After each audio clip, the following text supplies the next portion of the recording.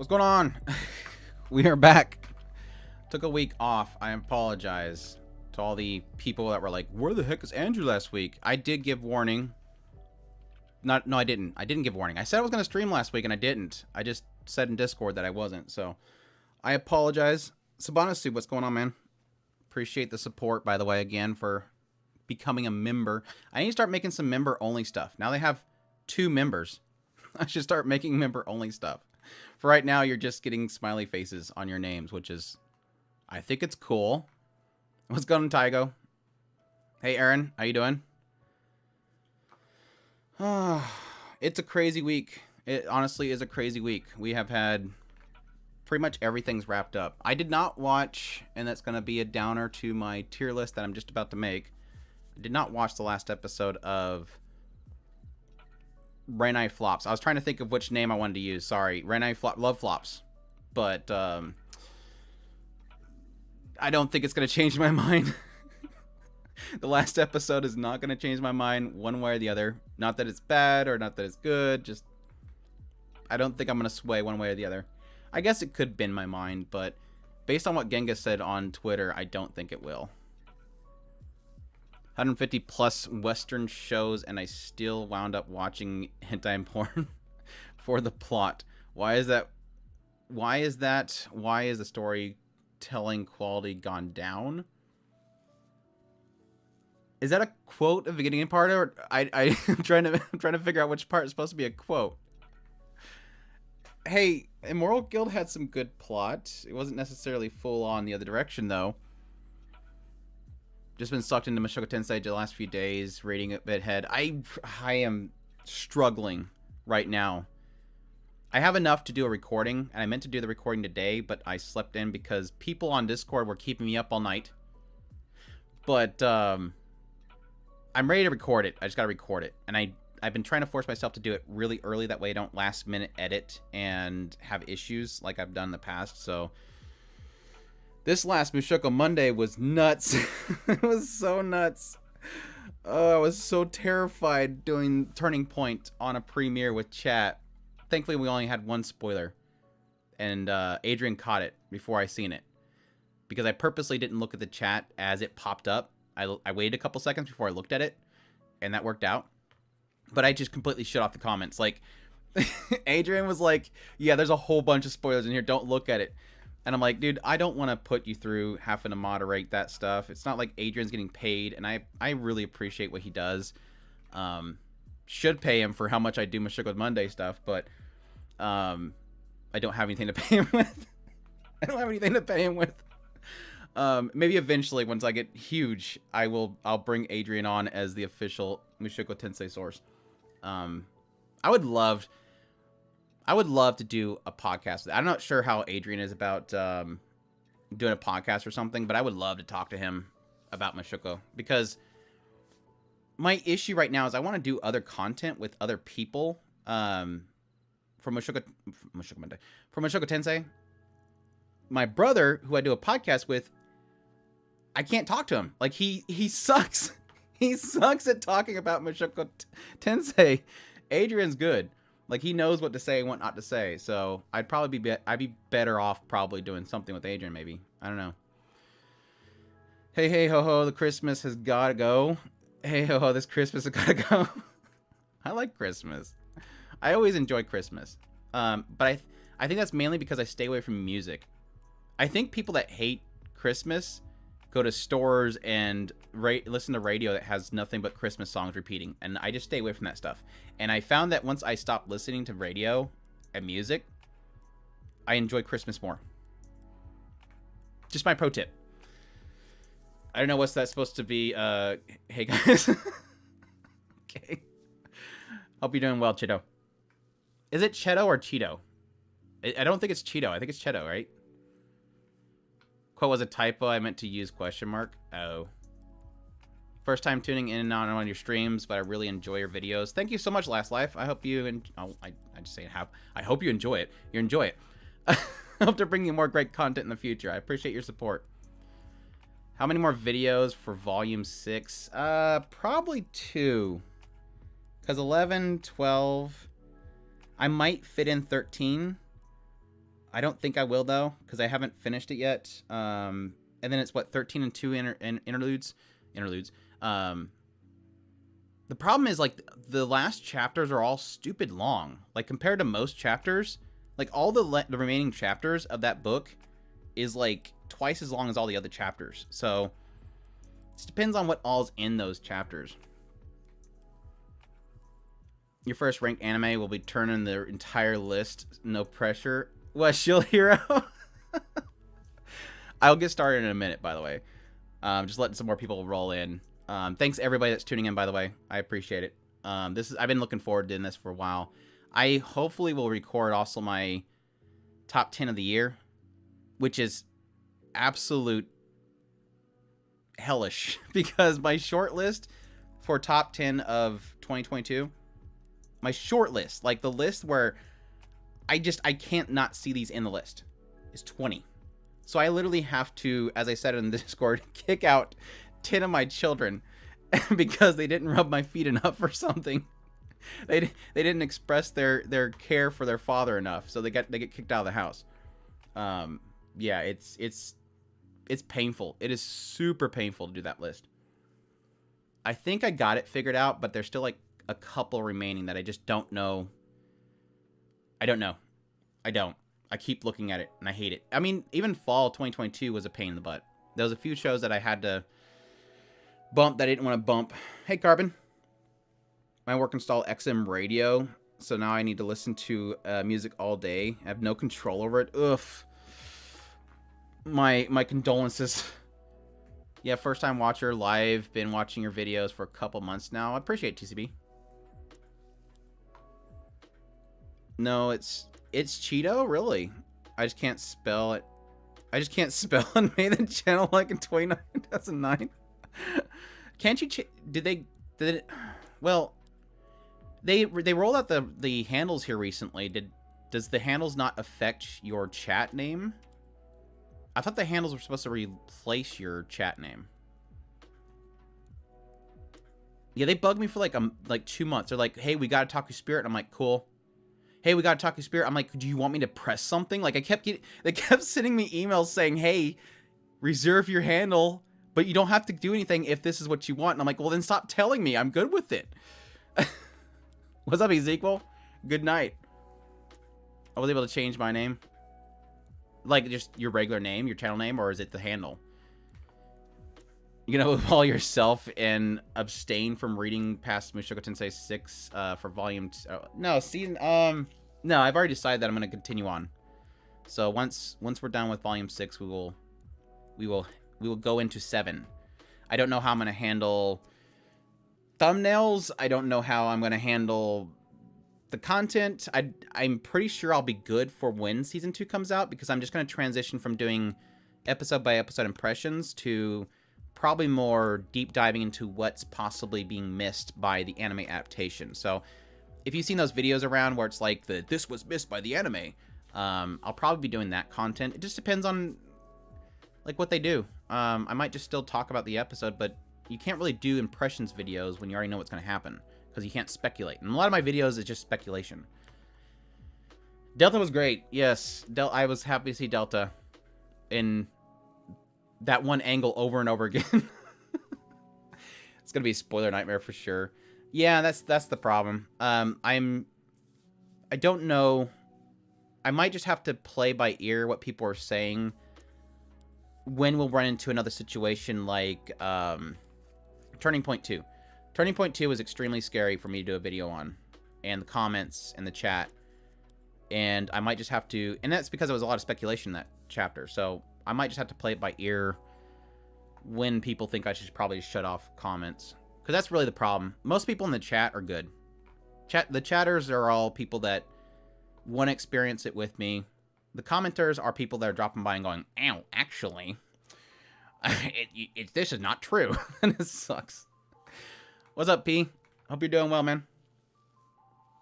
Anyways, I'll keep answering chat, but I'm going to start working on this because it's 153, I think, total shows. And so we should probably start burning through this. Burning through this list of, again, around 150. I should actually change this. I know I have a filter on here to make things darker. And we don't have to worry because this site doesn't like to burn people's eyeballs out. Like other sites. Mal. If I can remember how to do this, it was like filters, wasn't it?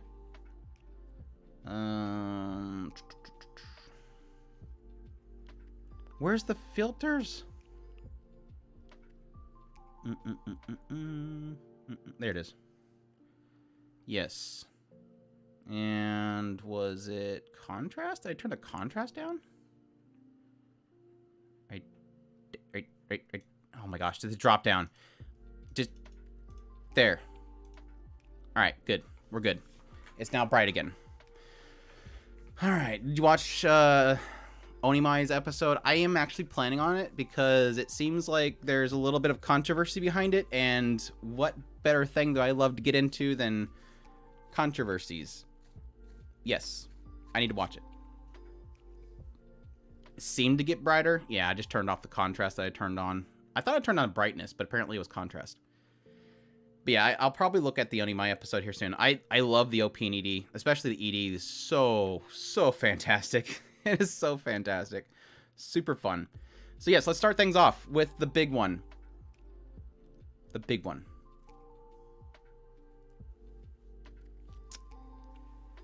Shield Hero second season was the biggest stink of the year, I think. I think the biggest upset. Let me wait. Hold on. One second. Let me double check. Make sure I'm not speaking out of line here. Yeah. I'd say that Shield Hero is probably the biggest upset of the entire year because it, of course, blitzed through a bunch of content and wanted to get the third season quickly. It should have been 2 cores. The pacing sucked. It wasn't terrible animation.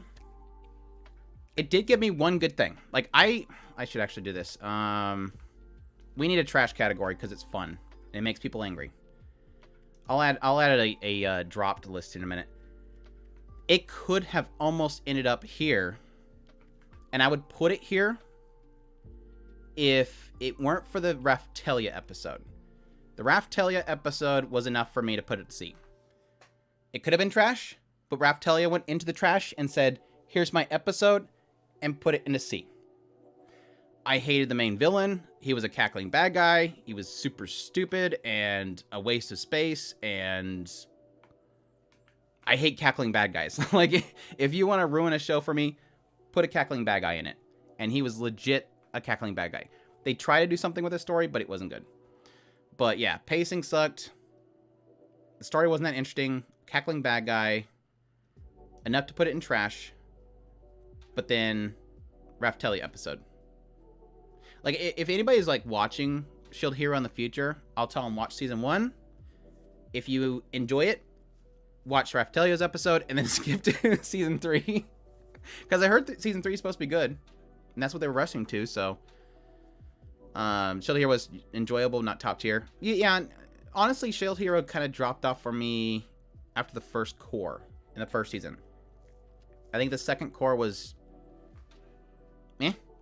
It had a cackling bad guy in the second core too, so you get where I'm going with this. I gotten to the point where I enjoy the concepts behind Shield Hero, but honestly, I just think the writer sucks at bad guys. That's all I can think of. They just suck at bad guys. Like, all their bad guys are just evil and they don't have much to them. So that's my thoughts there. Is that who was earlier saying that the entire list is going to be based on this one? Adrian, there's the savior, Adrian. Did your ears ring, Adrian? I was talking about you earlier.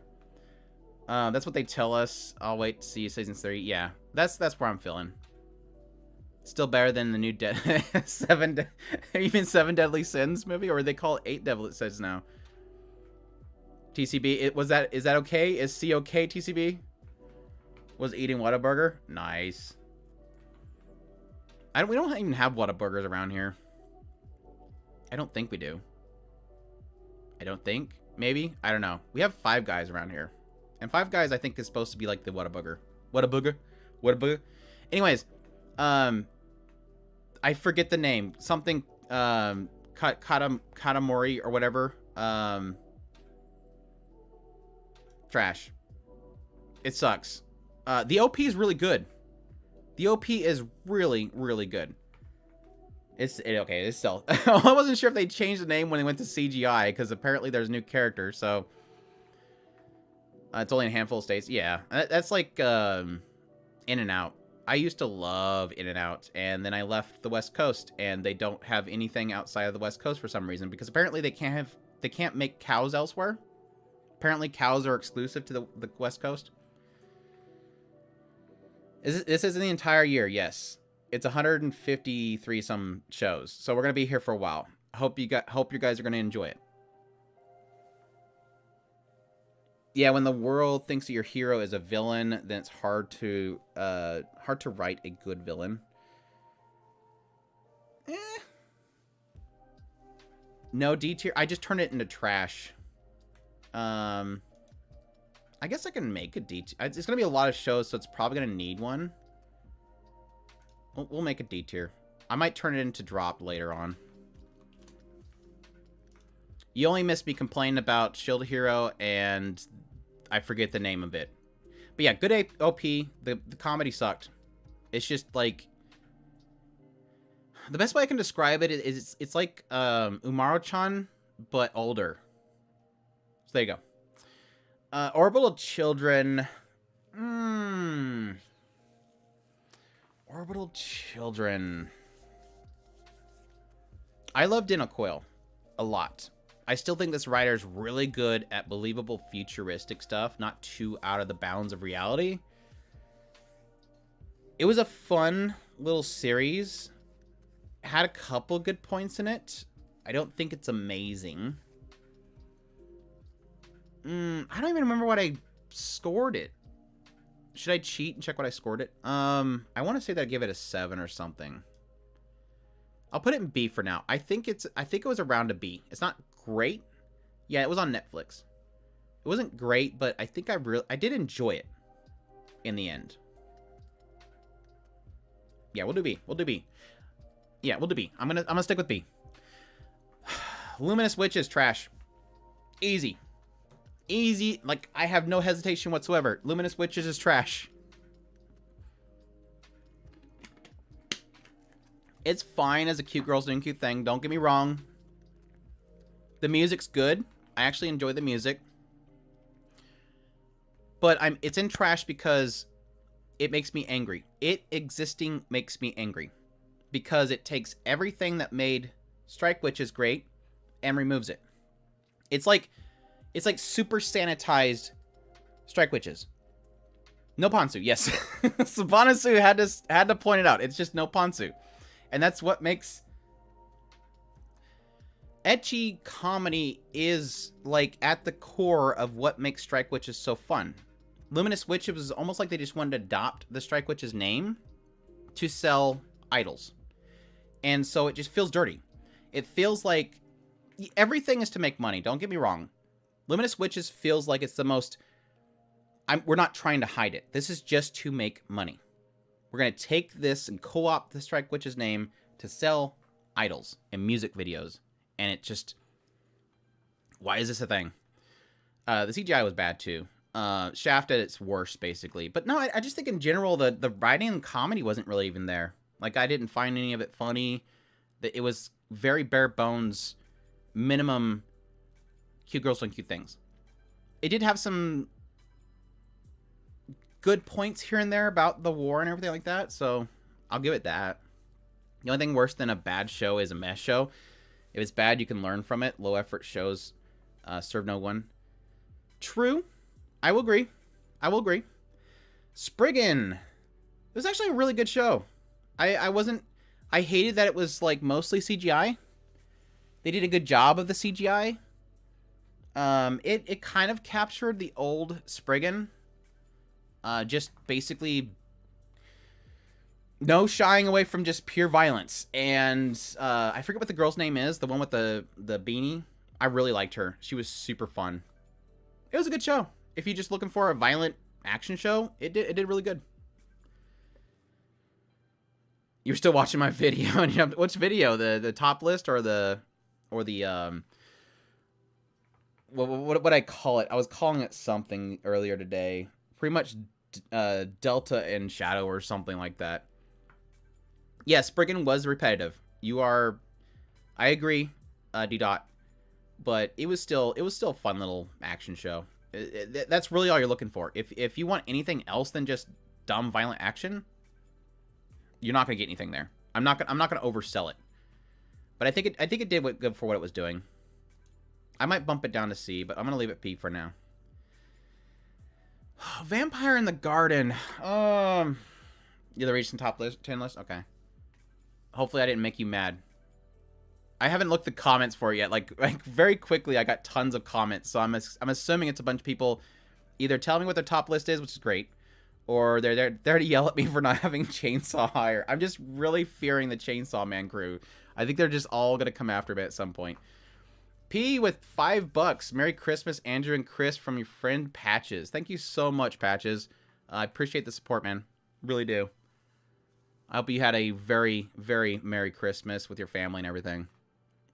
We had a pretty solid one. It was just the close family that we had left coming together and just spending time with each other. So it was really solid. But yeah, thanks again, man. I really appreciate it. I've only reached the Arknights part. Arknights was so good. Arknight was so good. Saying now, Chainsaw Man is the most B show movie, or B show to me if it were rank it on here. We'll get to it. We'll get to it. Vampire in the Garden. I'm trying to remember if I like this show or not. I think it was solid. Like, first of all, I do remember that the pacing is like near perfect. Like, I could not ask for this show to be faster or slower. Perfect pacing. It is basically just simply the concept of two people trying to find a place where they can coexist. And I think they nailed they nailed the difference between the vampire and the human. They nailed the instincts of a vampire in something they don't want to be. I'm going to put it in B too. I'm going to put Spriggan down, and I'm going to put that in B. I'm already shuffling things around. Chainsaw is at least an A. I'll get into it. We're not talking about Chainsaw yet. We'll get to Chainsaw Man. Meant to watch Vampire in the Garden. Forgot about it. It's good. Like, if you watch, like, at least 2 episodes of it, you'll get a sense of what it's about. It's a short series, I believe. Wasn't it, like, 8 episodes? But, it was good. It was a lot better than I thought it would be.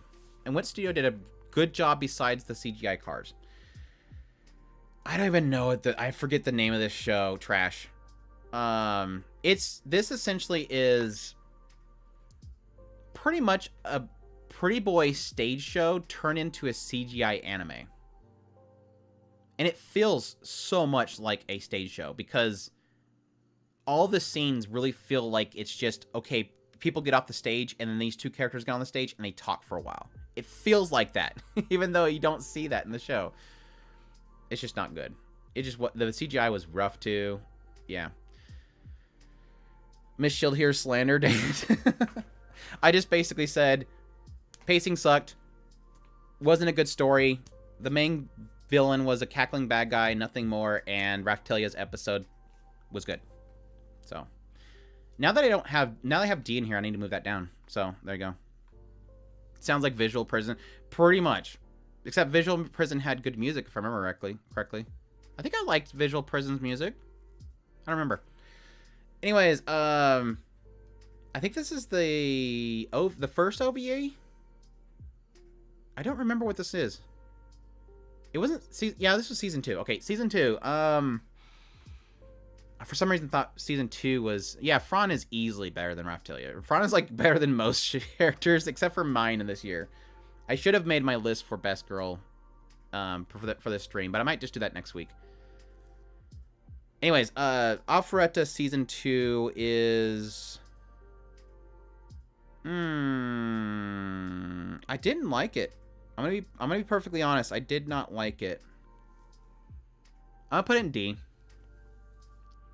I was liking the first season, but the second season was just blah. Yeah, Alpharetta, I can see the light novels being way better. They fixed the CGI, I will say that. CGI was much better, but just the season was blah. Like, the first season was really good. The second season was blah. I'm going to put this in... I think I put it in B before. I'm going to leave it in B. Admittedly, I did not get back to watching this show. I probably will do that Thursday. So I'm a core behind on this show. This is the only show I haven't finished. I'm not mad about that because I did my top 10 list and it wouldn't end up in there anyway because it's gone past 50 episodes. It's Utawadamono, Masks of Truth. If you like a pure fantasy show, please go watch Utawadamono. It is absolutely fantastic. You have to watch the original 2006-8 first season, then False Faces, and then Masks of Truth. But I have a video about Utawadamono, so go look that up. I love the series. I think it's a fantastic fantasy show. But I have not finished it yet. I need to get around to it. It's one of the ones that it goes to core, and then I get into doing first impressions, and I never get back to it, so it kind of fell off. Finally, I get to give Ranking of Kings all the credit in the world. I had to hold off last year. I did not do Ranking of Kings for my best of the year because it was not finished yet. I can finally come out, not that one, and tell everybody that yes, Ranking of Kings is absolute trash. I know everybody loves it. I hate it. I hate the art style. I think it looks stupid. The character... No, I'm just joking. I'm going to stop before people start hitting canceled. Canceled. Hit the downvote. Change your... If you hit downvote, please change it right now. I'm just kidding. But no, it's... I have a couple others that are fighting over it, but it's contender for Anime of the Year. Easy. Easy contender for Anime of the Year. I absolutely love the series. The D-Rank show is sadness. Season 3 of both are on the way. Although the light novel does have ups and downs. Still, Hero and Alpharetta seasons 3 would be better. I can see that. They were pretty clear on the idea they were trying to get to season 3 quickly. Yeah, Healing is amazing. Healing was such a fantastic... Okay, we just talked about Shield Hero and how bad their villains are. Like, this is the opposite. Like, all the villains in Ranking of Kings are phenomenal. They're not cackling bad guys. They all have stories. Healing was a nasty girl early on, but then you see why she is the way she is, and it's fantastic. She's not really a villain, but I don't want to spoil it.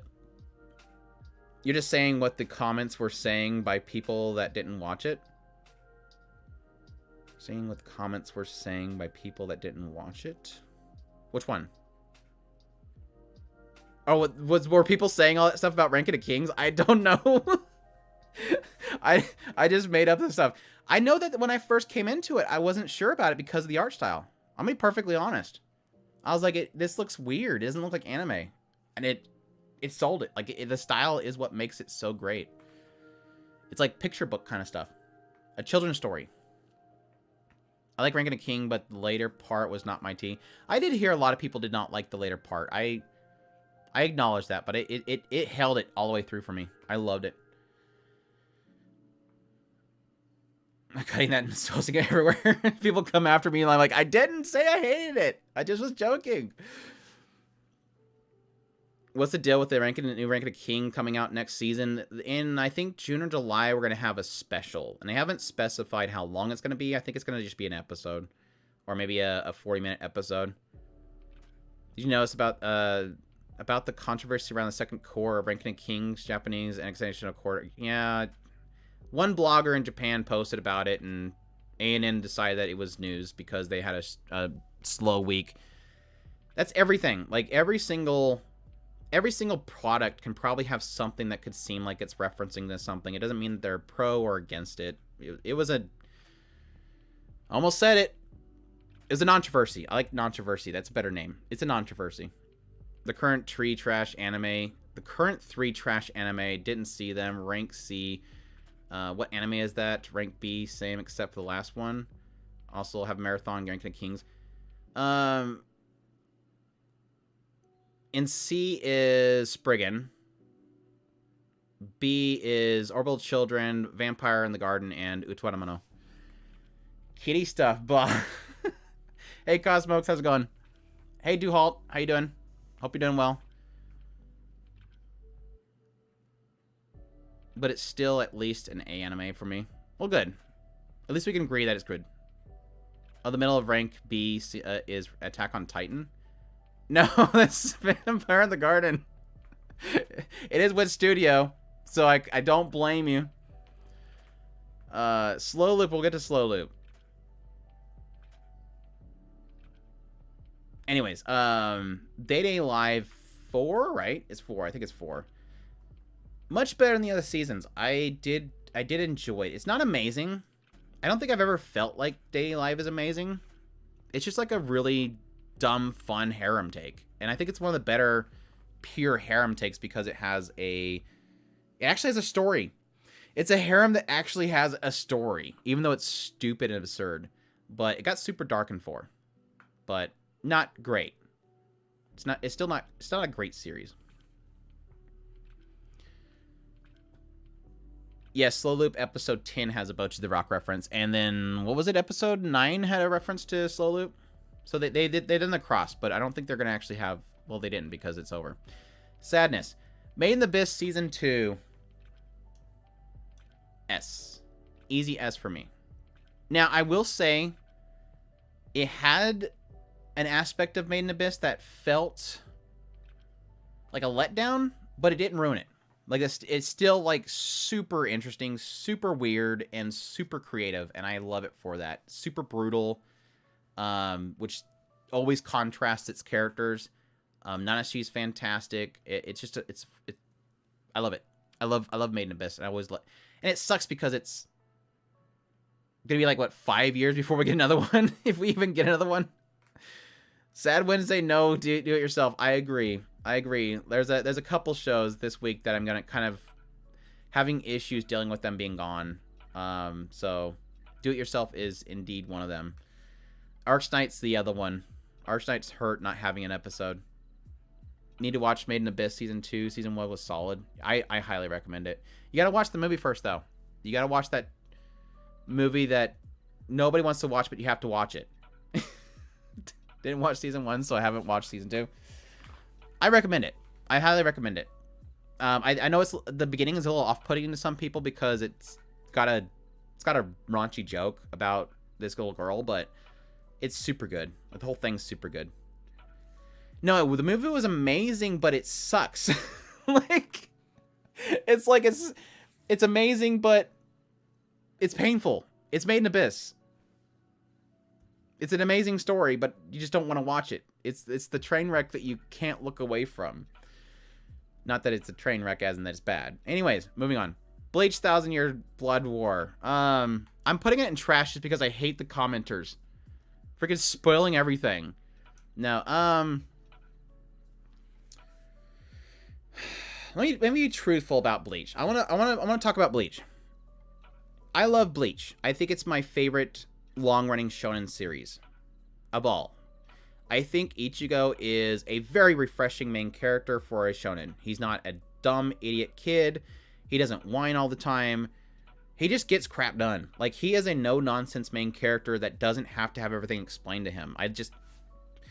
Like, the scene was the first episode of this season was, like, literally this bad guy comes in his door and stands on his bed and boasts about who he is, and Ichigo's like, just get off my bed, dude.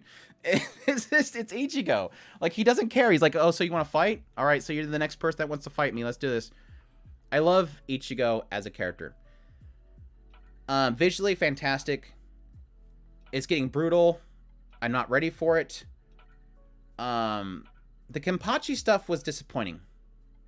I'll be truthful. The Kenpachi stuff was disappointing. The backstory, while it seems like it's just kind of... It feels like it's just trying too hard to make him the everything. That's all I'll say. I don't want to spoil things. It's trying too hard to make him the everything, so it's a little disappointing in that regard. But I still love it. Like, I still think that Bleach is easily my favorite shonen of all time, and I cannot get enough of it. But yeah, the fandom sucks. The Bleach fandom sucks for spoiling things. I wanted to cover the series weekly, but I just couldn't do the comments. Like, people were so bad about it. If I watched Bleach from the beginning, I would have to watch Thousand Year Old Door. What? That I missed that 1,000-Year-Old Door? Was that a movie? I don't remember the names of the movies. How many shonens is like one of the big three? How many shonens? Isn't it One Piece, Naruto, and Bleach was the three, right? Because they hit at the same time. I know everybody keeps changing what the three are, and I think they were all just the ones at the same time, which again was One Piece, Naruto, and Bleach. Taku Spirit, would you want any specific Bleach woman to be yours? She's 100% faithful. I don't remember who my favorite was. Bambiette looks great, though. And Orimo's Seiyu, but she's crazy, so I don't know if I'd really want to be around her. I think I was just I think back in the day when I first watched the series, I was a Hime fan. I wasn't part of the Ruka fan. So, Rukia. So Bleach fandom is like the JoJo's fandom. I don't know. Does JoJo fandom like to spoil things? That's the only thing I don't like about the Bleach fandom is they're at least there's a group that is very spoilery. Like they just want to tell you everything, and it's like, dude, seriously. Someone tried to spoil me on something I knew about 5 years ago. Well, failed then. For that era, there were 3 that got the most attention. Yes, I finished Shippuden and never started Boruto. I like dropped off somewhere late in Shippuden. I meant to read the manga. But the creative part is a bonus.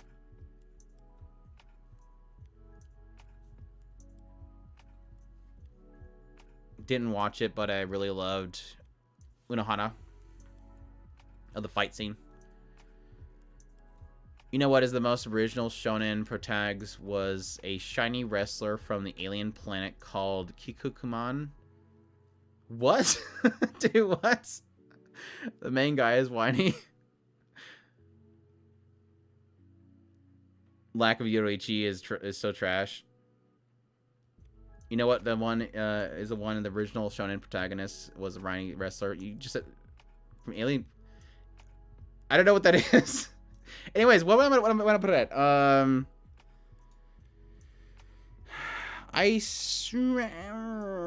gonna put it in A for now. It might bunt down to B, but I think A is solid. I think A is real solid. Oh, it's an 80s anime. Yeah, I was very specific about what I watched back then. It was whatever my friend brought me, and that was not one of them.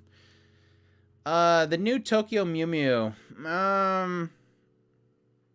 From a critical standpoint, I think a C is good. Personal standpoint, B. Like, this is nostalgia. This is critical.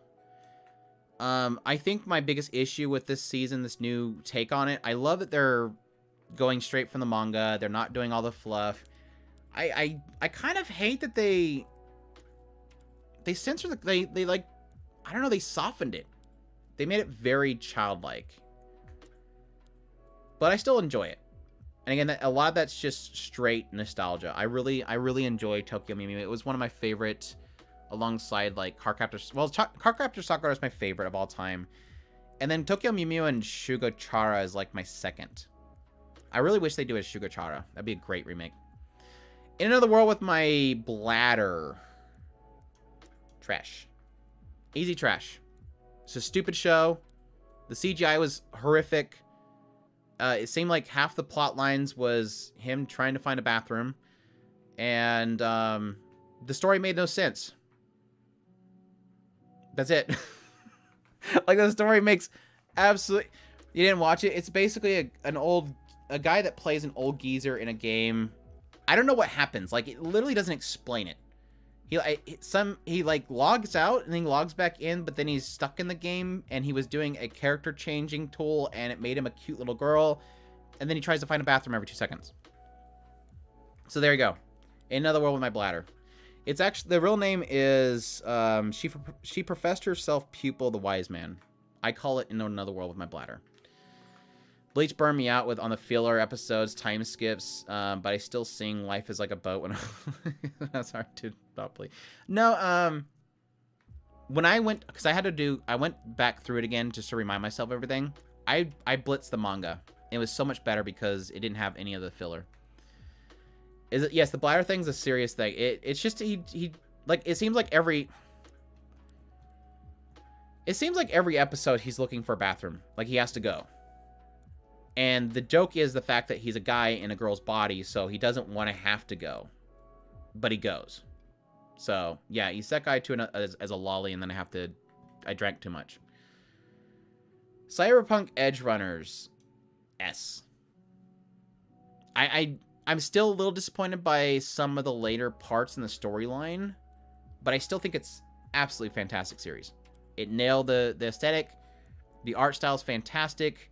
The characters are phenomenal, except for, again, 2 characters and not communicating towards the later part. Rebecca. I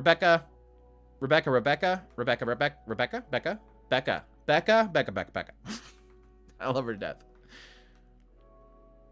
Made in the Abyss S rank. I need to check it out. Yes, please do. Yeah, it's a very rare Netflix win. I mean, technically here recently they've been knocking it out of the park. Like Romantic Killer was fantastic too. But Cyberpunk Edge Runners was a massive steal for them. Feel it was just a thing, older long-running anime. Yeah, pretty much. They didn't want to stop. They didn't want to find another source and risk that not working out, so they just kept on the same source material and just made their own stuff. You can say the next one for last if you have 130 to go. Citizen Bookworm? No, I want to talk about Citizen Bookworm. I'll do it twice. But yeah, I love Cyberpunk Edge Runner was fantastic. They nailed it. Just perfect. Music, characters, everything. Great. However, filler can also be extra optional content. I'm trying to think of where filler has been good. I don't think I have a single example of when filler was good. Oh. Here's gonna be a spicy take for you guys, and you can clip it and record it or whatever to send it out. I believe here's the only case where I think filler or straying from the source material worked. Dragon Ball GT. Now hear me out. Hear me out. Not the entirety of Dragon Ball GT. Just, I think that Dragon Ball GT was a better ending than Super. Super was stupid. Like it was okay. Well, Super was okay. There was some of the kind of crossovers from the other universe that was cool. But GT did better because GT took the concept of Dragon Ball as a whole and made it into a cool story. What is the biggest, what is this, the biggest stink that a lot of people have about the world of Dragon Ball? Oh, if a character dies, all they do is just get the Dragon Balls together and they revive them. That's an ongoing joke that Dragon Ball has. You never cry over a character dying because you just get the Dragon Balls. Now, they try to do things with it by saying, well, you need the universe Dragon Balls for certain things. But what they did with GT is eventually, and I don't want to spoil it completely, but the general concept is the aspect of the Dragon Balls comes back to bite them. And I think just that idea, executed or not, was a cool idea. And yes, I really do like the whole Super Saiyan J4 monkey, half monkey style that they had. I thought it looked really cool. It was much cooler than just blue hair, and I kind of like Ultimate Instinct. I think that's really cool style, but yeah. You saw some of GT. Early on, GT sucks, but it had a cool concept in the end. Me and my brother watched it here recently. My other brother, like 2 years ago, we just sat down and watched the whole thing. And I was like, man, actually, GT's really cool. Like, I forgot that GT was kind of cool. Especially in the wake of me watching Super, and I was like,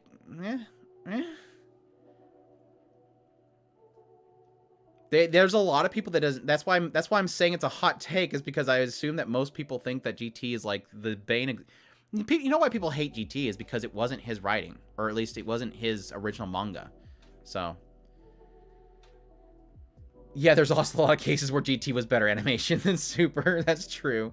All right. Anyways, that's my Dragon Ball TED Talk. Sentence of Bookworm. Did anybody have doubts? I don't think anybody has doubts. I think Ascendance of Bookworm is easily one of my favorite anime of all time. And this recent season was really fantastic. Really gut punched me several times. Got super emotional watching it. I was kind of mixed on the whole thing with the whole Barons and all that kind of stuff, but I think it really nailed it. And I love hearing that people say that, hey, you like the anime? Get ready for the light novel, because the light novel's got so much better stuff. And I'm like, okay, sign me up. It's going to be just like Mushoku Tensei.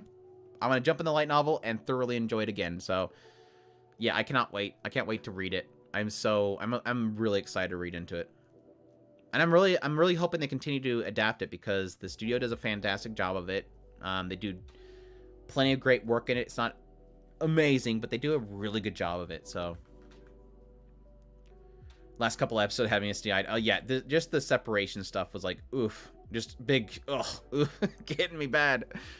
My problem with Dragon Ball Super is they throw power scaling out the window and it became way too, yeah, and that's the problem they've been running into ever since I think the moment that he fought, I want to say it was around the point which he fought, God, I'm blanking on his name. The God of Destruction. That movie / TV adaptation, that's where it's like, what's the point in having anybody else present at this point? Don't have anybody else present at this point. And they keep trying to pull back characters into the mix, and it's like, don't bother. They're useless. That's the problem they've had for a long time. It's at some point Goku just surpassed everybody, and there's no point to anybody else. The Bookworm anime, I have to find time to watch it. If My Hero Academia was the shonen I marathon to a later episode, Bookworm is going to be a Sekai version. I will say, I love the fact that no matter how many people I've talked into watching, like no matter how many times I talked about it on the podcast, videos, every time somebody comes back and gives me feedback, like, you suggested this, I checked it out, my gut drops every time, but then I read the words after that. That's always, and I'm thankful that you suggested to me. I love this show. I've yet to have anybody come back to even say that it was okay. Everybody that's come back, they've always said, thanks for suggesting this. I really enjoyed it. And that's proof positive that it's a great series, that when I get that much great feedback. Because that's not really the case for a lot of shows that I suggest. A lot of shows that I suggest, it's mixed. Like, sometimes people are like, thanks, it was really great. Sometimes it's like, it didn't work out for me. So, Ruby Rose, what's going on? Thank you so much for the $10. Astolfo is best boy of the year. My favorite anime of the year would have to be Call the Night. Good show. What is Call the Night? I have Call the Night in here, right? Oh, there it is. Okay, yeah. We're getting to it. We'll get into it eventually, Ruby Rose. And again, thank you, Ruby Rose, for becoming a member of the channel. So both the membership and the $10. Thank you so much for your support, Ruby Rose. It means so much to me. Really appreciate it. I hope you're having a fantastic day and you had a great holiday. I still haven't started since the Bookworm. Been meaning to start it. Adrian, of all people, I love you, but you gotta check it out. You really need to check it out. If you like if you like Mushoku Tensei, you're going to love Ascendance of Bookworm. They do different things, but they so feel similar in the idea of how they're doing something very specific about the other world rather than build harem and all that kind of stuff. World building, I guess. Found your page through Ascendance. Nice. I stopped watching To Your Eternity after 5th episode. Gonna let it stack up so it doesn't have the new opening. Pink Blood is amazing. Yeah, I was a little disappointed they didn't change the song. I love Pink Blood a lot, but I would have liked him to do a new song. At least they changed the animation. Call Night was great, yeah. It needs a second season so bad. I was really tempted to just jump straight in the manga. I actually read a little bit past the anime, but not very far. I just wanted to get one answer, and I got that answer, and I was happy. Yeah, same OP. They changed the animation, though. I think Crunchyroll announced the judges. Do they still hate you, or do you think... Yeah, we did that 2 weeks ago. I did an entire live stream talking about the announcement of the judges and stuff. The only thing that I have to update people on that did watch that live stream is... apparently, according to the AWO podcasters or hosts that are part of the judging, they said specifically that they do have non-Crunchyroll shows. Question is, will it be allowed to go through nomination? That's still the question mark. They can suggest it, but it doesn't mean it's going to go through. But we'll see. But I'll be curious to see if non-Crunchyroll end up on that award show. Never started season 3 of Ascendance of Bookworm. Season 1 and 2 were amazing. I just don't rush. Just whenever you get around to it, but eventually, it's so good. It is so good. Bookworm series as a whole is at 8.5, but the same motherfucker spoil me about mine love interest. I don't want to know. I don't want to know. Don't y'all no. I'm gonna sick Adrian on y'all. Dang it, Adrian doesn't know what's spoilers. Adrian, read the light novels so you know what's spoilers. I will have to find somebody that's really deep in the light novels when I do the books. But we'll see. Hey QB, what's going on, man? Hope you're having a fantastic day. Princess Connect Season 2. Oh, I hate doing this. The later part was good. I'll be. I think B's good. I think B's good. Yeah. Now that I think more on it. Princess Connect 2 was... Like, Season 1 Princess Connect was Konosuba, basically. Same director. Hilarious. Loved it. Season 2 was like... God dang, Season 2 was like... Animation. Gorgeous animation. Like, holy crap. They were literally... At some point, if you pause, like, I think it was... 5 minutes and 13 seconds in episode, what was it, 8? Yeah, episode 8. If you pause it, there's literally one of the characters has a sign that says, "Hey, you footable," and they're flipping off the screen. That's how good the animation was. Like, they were legit throwing down the gavel and saying, "Oh, y'all like Ufotable? Well, check us out. We don't use CGI." I think they used CGI once. I don't think they... No, did they? I don't think they did... I don't even think the golem was CGI. Like, it was just all pure gorgeous animation. But, yes, the later parts of the storyline itself was really good. The whole thing with Karu and Peko and Kaiser. I think it became Kaiser.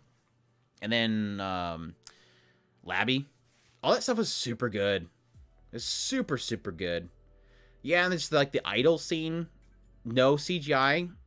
Middle finger to Sunrise and Love Live. It was so good. Like, the visuals and everything. My only disappointment in Princess Connect Season 2 is that the comedy wasn't there. And my original thought, it's kind of like Maid Dragon. Maid Dragon Season 1 was like super funny, and the Maid Dragon Season 2 was like super like heartwarming and stuff. They did the same thing with Princess Connect, so. But yeah, the animation was fantastic, so. Yeah, it's good. Really good. Really good. They didn't use CGI for the golem. Yeah, I didn't think so. I don't remember any CGI in there. Super good. I love Shamiko and her dad so much. But I have to concede that the season was not as compelling. Oh, it was... You'll jump forward on me. Hold on. I like the funny lolly trio from Princess Connect Season 2. One tries to seduce the guard. Yeah. She thinks she's good. Anyways, yeah. So, Demon Girl Next Door, Season 2. It was not as good as Season 1. Something changed with Season 2 of this series. I still love Shamiko. I think Shamiko is easily one of my favorite girls of the year. Shamiko forever. Shamiko is S tier alone. Yes, Carbon's got it. Shamiko is S tier alone. I just feel like the pacing was weird. Like, it felt so, like, direct cut manga that it didn't feel like scenes transitioned well. Like, Season 1, they did so well in kind of filling it out, making it feel very fluid. Season 2, it feels like they changed directors and that person dropped the ball at some point. Best demon girl behind Proxy, right? I still love it because I love Shamiko. So we'll put it in B. I'm going to put it in B. Season 1 was, like, easily, I think, A and S tier. But Season 2, really just around the pacing, kind of ruined a little bit. But I still love it. I still love it. Requiem, I dropped it. The pacing sucked so bad I couldn't stand it. So it goes in the trash can. When I understand, it never got better. So it feels like whatever my feelings on it was early kind of stayed around. I want it to be good too because I heard that the source material was really good. But holy crap, the pacing sucked. I couldn't stand it. Yeah, it was really trash. It's very unfortunate though. I want everything to be S tier, to be honest. Uzaki-chan.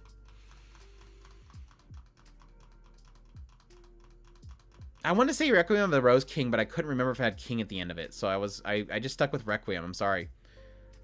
Uzaki-chan, I'm going C. This season sucked. Season 1 was fantastic. Season 2 took all the ecchi out. Took all the fun out. It just turned into a really crappy Kaguya-sama's Love is War. And that sucks because I loved all the ecchi and the fun in the first season so much. I have a lot of stuff in here where it's like Season 1 was great, Season 2 wasn't so great. That's the third in a row where the Season 2s just fell off. Well, that's 1, 2, 3, 4, and that's like a middle. It's because it just changed tones. So 4 shows. I love Uzaki, but Season 2 is no fun and too rom-com. Yeah, that's the problem. Season 2 could have had more of the ecchi fun times. Yeah, like Uzaki-chan's so, like, its staple is, like, the whole pulling her out of bush scene, which was just freaking hilarious. The VR scene, the massagers, all that stupid stuff is just so much fun. And they just ripped it all out. And it was so focused on her family. And her family was boring. Like, I got a kick out of her. Like, her mom is hilarious. Like, her mom was carrying the show for the longest time for me. But everybody else was boring. Like, the sister was boring. The brother was boring. The dad was a one-note character. Granted, the mother's a one-note character too, but I don't know.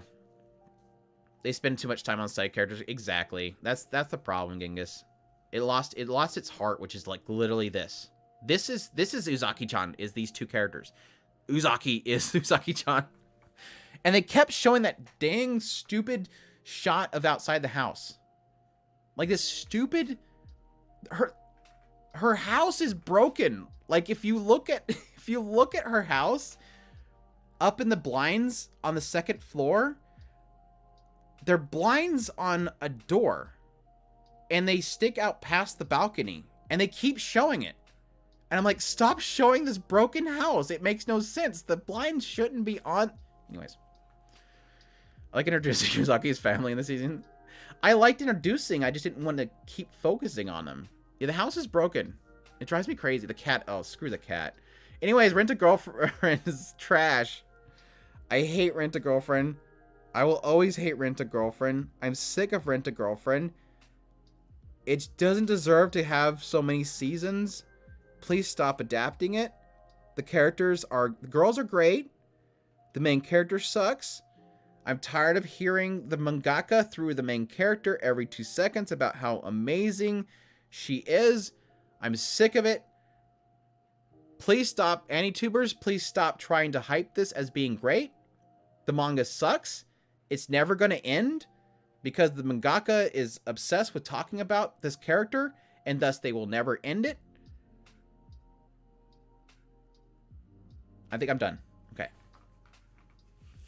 Yeah, why is it getting another season? Because people keep talking about it. It's like the joke around isekais. Stop making isekais and stop watching it. I enjoy how much the anime community is united in hating over this show. Right? I just hate... The problem I have is that I went from season 1 laughing with people saying that it's a trash fire to season 2 where I'm literally done talking about it being a trash fire because it's no longer fun. It's not a fun show. It's not fun to watch it because it hurts. Like it's annoying. Ryuko's great. Like I said, all the girls are great. I love all of them. I just hate the main character and I hate the main character echoing his love for his own character. Apparently, it was released, announced that the mangaka has his mindset on ending chapter now. Whatever. I'll believe that when I see it. I'll believe that when I see it. But, good to know, Caleb. I dropped the Rent-A-Girl for manga. I don't blame you. So you're saying there's a chance? Anyways, moving on from that literal trash fire. Literal trash, not fire. Don't even burn it because it's going to stink up the whole area. Just leave it in the trash can. That's it. Does he have a new manga? What's it called? No, never mind. I don't want to know. He just made a new manga that's just nothing but her. What's her name? What's her name? Chisato? No, not Chisato. What the hell is her name? Like, I've literally been trying to make my mind forget that show. I was joking, it's trash. Tried to force myself to watch times 2. Now, I know that season 3 is supposed to be the best part, but I don't think it's going to be great. That's like saying it's going to be better something that's trash. Anyways, Josh and Chan Dropkick. This season sucked. I'm gonna be truthful. This season sucked. I love the vampires. The introduction of the vampires, which I believe is actually in the manga. Is it Chizaru? Oh yeah, wasn't the new manga trying to one-up the quintuplets manga too? I can see that. But no, Josh and Chan Dropkick, I enjoy Josh and Chan. It's just a dumb, violent comedy. A lot of the comedy is miss. It's very, very much so miss and very few hit. But I do enjoy it. I just enjoy the characters. I never suggest it to anybody just because I don't feel like it's something I can say, hey, it's going to be worth your time. So I don't suggest it to anybody. But I do enjoy it. This season sucked because they spent so much time basically advertising towns. And it was obvious that we're getting funding for the show through advertising towns. And those episodes sucked. Like, none of them were funny. The two things that I did really enjoy about this season was, one, Hatsune Miku was in every single episode, which I thought was fantastic. So every episode, even though I hate it, I was just looking forward to the moment that Hatsune Miku would pop up, because we don't get anything anime-related Hatsune Miku, which is just weird. And two, I think the vampires they introduced at the end were great.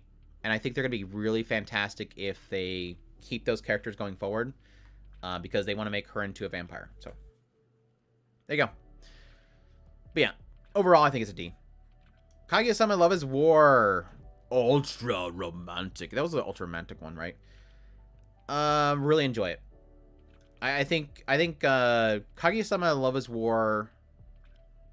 I think it's an impossibility for this writer to fail, which makes me super excited for Oshinoko.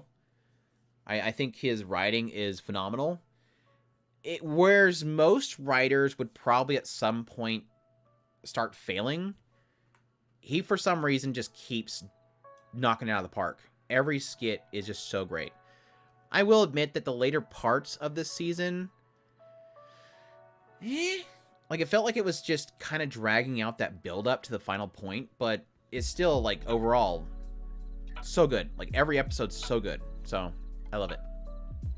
This many S tiers makes sense. Why makes the year a win for us? Yeah, this is good. like I was mentioning earlier, the fact that I am struggling so hard with making my top 10 of the year is testament that there's a lot of good shows. My short list I was mentioning earlier for my top 10 of the year 2022 has 20 shows. Like 20 shows. When I got it down to my lowest amount, like, this is where I start to axe children.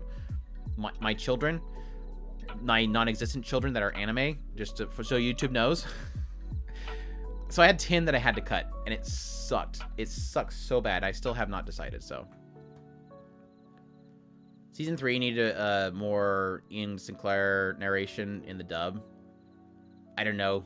I've never watched the dub, so. The rap was good, yeah. His rap was really good. No, I'm joking. There's so many great titles this year, not gonna lie, yeah.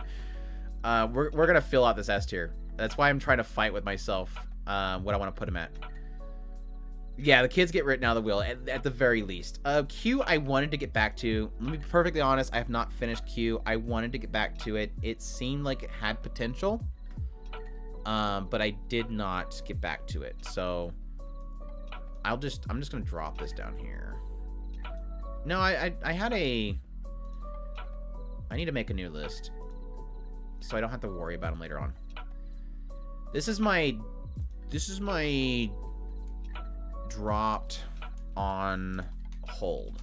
Yeah, that'll be my drop, not hold. There shouldn't be too many in there. But yeah, I'm just gonna put it on hold, because I think the drops are gonna go in trash anyways, so we'll see.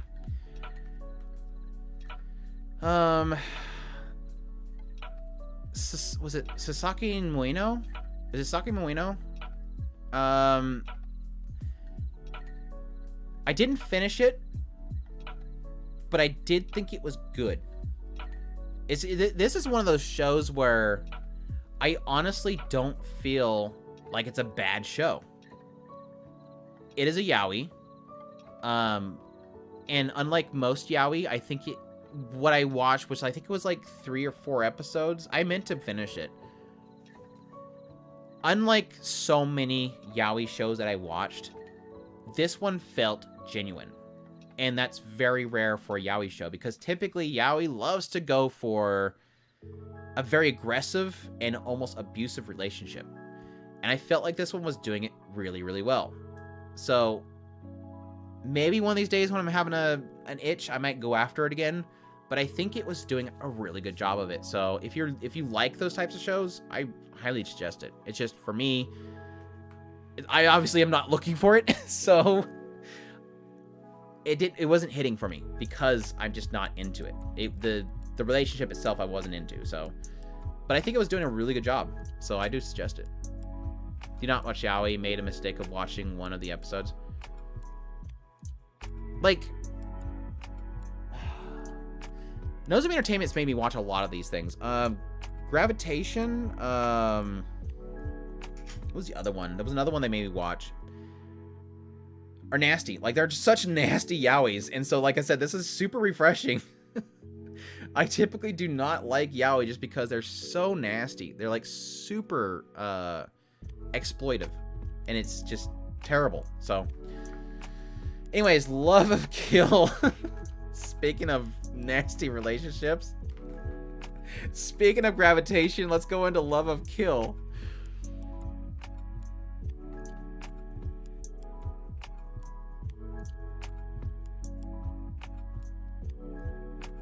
I don't hate this show. I don't hate it. It does do something cool later on. But then it also has a crappy ending. This is literally one of those shows where the last episode somebody gets kidnapped from the main character list and it just stops. Like, this dude's like literally kidnapped and we're stopping it here. Like I said, they did something interesting with the relationship, and I do like the idea of a violent romance, a very nasty violent romance. But the ending sucked. And there was way too many points where the girl could have done something, and she's supposed to be a bounty hunter and she sucks. So every time I think she's gonna do something cool, like I'm not the type that's like, woman power, she has to be strong. But when you're skilled, you should at least be able to do something. And she legit just sucks. So that's like a big, huge frustration that I have with her. Anyways, I'm gonna put it in the D category. We'll stick it. We'll put it right above the stink that is season 2 Rising Shield Hero. Yeah, and it's not bad. I agree, Illinois. It's not bad. It's definitely not trash territory, but it's not great, and I hate the ending. So she's the my dad got me this job kid. It's pretty much. It's literally like her foster dad. So I guess it makes sense. But I mean, just point. You have this thing that shoots projectiles pointed at something every now and then. All right, Chainsaw Man. It is finally time for some Chainsaw Man. Chainsaw Man. I think solid A. I think Chainsaw Man is a solid A. The reason why it's not S, trash joking. The reason why it's not S is because I feel like Chainsaw Man is one of those shows where when I look back at it, I realize there's a reason why I like the show, and it's not the whole show. I love the chemistry, the animation besides the CGI. Pretty much all the animations besides CGI Denji in a wide angle shot is really good. I think CGI Denji doing the whole arm swinging around thing looks so awkward. But like the close-up shots of him cutting through something or screaming looks super good. It's just the far away shots where Denji's not dashing or running. Looks weird. But the chemistry's great.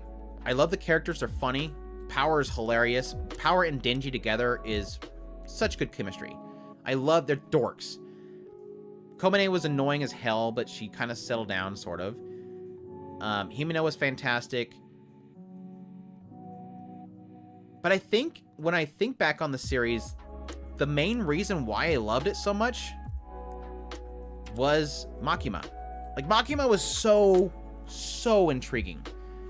And everything outside of Makima, when I try to think of like the moments that stand out for me for the series, it's always Makima. Makima is super terrifying, and she's kind of you question mark her. She's 100% question marks, and I think the ability for them to create a character that's so unsettling but yet so intriguing is fantastic. I love that character. Now, the ending, for some reason, just at this point, I still feel is kind of anticlimactic. Like, it doesn't feel like it has a really good build-up. The last fight was just done. Like, it didn't feel... Like, I would say, like, episode, what was it, 6 and 7? The whole fight, the first fight with the blade, or the samurai man, that was a better... That would have been a better climactic ending than this. Because that one felt like everything got shook up. Whereas this one just feels like it was over in no time. So it does feel very anticlimactic, which is good because from what I'm reading ahead, it has a really long lulling point after this. So anyways, yeah, the first kiss. The first kiss was crazy. It was fun. I enjoyed it. And there was a lot of really hype moments. But overall, I think it's solid A. It's not anime of the year for me, but it's up there. So anyways, sorry. Yes, Rent a Girlfriend's trashed here. What's up, Azuma? Hope you're doing well. I just hate the main character and I hate the writer. The girls are great. That's the nutshell for you, Azuma. Anyways, Platinum End. First off, if Genghis is still in the chat, thanks Genghis for spoiling it. I dropped it. And I don't think I'll be getting back to it.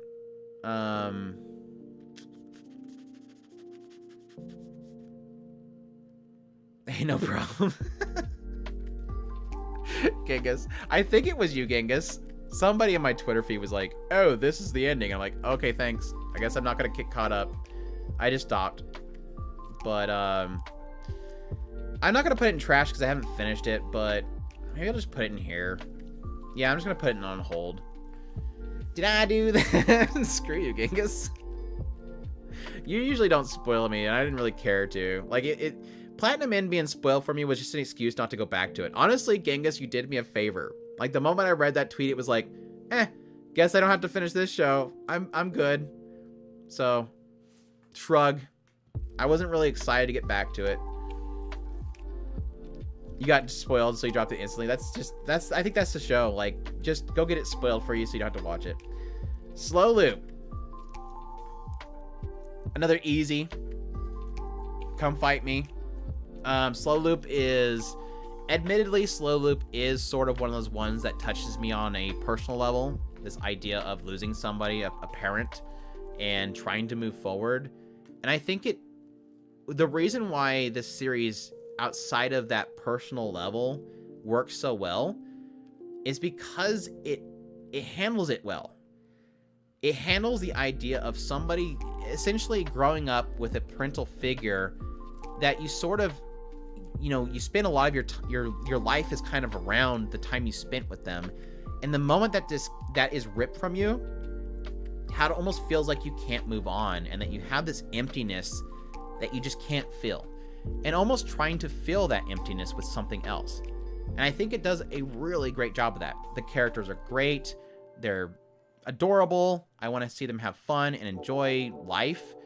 And again, the aspect of family and parental figures they nailed in it was so good.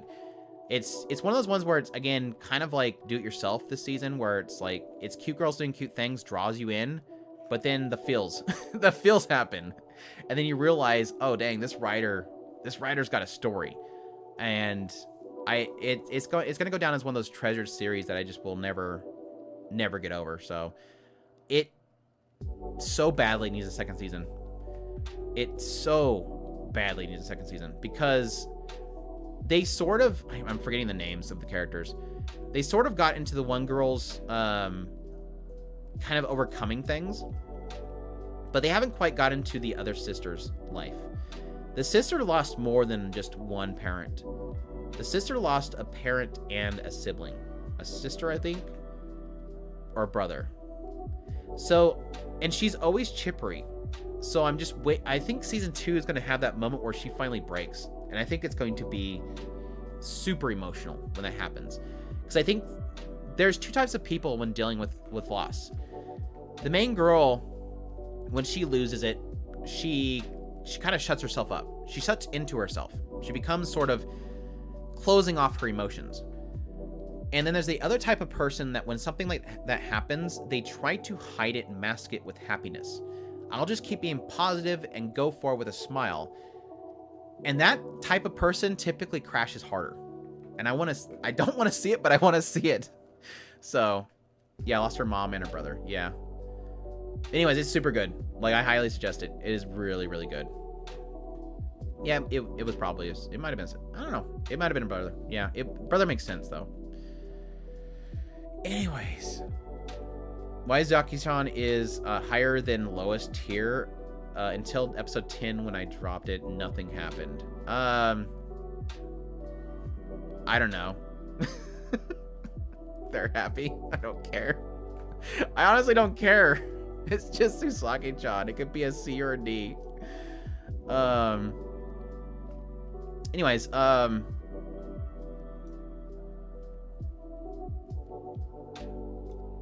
anybody mad? Is it anybody? Does that make anybody mad?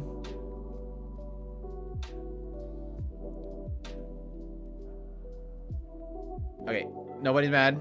I don't see a bunch of mad. Okay, Dohalt's mad.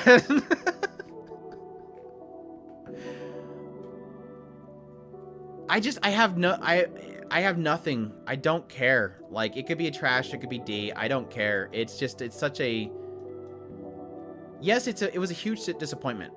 Like, I, like many people, came into it with some massive hype. I think there was a, kind of like Rent a Girlfriend, there was a massive amount of hype around it. Like, oh my gosh, Twitter feed was like, oh my gosh, here comes Shikimori's not just a cutie. What was it? You like modern? Well, get ready for Shikimori. And then it came out and it was like, this show is so boring. Like, it's kind of like Couple of Cuckoos. It's like, it's just boring. Like, it's nothing but the character saying how cute she is. And it's like, I need something else. Like, can you write something? Can you have a character moment? Do you write? Or do you just draw really good? I just assume the manga's great because she's drawn really good.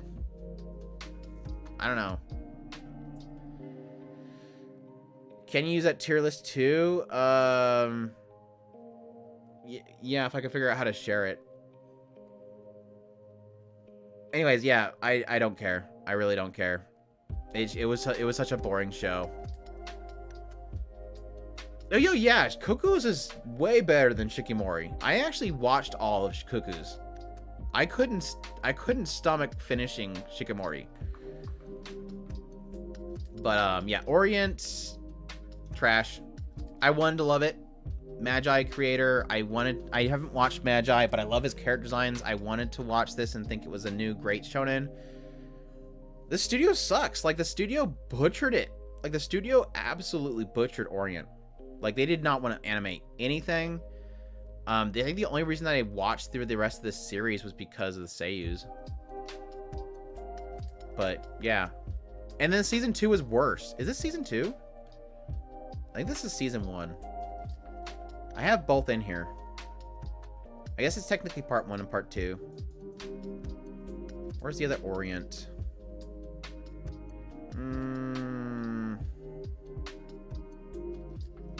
Maybe I deleted the second part. There it is. Yeah, they're both trash, though.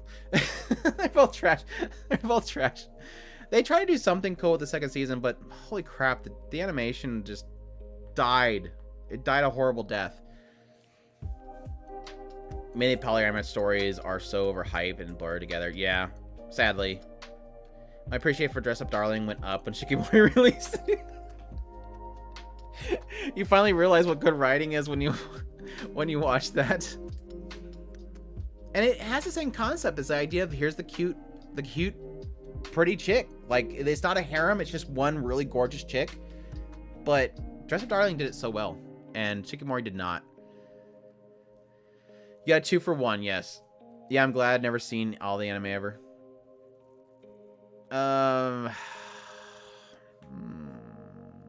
It was alright. This is basically Shikimori, but cuter.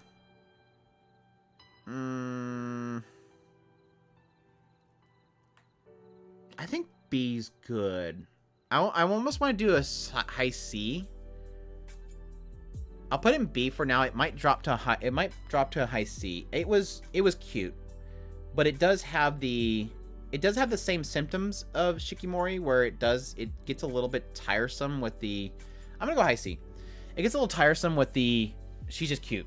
Like, I get it. Yeah, she's super cute. Like, she is absolutely adorable. But it was basically just him throwing her off over and over again. I'm gonna leave it. I'll leave it here. I might bump it down later. Genghis, I know. I might bump it down to C though, but we'll put it there for now. Also, next year has a new Garu manga. There's like 3 Garu mangas coming out, so it was better than the first 2 seasons of Takagi. Azuma, you throwing dirt? You're throwing shade. The first season of Takagi-san was great, but it does fall off. It is technically the same creator. I know you probably know that. Oh gosh. All right. Get mad. Get mad. Get mad. C. I think C is good. No, this isn't Realist Hero. This is the is the Realist Hero? I'm getting it mixed up with the other one. Not the one where he rebuilt the kingdom. It's the other one. Is it Realist Hero? Yeah, right. Raise the nation out of debt. Yeah, I was thinking of the other one. What's the other one called? Gosh dang, they meld. They try to meld in my head. Genius Prince's Guide to... Yeah, okay. Yeah. This one was just... It's a cool concept. I think it's a really cool concept. It's just... And I liked a lot of the kind of back and forth between him and the princess that he met at the academy. I think that stuff was super fun. But I don't know, there was something about it that just wasn't working. Like, the writing just... And I think it was a lot of the chemistry just wasn't working for me. And I'm a little mad that the thighs wasn't as prominent as the artwork was showing me. That is definitely a letdown that I have to express. So, I don't know. Like I said, I appreciate it because it's different. Yeah, the Nim girl was great. Her. Yeah, I think C's good. I think C's good.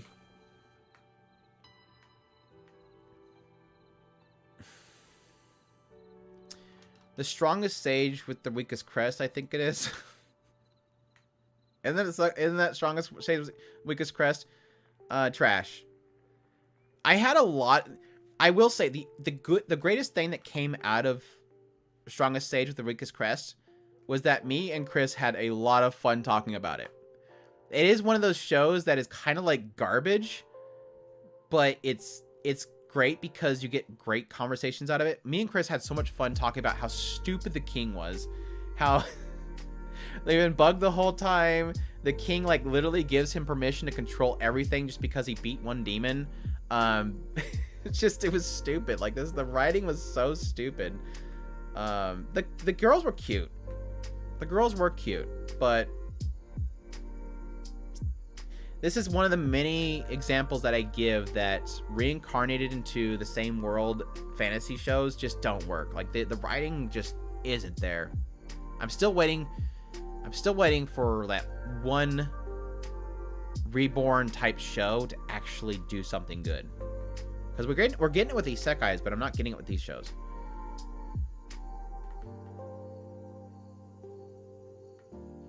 The king was stupid, yes. Cries and weeps. My count is at 1 now. What count? I saw that one. Oof, oof, oof. The strongest sage with the weakest crest being trash. I'm so bad. It's good trash. But yeah, that's pretty much what it was. Like I said, we had a lot of fun talking about it. My isekai life. Trash. That was like... It's been a while since I've had that generic of an isekai. Like, that show is so generic. So generic. There was one unique thing about my isekai life. Was that instead of him, he is overpowered. But he kind of creates this turret system where his slimes go out and cast for him. Which I thought was cool. The first time. And then the rest of the show is just him saying transfer magic, and they're shooting from the slimes, and it's like, okay, this is getting old. And then he has like this whole thing where his mana keeps going down to 0 and in the negative, but then he still casts spells. So like, what's the point in showing that he's going in negative mana? Like, he just keeps going. Whatever. Executioner Way of Life. Why don't we have a second season of this yet? My goodness.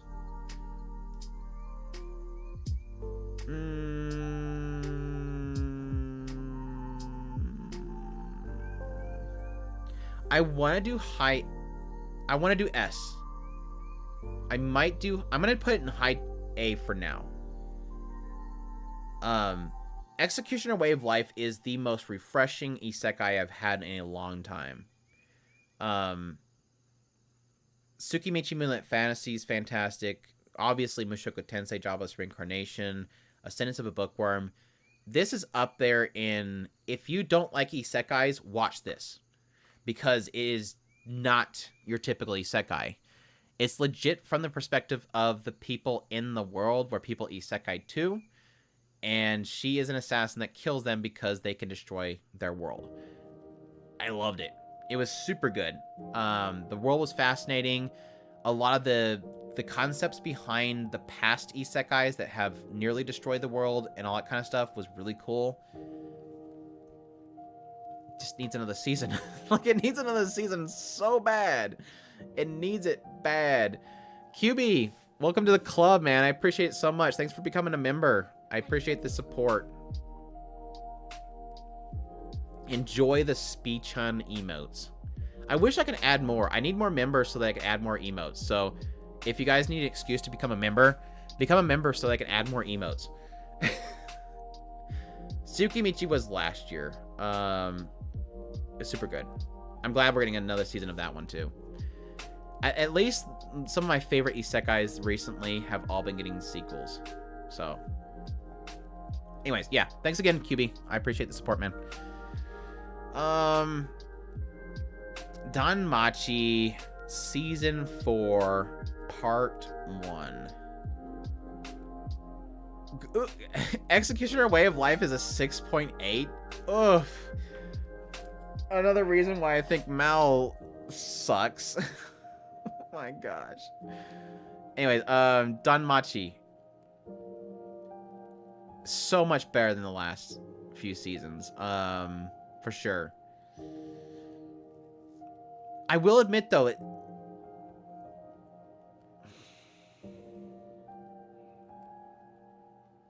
I'm leaning high B. It still has flaws. It does have cackling bad guy. It does have convenient fairy in a bottle girl. Yeah, DanMachi season 4 part 1. It's getting better, and I can easily say it's getting better. And I love the direction it's going. It still has the syndrome of cackling bad guy, fairy in a bottle, which is basically reverse death kind of thing. And non-communication. The non-communication joke. like all she has to do is tell him what's going on and we can get all this resolved. But no, she keeps saying, no, go home. And he's not obviously going to go home. So it still has rough writing. But yeah, it had one of the better moments of the series in a long time. I love the final stand that everybody had, even though it had to be kind of fixed by Belle showing up. It was really good, very emotional. And Lydia's best girl. Executioner and Way of Life. Okay, humans from another world. You can't handle your new powers. You got corrupt, says goodbye, and there is more to it. Remember, light novels have a bit of a odd reputation with writers. I have heard light novels writers are trash. Some of the light novel writers might not like manga picks or another reason.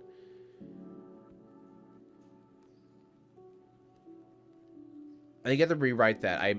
I'm dumb and I'm not getting it. But yeah, that's kind of the concept early on with Executioner Way of Life was like they kind of insinuate that like the first person that she runs into that she's supposed to assassinate was like he's like, oh, they told me I don't have powers. So spoilers for the first episode. Guy says pretty much, oh, they told me I don't have any powers. And so I'm good, right? And she's like, okay, that's cool. And then she starts to dig into them a little more. And eventually she realized that the reason that they thought that he didn't have powers because his power was null, which most would think is non-existent. Well, null is actually erasing, like it's non-existence, like he removes existence. And what happens is it almost insinuates that she was kind of like, all right, cool. I mean, he doesn't seem like he's bad. Like it's almost like she's waiting for him to be bad. I think that she was going to kill him anyways, but it almost like it allowed him to show the viewer that it gets bad. The whole point is that the more they use their power, the more they get crazy and they lose themselves. And the moment that he uses his ability, he kind of insinuates, oh, that means if anybody bothers me, I can just erase them. And then he says something like, and I could also technically erase the world. And that was it. It was like that was it. Like that's all she needed to know, and she's like, I don't feel bad no more. It doesn't feel good. Like that show never felt good. So, yeah, it's really good. I really enjoy it. Make a giant black hole in the world, right? Just erase the entire thing. That was like a lot of them. Like a lot of the catastrophes in the past was because like they're gonna basically erase existences. So. Summertime render.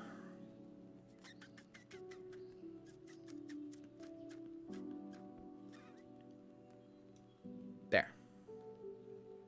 Low A, B. Oh my gosh, we got haters in the chat. Haters in the chat for Summertime render. The only thing I did not like about this show was the ending. Or at least the final boss I didn't like. I thought it felt so... It makes sense to the story, but it felt so plugged in at the end. But I have to admit that literally 23 of the 25 episodes was nonstop. I loved it. Like every week I was just chomping at the bit for somebody to sub the episode so I can watch it. This is like my first experience for like trying to clamor for a subtitle like minute by minute. Like I'm refreshing the torrent site looking for this episode. That's how much I enjoyed it. They had this one person working on it for the longest time, and then they just dropped off at some point, and everybody was freaking out. Like it gave me the old fan sub. Like I'm doing it technically with Uncle from Another World, but it wasn't the same with Summertime Rendering. Like I had to have the episode. I was just chomping at the bit for it. Really good. It's a rewarding show. It's one of those shows where you're trying to figure it out things as they're figuring it out. It feels good whenever you do finally have stuff kind of pointed out. The characters are great. I won't say the characters are deep because they're just kind of worried about what's happening now. They don't really get into backstories and stuff with the characters. It's really kind of the now. And I think they did enough to tell why the characters are related to each other and why they would do what they do. It was so much more about the current. And gosh, what was it? Was it episode 18? The fight in the school. Holy crap. That episode goes down as like one of my favorite episodes of all time. That fight in the school was so freaking epic. Like, gosh dang, the animators went nuts with that. But yeah, I love it. Yeah, it kind of it had some problems at the end. I agree, D-Dot. I haven't heard light novel writers are trash. Okay, correction. I have found a Reddit thing asking why anime fans hate against light novels. Yeah, if you're talking about light novels and why people don't like them, I don't know. I haven't really figured it out. I know that some people say that they don't like light novels because technically light novels are written in a way that they're light. They're not novels in the idea that novels typically are very explanatory. They get you into details of every room. That's like me reading Mushoku Tensei. It typically says, like, there's a desk in the room. There's a chair over here. We sat down in the chair. Conversation. It's never, like, explaining every single nuance of the room. Like, there's a speckle in the room of dust or something like that. And I think there's some people that feel like it's less good because it's light and simple. But I think that's because light novels are typically... What I've found that light novels do is they're so character focused. Light novels are very in the mind character focused because they're often conversations and descriptions of characters, where I think novels get a little more in the weeds about everything around the characters. And that's why technically I don't like novels. They're overly explainy. But yeah, anyways, that's my thought process there. But now people downplay light novels thinking that it's because the writers suck, and I think it's because it's meant to be light. But I'm not a huge light novel manga person, so there's probably people that would know better than I would. Summertime Render was good, but not Higurashi tier.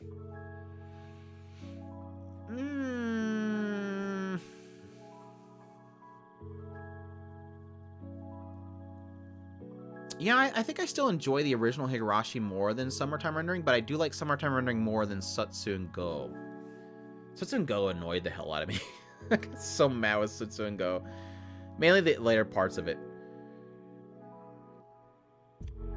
Oh my gosh, my chat, I'm losing my spot. I'm sorry if I'm missing a comment.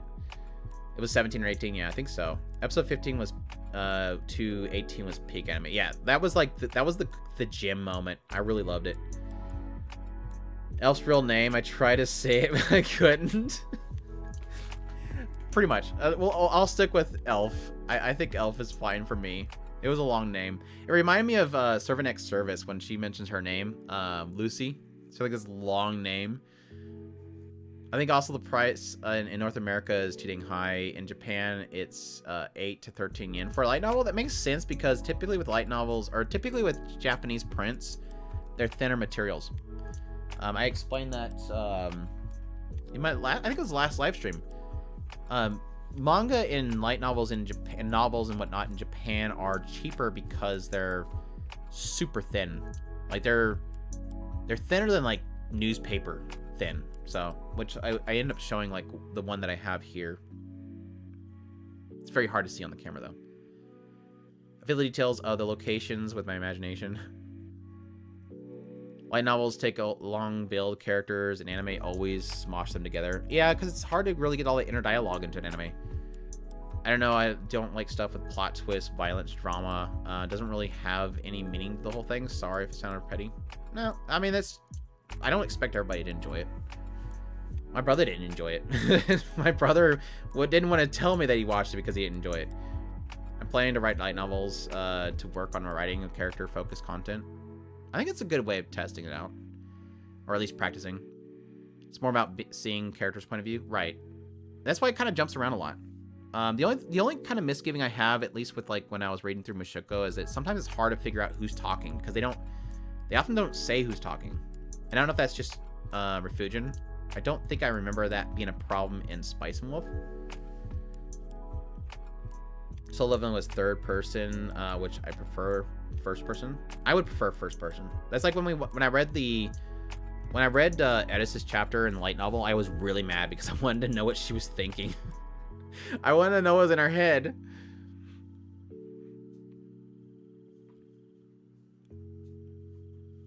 You missed that live stream?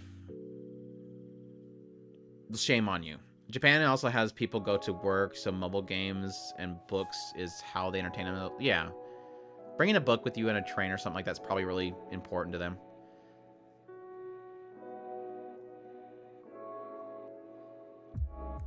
Oh, I thought it was saying Attack on Titan was an S tier. I'm like, no, it shouldn't be an S tier. Which one? I mean, light novels typically easy to know who's talking with the way they're written. Yeah, and typically I get it. Like, I was mentioning to Adrian the other day when Turning Point 2, I was struggling to figure out who said the water attack, and I was like, wait, is that him? Bocchi! Okay, moving on. I gotta finish this. I'm like barely done with all these, and it's already like halfway through my stream. Bocchi the Rock's fantastic. Really love it. I have just recorded my review for it, I think I recorded my review for it. No, I haven't recorded my review for it. I don't know what I'm gonna say. I'm thinking of my top 10 list. But now Bocchi the Rock's great because it does characters great. It does anxieties and introvert fantastic. Slow progression of a character. The music was great because it felt like it was having issues when it had issues.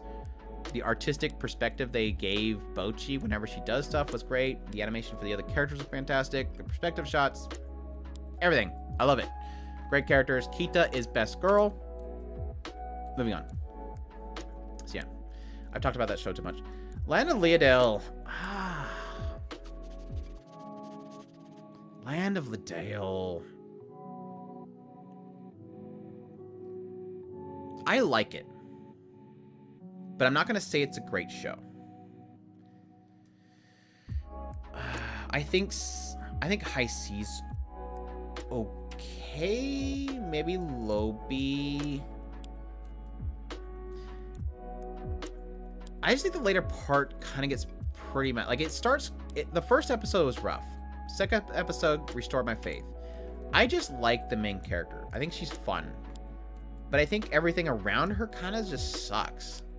And then when they started bringing in possible other players, I was like, what are we even doing anymore? So I think C's good. So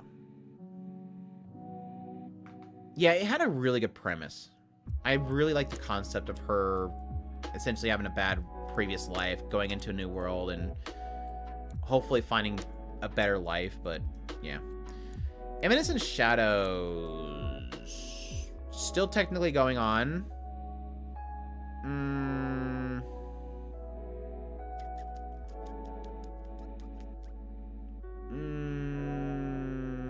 gonna put B. I think low B.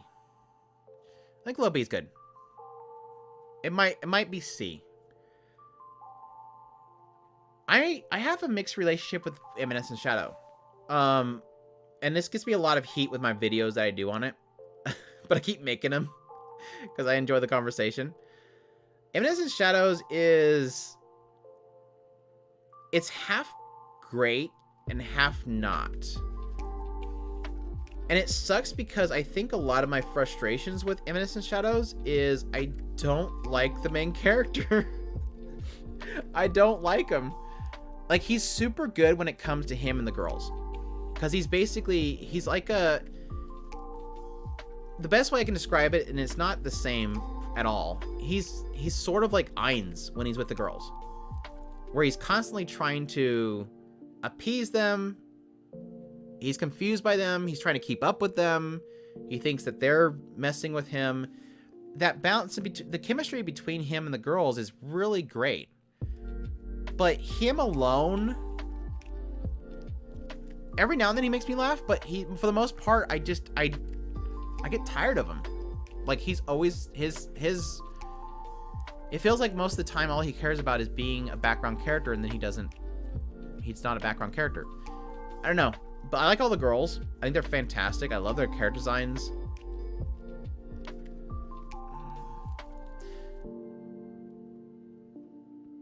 I'm going to leave it in B for now. I'm going to leave it in B. I'm still enjoying it, but I struggle with it a lot. So he's a dork that thinks he's Mr. Incredible. No, that's the thing. It's like he is Mr. Incredible. He's just a dork that doesn't realize he's not good at not being showy, I guess. He's the worst background character ever, is how I always put it. So this week's episode was great because Delta. So yeah. No, I understand what the joke's doing. Don't get me wrong, Cheeto. I understand what the joke's doing. It's just it doesn't work for me. I'm pointing out the joke because that's the joke, but the joke doesn't work for me. So, yeah. RPG real estate. How did I put this? It was like, I think my going joke was that it was like a knockoff Rize Izzy or a Rabbit show. Yeah, it did have good ecchi. RPG real estate had good ecchi. Not much else. And it got like super dark at the end, and it was like, what are we doing? Like, why are you acting like you're gonna get dark, and you know you're not gonna hold this. Stop acting like you're gonna get dark.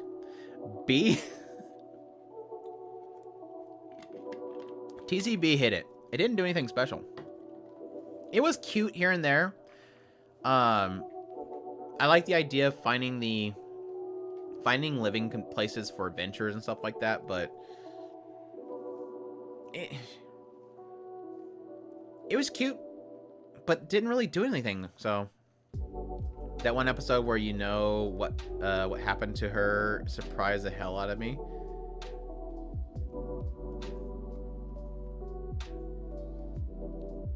It didn't surprise me because I knew they were. If you're talking about what I'm talking about, I don't think it didn't surprise me at all. I knew what they were gonna do.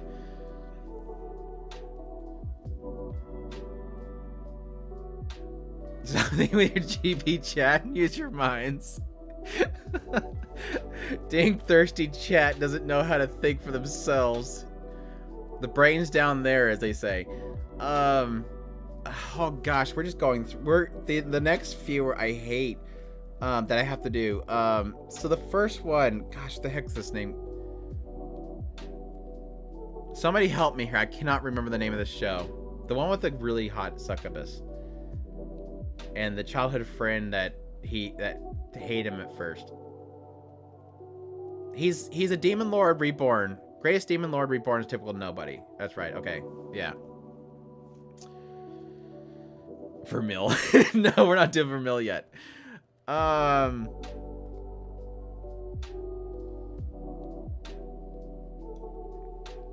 Low D, it's got one leg in the trash. I love the succubus. The only thing I liked about this show was the succubus. And if the succubus got her way and they actually did the maid outfits that she wanted to do at the school festival, the show would have been S tier. Like, if they actually followed through with that joke, it would have been S tier.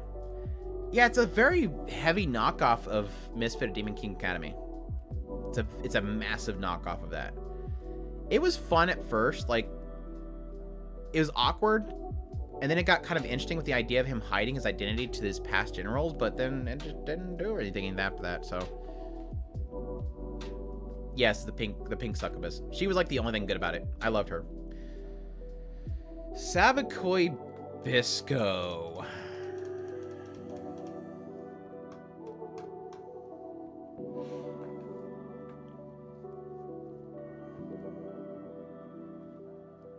I was super super hot on this show when it first came out.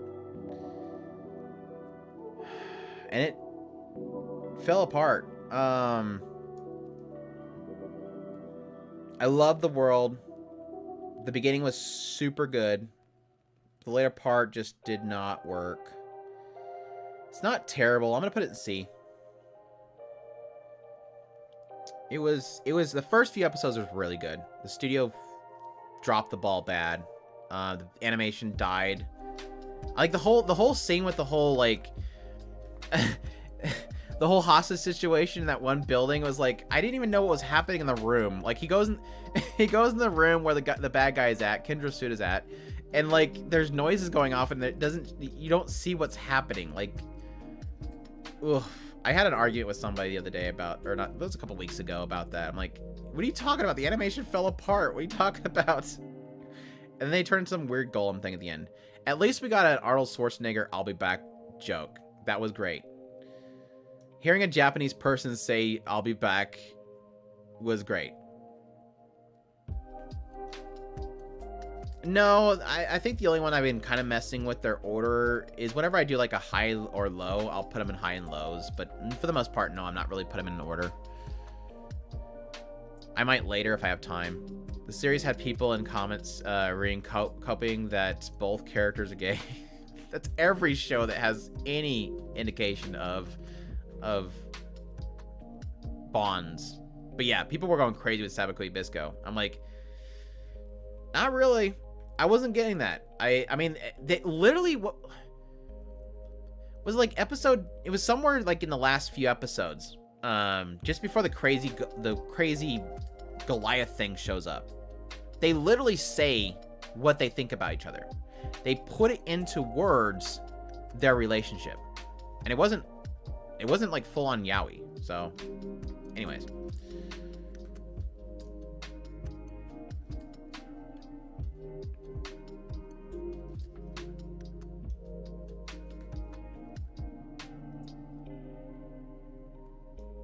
Encouragement and Climb is easy A. I really love these girls. Was happy. I was a little bit sad because like the first half of this season was like the first 5 episodes was recap of old seasons, which sucked. But the whole later half was great. I love the story with the girl that takes her out for a date, and you come to find out there's a reason why. Super sad. But just like the ending was all I needed. Like the ending of this season of Encouragement and Climb was all I needed. They gave me what I've been looking forward to for the longest time, and that was a rematch. And I loved it. So these girls are fantastic. I love them to death. You guys weren't gonna let me get past that one without having to say anything. Everybody's yeah, Far Timer. It's not working for me. Like I was super bored the entire second season. The first half of the first season is perfection. Second half of the first season, good animation, just kind of falls off. And the second season is just continuation of that. It's not working for me. I don't think it ever is going to work for me.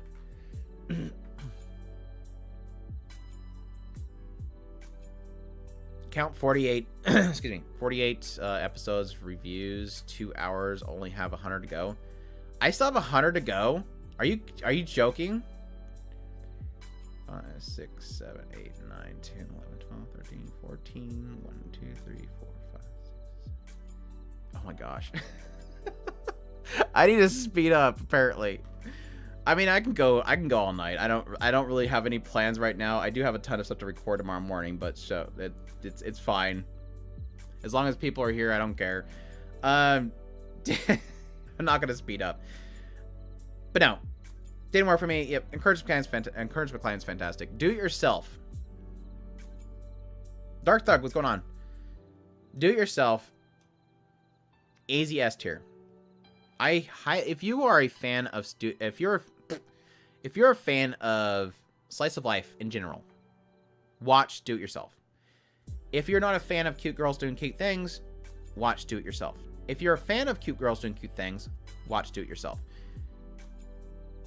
What else?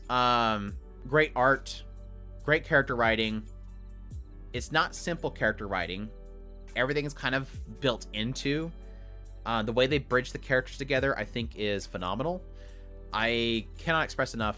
Do It Yourself is easily one of my favorite shows of this season, and I find it to be they do different things. Don't get me wrong. Bocchi the Rock and Do It Yourself do different things, but they're both slice of life. I enjoyed Do It Yourself slightly better than Bocchi. It's like Bocchi is a 15 out of 10. Do It Yourself is a 16 out of 10.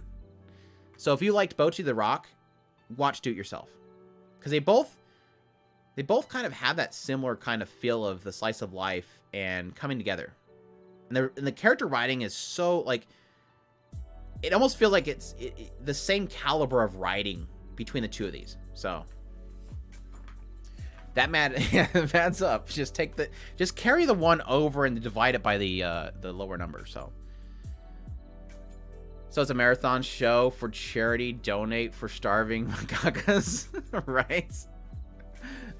Do Yourself is above Bocchi the Rock for me, but slightly. Okay, yeah, so I'm not alone on that one. And again, that's not to say Bocchi the Rock's bad. I'm just saying it. My point is, if you like Bocchi the Rock, go watch Do It Yourself, because for me personally, I kind of like that one equally as much more, I guess. I don't know. I'm trying to find a way to say it without making people think I'm being negative about Bocchi the Rock. I'm not saying that Bocchi the Rock is bad. I just enjoyed one slightly better. So, anyways. Oh, gosh, dude. We're just hitting the slice of lives. Akiba Sailor Uniform is so good. Oh, I love this show so much. I actually went back and because like I said, I've been trying to figure out what's going to be in my top 10. And so I went back and listened to my review on Akiba Sailor Uniform, and I'm like, holy crap, gosh, that show is so freaking phenomenal. Like, I was hyping up just listening to myself talk about how much I love that show. Akiba Sailor Uniform is the most... what's the best way to put it? It's like the most rawest feel of a person's life. It felt natural. It felt... The character interactions felt so wholesome and so pure. I know that was... Same like we were talking about with Sabakui Bisco. Akiba Sailor Uniform had the same problem where everybody was like, oh my gosh, it's Yuri, Yuri. And I'm like, no, it's just... That's how, like, when I was growing up, my girl friends, like the female versions of my friends, that's how they acted around each other. Girls that age are just a lot more kind of close. Like, guys, and I got this a lot with a lot of the male people that were talking about the show. They don't realize that's kind of what girls are. I mean, they get closer. Guys don't understand it because growing up, you don't get near guys. Like, we don't hug our male friends because that's like, dude, no, what the hell, get away from me. It's different with girls, and I felt like a lot of that portrayal was really good. Yeah, there's probably a little bit of fetishization in there, especially with the slow putting on of the sailor uniform and stuff like that, but it was a closeness to it that I think they really pulled off. So yeah, there was a lot of talk about fetishism. I don't think it was, though. Like, when she first puts on her uniform, it's like it's so going out of its way to show how much effort she's appreciating the moment. This is something she's been hear me out. I know I'm trying to yeah, the mangaka, the artist does like certain things, but I'm not. My point is that I don't think that takes away from what the show is portraying. She, growing up, always looked forward to the moment that she go to the same school as her mother, and she wanted to wear the same outfit that her mother wore. And so when she finally got that, her mother spent weeks making it for her. So the moment that she finally gets to put it on, of course it's going to take its time showing her putting it on. I don't think they went out of their way to show inappropriate shots or anything. It was trying to emphasize how important that moment was for her. That's what I get from it. I get a very artistic viewpoint out of a lot of stuff like that. So it's a very beautiful show. It had me, I agree, Peter, it had me crying. Like, the whole conversation with her past teacher when she was asking permission. Holy crap. And then the scene where they played on the stage, like, oh gosh, it got me. Like, it got me like 4 or 5 times. The show was so good. Very beautiful. But anyways, that's enough talking about Akiba's sailor uniform. Favorite episodes when they were the old school and play the volleyball? Yeah. I thought how it presented was more Uncanny Valley due to the animation artistic. Yeah, it had a very unique art style to it. And I actually didn't think I'd like it when I first came into it, but it grew on me. I really do like it. If you saw the Bleach episode in Akiba manga, you'll see the mangaka isn't only on feet. Yeah, like I said, I've seen his art page. Like, he has a portfolio online. It definitely is a questionable artist, but it doesn't affect the show for me. Anyways.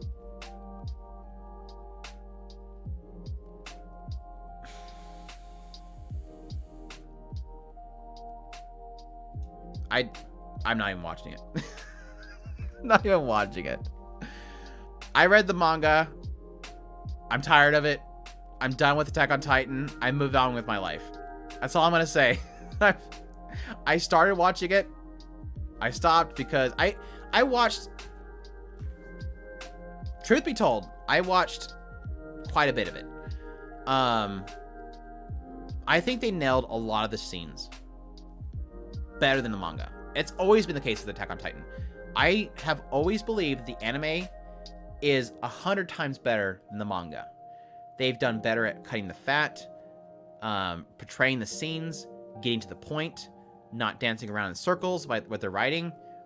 Again, I read the manga because I was tired of waiting for the next season. I finished the manga. The ending sucks. I move on with my life. I'm not going to sit around and complain about this ending like a lot of people do. I just think the ending was big shrug. I move on with my life. I'm not mad. I just don't care anymore.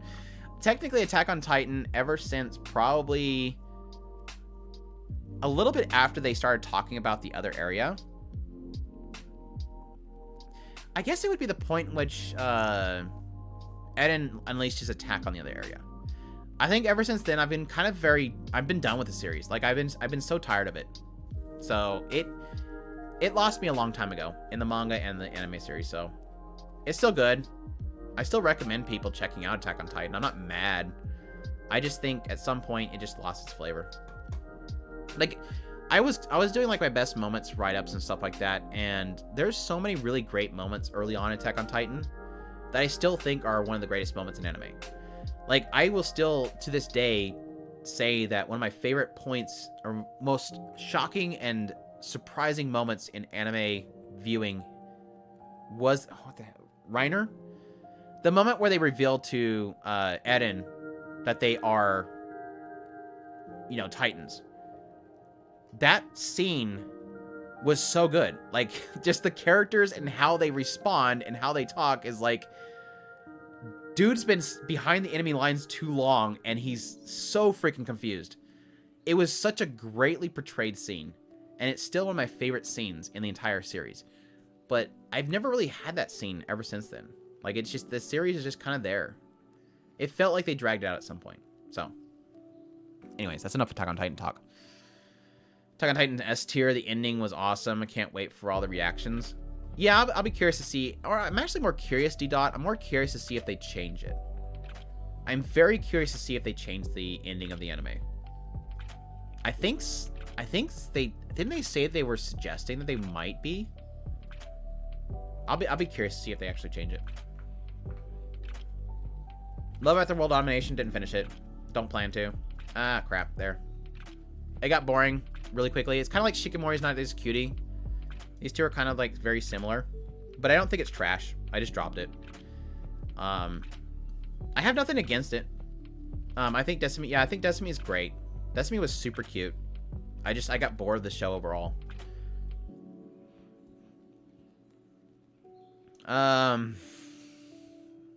Is Genghis still in the chat? Genghis, look away. Couple of Cuckoos is easily one of my most frustrating shows. Genghis, don't look. Is easily one of my most frustrating shows of this year. I watched every episode of that show. Similar to Rent a Girlfriend, I enjoy the girls. But the writing sucks, in my opinion. I don't like the writing. Like, the writing is so boring. Cuckoo's is S tier. Is there that many fans? I thought Genghis was the only fan of Cuckoo's. But no, I hate the fact that they just... The only thing that was keeping me going was this promise of something amazing. Like that first encounter with the girl on the beach.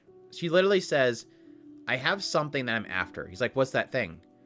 Well, if I tell you, it's going to change your life. And then finally he asks her, what is this thing that's going to change my life? I'm looking for my brother. Okay, let's go find him.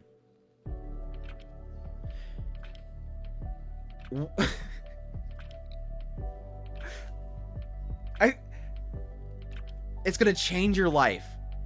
What are you looking for? My brother. Okay, well, let's look for him. Like, what is this about? Like, yes, it's the picture. It's the portrait. Who cares? It's gonna be an older brother or something like that. Who cares? It doesn't feel like every little... They kept dangling a carrot on the stick. And I think I got mostly frustrated with that carrot on the stick never being, like, good. It's like, it's the key, it's the Nisekoi key or whatever. It's the, who is the girl in the photo? It's all the girls kind of thing. Anyways, I just didn't like it, so. Girls are fine, but yeah. Dance here.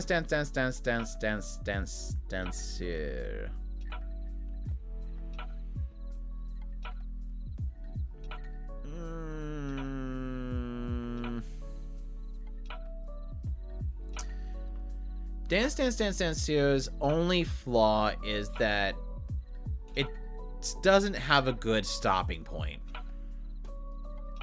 I think it's good. I hate the necks. I don't like the eyeballs. More Sabana, not just the neck Sabanasu, the eyeballs. The eyeballs creep me out. They're too big for their skulls. The visuals are great. I love a lot of the animation. I love the character drama beats. I love the developments. I like the building the characters. I got super frustrated with like his obsession with her for the longest time. Like everything was about this girl wants me, and that got kind of tiresome. Like overall, like the show's good, and the story building's good. It's just it doesn't go anywhere. Like it felt like it needed another core, like badly. So it's hard for me to say it's a good show because it doesn't get to anything. So it's like a show I almost can't suggest because it doesn't have a payoff. Like he does make a decision at the end that is very life-changing for him, but at the same time it doesn't feel like something's achieved. It doesn't feel like we got anywhere. It just feels like he finally got out the door, I guess. Yeah, I would say that it's manga bait or light. Is it manga? I think it's manga. I'm not as in. I didn't enjoy Welcome to the Ballroom. I enjoyed Welcome to the Ballroom a lot, and Welcome to the Ballroom needs a sequel too, like badly. That's why I was mad when I seen this. I'm like, no, make another Welcome to the Ballroom. Rated really high in my heart because I caught up with it, the manga, solely for season 1. I was tempted to go on the manga, honestly. That's how much I enjoyed it. And I'll leave it in B for now. Don't hurt me, my healer. Shoot. This is probably another one that I think I'll make Genghis mad. You can tell that I've seen Genghis's tweets a lot.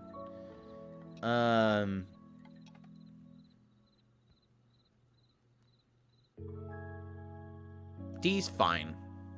I think D's fine.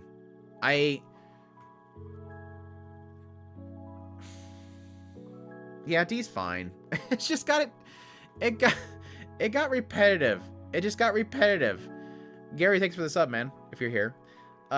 D it got repetitive because it's like it opens up with a really funny joke. Like the first episode's great. It's just like it's the same joke. It's the same joke over and over and over and over and over and over and over again. Every now and then it did something really funny, like the whole pitfall joke and stuff like that. The Medusa turning him into stone over and over again was great. It's just like 90% of it was just so repetitive, but that 10% was really good. Like every time they ran into a monster and the monsters were actually like cool guys was always funny to me. So there you go. Imdud.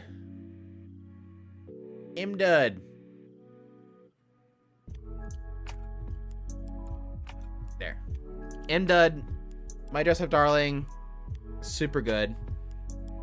I think what makes me love Imdud so much is that I came into it expecting, oh, it's hot waifu show. Oh, here's the hot waifu. She's cosplayer. She's legit. Marin is like wish fulfillment for every otaku out there. Hot waifu, gyaru, and she likes cosplaying my hot chicks in anime. She's basically a geek, and she likes thirsty stuff. She's basically fits all the check marks that every thirsty otaku wants. And I came into it thinking, okay, here we go.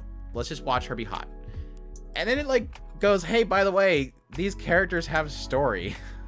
I don't think we've really gotten much into Marin, but I understand that she does have something about her. She's multifaceted.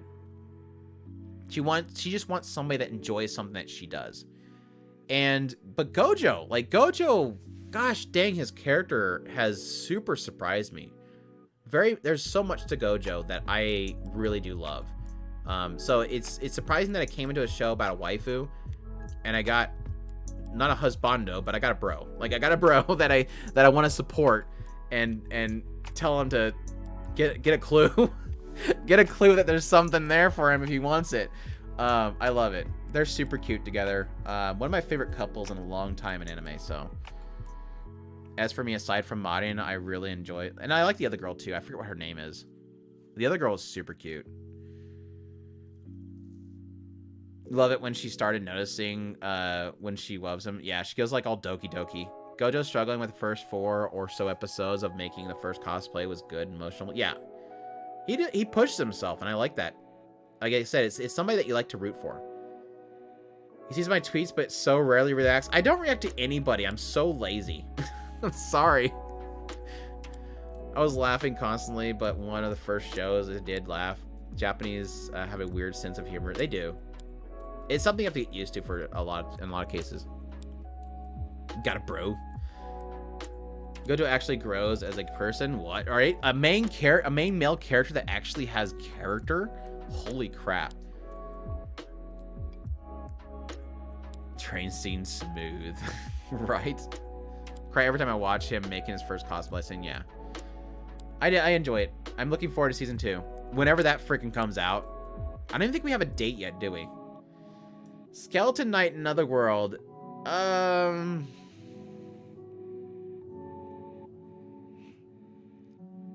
It's a high C, low B. I'm gonna put it in high C for right now. It's just a dumb fun show. Like there's nothing of value in it. And it's just like shrug at times, but it's kind of fun. You just want to see this dude take out bad people. That's literally what it is. It's literally him going around killing a bunch of people that are doing inappropriate things to females without their permission. That's literally what it is. It's a harem from inappropriate acts against women unwanted. So there you go. Check it out if you want to. He cuts them in half and then laughs. I liked his love of fantasy was infectious, and I think that was the thing that I really liked about him as a character. So, but yeah. It's all right.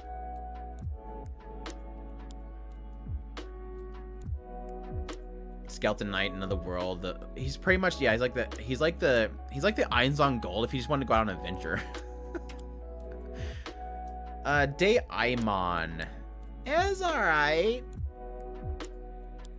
It had a lot of really sweet moments. I will say that it's a super slow show.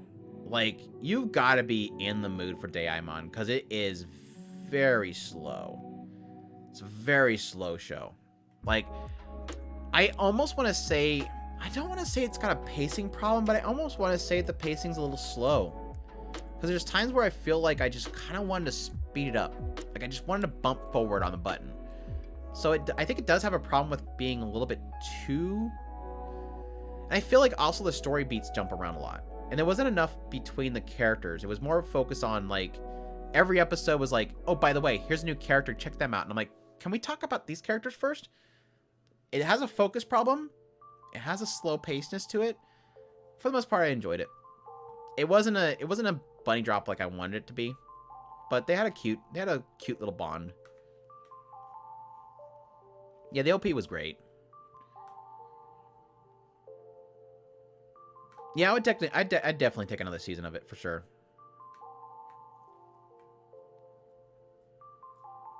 Yeah, it's slice of life in its purest sense, but I just feel like the focus was off. Super wholesome, yes. The Dawn of the Witch. I really liked this show.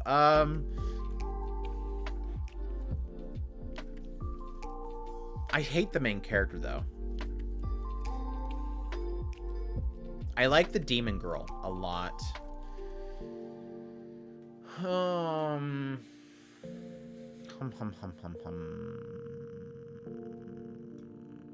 It's not a great show though. I'm not gonna say it's. I'm not gonna oversell it. But yeah, I liked it a lot more than the original series. Yeah, it's a sequel to Grimoire of Zero. Grimoire of Zero, it basically plays out like Grimoire of Zero happens, and then there's a little bit of a time jump, and then the new characters go to this town where the old characters are at. I think the original series fell off for me at some point, but this one was a lot better. But at the same time, I think the only problem I have with the show is the main character sucks. Like, the main character is basically blank slate protagonist. He has no memories, he's super emotionless, and everybody, I mean, even with like the witch, the demon girl, everybody around him kind of suffers because he's so stupid. They're constantly trying to get into his head what's going on around him. And that's kind of frustrating. But I did like it. I did really enjoy it, so. Yeah. Healer Girl.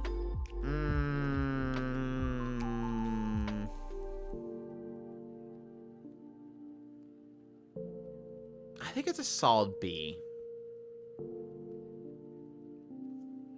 Presentation, music, performances, phenomenal. Like, this show, like, the music and the animation for some of the music sequences is so good. Like, holy crap, the studio went, I mean, it's original for a studio. They're gonna go crazy. Very beautiful show. And the opening concept was fantastic. But I think the character stories themselves weren't good. Like, the only thing that really held down that show was the characters. And the characters were at the core of it. And it gave me almost an indication that we're going to do something really cool with them early on, but they just never really did much with them. I mean, yes, technically the one girl that was tied in with the main teacher lady, their past, all that kind of stuff, that was kind of interesting. I don't know. Especially the main girl. I didn't really feel like they did much with her. So, it's good though. It's a very beautiful show. Music's fantastic. Oh my gosh, the OP is great. But yeah. It's solid. It's solid. Yeah, it was really cool. They kind of grounded that they were healing people with music, and it wasn't a cure-all. Like, they still had hospitals, and the hospitals need them for surgeries and stuff like that. It's just kind of like a healing concept that doesn't like instantly heal people. It's like it's a treatment. And it was really cool how they kind of ground it in that there was like, you know, prescription. It has kind of a prescription aspect to it where you have to know what's wrong with the person and you have to cater it to them. Like the idea with the lady that's in labor and they try to soothe her because she's having contractions and stuff. And so they start singing, and then they realize when the teacher shows up, oh yeah, you were singing just fine. You did a great job singing for her. You weren't singing for the child as well that was in her belly, so it didn't help her completely. So it was really cool. They kind of grounded the magic of the world itself. So Yeah, the OP is so good. Like, the orchestra and everything was so good. Overlord. Let me think on this one for a minute.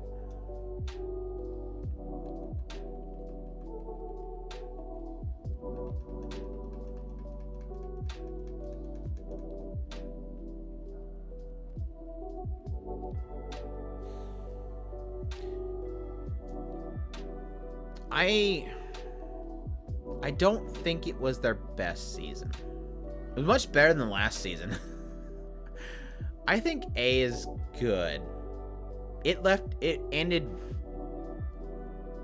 really good. I think A is good. I think I'm good with A. I don't think I can do S. I don't want to go to B.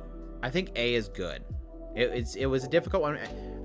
It was kind of confusing. I think there was a lot of problem with translation and stuff not being properly adapted. I think I've seen a lot of people really angry about that, so it makes sense that I was a little confused at times.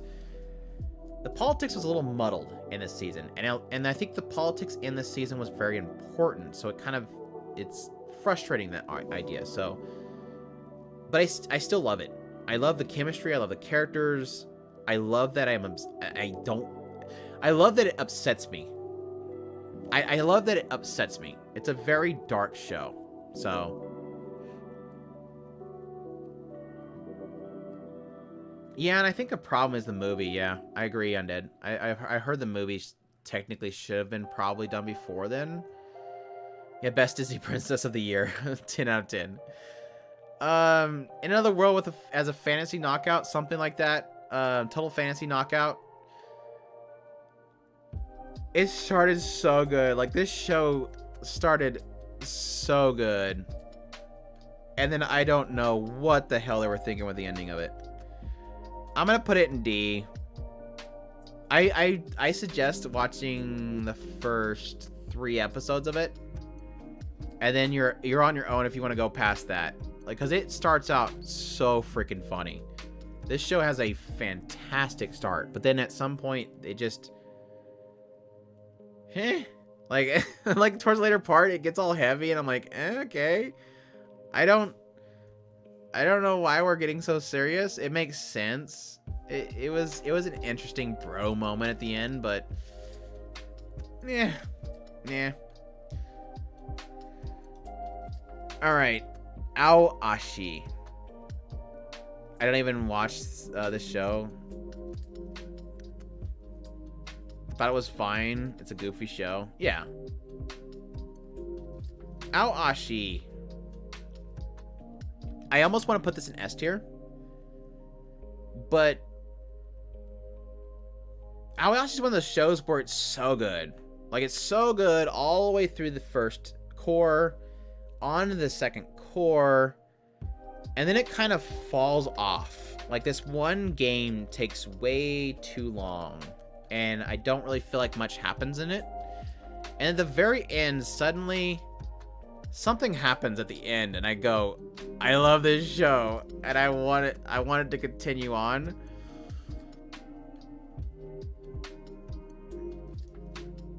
But that like a good chunk, like a good 4 episodes of that second core just felt like it's like I'm gonna leave it at top A right now. If I get too much in B, if I get too much in A, I'll bump it to S, or if I don't get enough in S. But fell off plus ratio plus L, you'll have to explain that more. As sports anime is one of the good ones. Yeah, I mean, I'm being very clear to people that I don't watch sports shows for the sport. I watch sports shows for the characters, and I think Aoashi does characters really good. And it's when it gets in that sports stuff, like I said, with that second core. And it's fine because there was plenty of matches where they were doing cool stuff in it. Like, the whole getting to, like, them basically being blocked off by offsides. I totally forgot that was a thing, and I used to play soccer. Apparently they didn't enforce offsides. It was frustrating as hell. I got so mad about offsides while I was watching it. So there's points where they do really cool stuff with the sport itself, but it's always been about the characters for me. And they did good characters really well. So, and yes, it has basically 2 love interests that are easy S tier characters. I love both of them. Will A tier beat S tier? Will it beat itself into S tier? Is that what you're asking? Vanitas S. I love Case Study of Vanitas, and part 2 was, oh god, it was so good. Like, I was massive hype every week with that show. Like, holy crap. It was so funny because when the first season played out, I liked the characters, I liked the chemistry, I liked the world building towards the later part of that first core, and then it like just has a very anticlimactic ending with the first part. Episode 1 hits of part 2, and I'm like, oh, this is why it was anticlimactic. Like, literally all of part 2 is nonstop. Holy crap, what's happening? Stuff just takes off, and it doesn't let go all the way until the end of it. It is easily one of my favorite shows of the year, and it's gonna fight. It's gonna fight for that top list. Yes, it's basically vampires and humans. Vampires kind of got banished to this other alternate Paris, and they still kind of coexist, but you kind of don't like to be in one of the other sides. And it's basically 2 people, a human and a vampire, that work together to solve mysteries. So it's super good. The style is great. The animation they did some really cool action scenes. Jean is oh gosh, I love Jean. We got to see Jean in long hair. Holy crap, dude. Duhalt knows. Jean with long hair was super good. And yeah, we had Rikijimiya as the vampire in the second part, and she was super good. Like, she played that role so well. It's been a long time since we've had like a main role Rikijimiya, and she nailed it. She nailed it so good. I love it. And I even love the whole what's his name?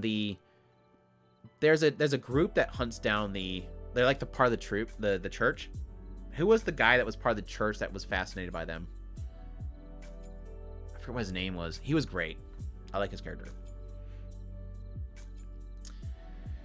The office worker, or what the heck are the office worker that's healed by the lolly ghost. I forget what the name of it was. Sachiko and the little baby ghost. Holy crap, it came out of my head. Super good. It is super good. This is like pure healing show done right. And I think there's a great message behind it, because I think it both serves a message in overworking, but also the idea of technically accepting that sometimes you don't really have a choice. It's a really cute show. I think if you're looking for a nice healing show, it's really good. I don't know that yeah, Roxy VA too was great. The cat, yes. When I heard her, I was like, oh, my ears are melting. Along my heart's melting. It's just a really wholesome show. Like, I won't claim that it's like amazing, but so maybe it should be in B. I'm gonna leave it in A. It might get bumped down, because I don't want to oversell it. There's not like crazy animation here. It's not going for like some crazy concept, but in the idea of a Yashike healing show, it's not really doing anything wrong. But at the same time, I'm not going to claim that, you know, each episode hits some crazy storyline that's going to blow you away. The Tsundere ghost was great, though. Or was it a zombie? Wasn't it a zombie? I think it was a zombie. It was just a maid ghost. I forget. Maybe I thought it was a zombie. Holy crap. Some were up here. Some were up here. Maybe not. I don't know. Uncle from Another World is so good. So good. And I don't care if it's got one episode that was delayed. Like, I've watched 12 or 13 episodes of it. It's been delayed 3 times. It's 3 times now. I'm done putting this off. So it's super good. Yeah, I'd probably put it right next to Akebi. I don't know. It's like comedy versus slice of life and stuff. But no, I love Uncle from Another World. It's got the old Sega jokes. It's got isekai jokes. His experiences in the other world's freaking crazy funny. Every episode's I get gut laughs out of it. The art style's fantastic, even though they don't animate much. Elf is top tier waifu. I freaking love her to death. She's so freaking gorgeous and hilarious. It's super good. Like, it's been a long time. I think it's probably Konosuba. I think season 1 Konosuba, I think, was the last time that I gut laughed that many times per episode every single week that it came out. So it's so good. Like, it's so super good. So highly suggest people watching it. Sadly, can't watch much more than 7 episodes unless you go somewhere else. Thanks, Netflix. I didn't finish it. I hate the main character. He stands by and watches people die over and over again. I'm tired of him. So, Mabel's great too. Mabel's super good. Like, the last, was it episode 12 or 11? Good moments. Ikitosen, what was it called? Ikitosen something. Ikitosen New. Whatever. The 2 episodes or 4 episodes that came out with Ikitosen. The ecchi's good. The ecchi's good. I guess it's not bad. I mean, it's not good. I don't even know what they were. It's kind of one of those ones where I kind of wonder if they just put it together because they had a contract, because the studio's bankrupt. But I didn't really feel like it did enough to really get anywhere. Ecchi's good. If you want to see girls with parts of their clothes blown off punching each other, there you go. And every now and then some old, like, Chinese generals yell at each other. It's like hot girls fighting each other, and then suddenly out of nowhere, old Chinese generals yell at each other because they got the souls of the generals in them or whatever. Miss Kurose and the bad guys development department, I forget what it was called.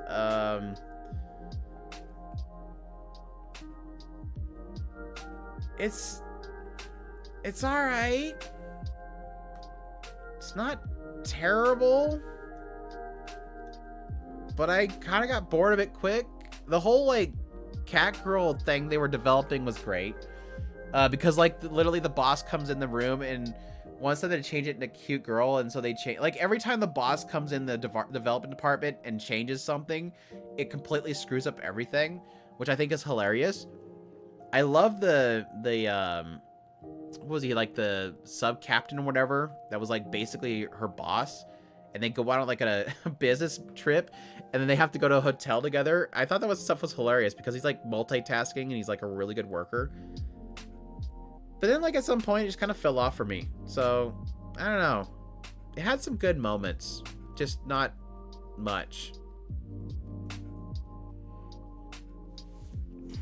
Yeah, it was going for the subversion of the Sentai thing. It was the opposite effect, the bad guys kind of thing. And, like, the whole thing with her going to shop at the place where the hero works at was funny. Parallel World Pharmacy. This is actually a really good show.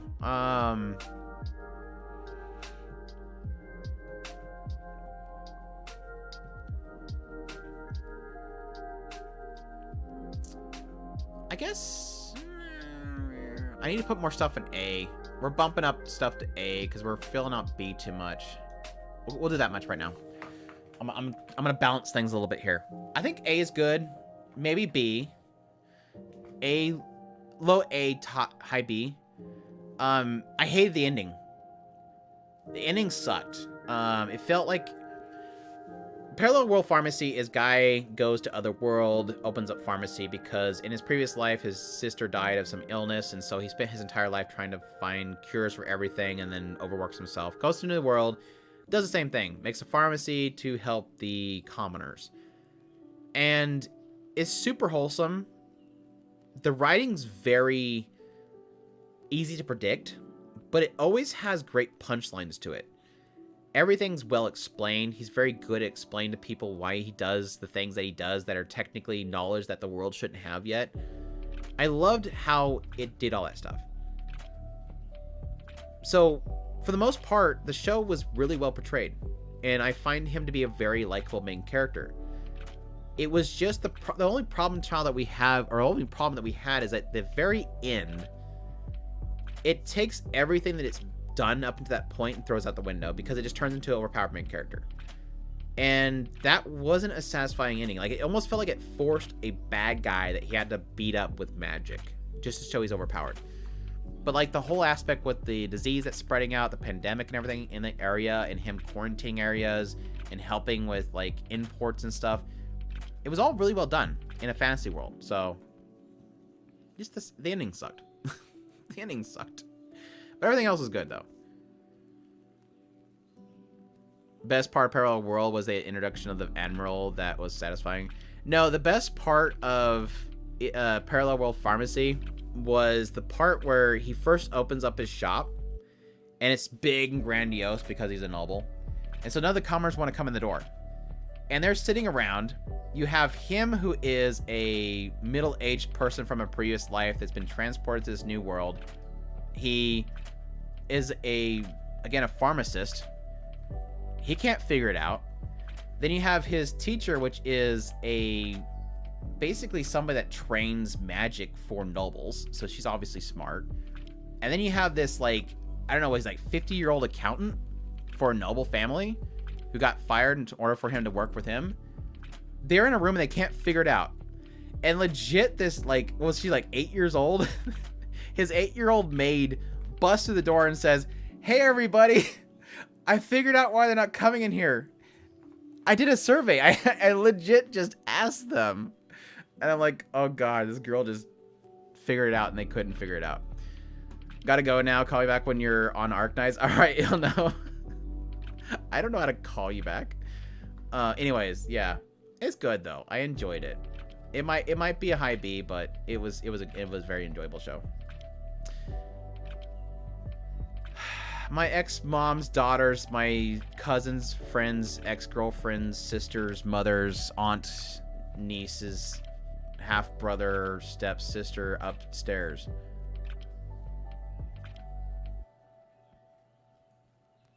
There. Besides this girl right here, I hate this show. No, it's this girl right here. Sorry, this girl sucks. This girl right here is great.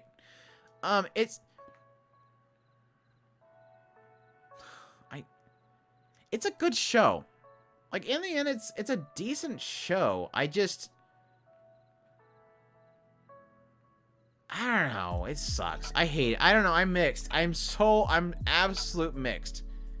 The whole thing with them setting up the relationship with his new friend, the Bookworm, super cute. And it kind of ends in a really kind of nasty way. And then it turns into basically, oh, here's the reason why they are the way they are.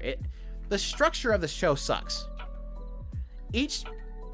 Besides like the beginning part where it's about this girl trying to get with him in order to be with a sister, which I think is stupid. If you like somebody, you don't marry their siblings so that you can always be with them. That's not how that works. There's good parts in the story, but I don't think the show itself is structured well. I don't know. I don't know. Whatever. I might move it out of the trash. It's like, yeah, it's got its foot in the trash. I don't know. Like, it's white trash. That show with them doing the main couple, I think, would be good. Romance. With the Bookworm or him and the sister? Yeah, like, I can't say that the later...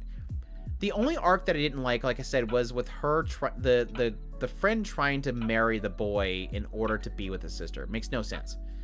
The Bookworm girl, that's his friend, that was super cute. Like, holy crap. I was shipped that day and night. I knew it wasn't going to happen. The whole backstory between the two of them was stupid. Like, these are young, dumb kids just discovering love, and they act like this is their life. That's where it breaks. The childhood romance thing is the part that breaks it the most. And it was so boring. Anyways, I'm digging too much. God, what the hell is even this called? I forget the name of the show. It had a cool concept, this show. I dropped it because the animation was just garbage. So maybe I'll put it in the trash. Yeah, the main guy in the Bookworm as a spinoff would be great. Because she's super awkward, so there'll be a lot of funny stories to tell with just him romancing with somebody who's kind of... She's a dork. Like, she's super dork, and I think that'd be super fun. Ahead-san. I really liked Ahead-san. There was a couple jokes in there that got old. But I really liked Ahead-san. Is it A or B, though? Aaron says A. Does anybody disagree? Does anybody say B? I think A. Like, they're super cute. They're super cute together. Like I said, the teacher was kind of a tired joke. Like, I really hated the joke with it's the teacher. But everything else was really cute. I love the siblings. Unlike Uzaki-chan, I really like the siblings.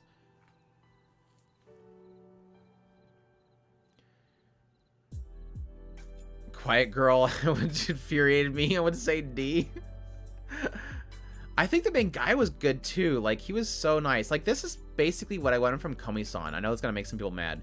This is basically what I wanted from Komi-san. Like, this dude was just very good about taking care of her and helping her with her issue.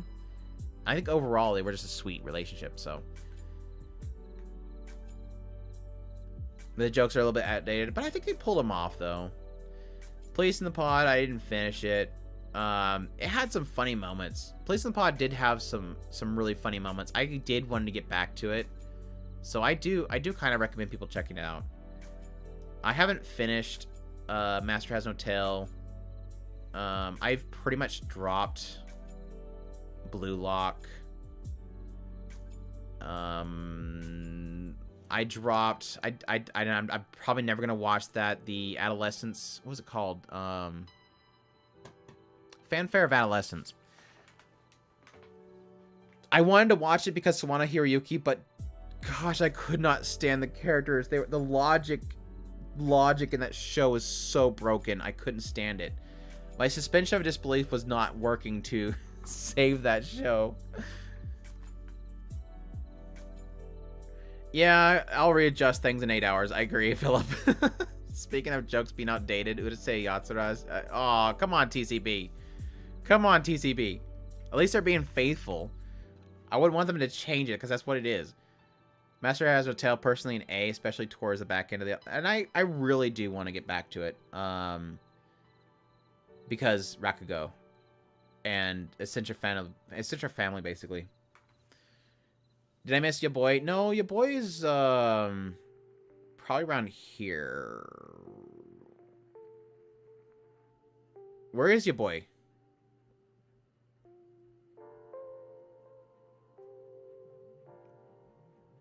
Oh, there it is. Okay, I was about to say, where the hell is your boy in here?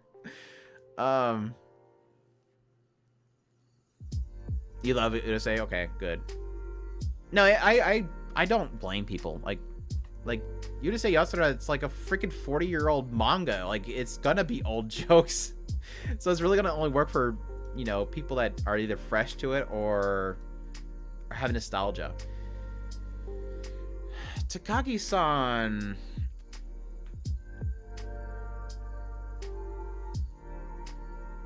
I don't remember. I don't remember.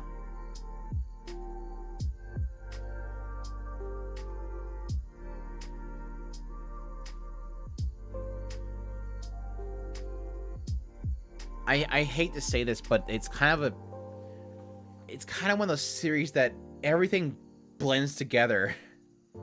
I want to say A because it had a payoff. Like, we finally got some payoff for the series. But I will admit that I think in the earlier segments of it, I was getting fatigued. It's definitely a series I would never suggest binging unless it just works for you and it just clicks and you just can't get enough of it.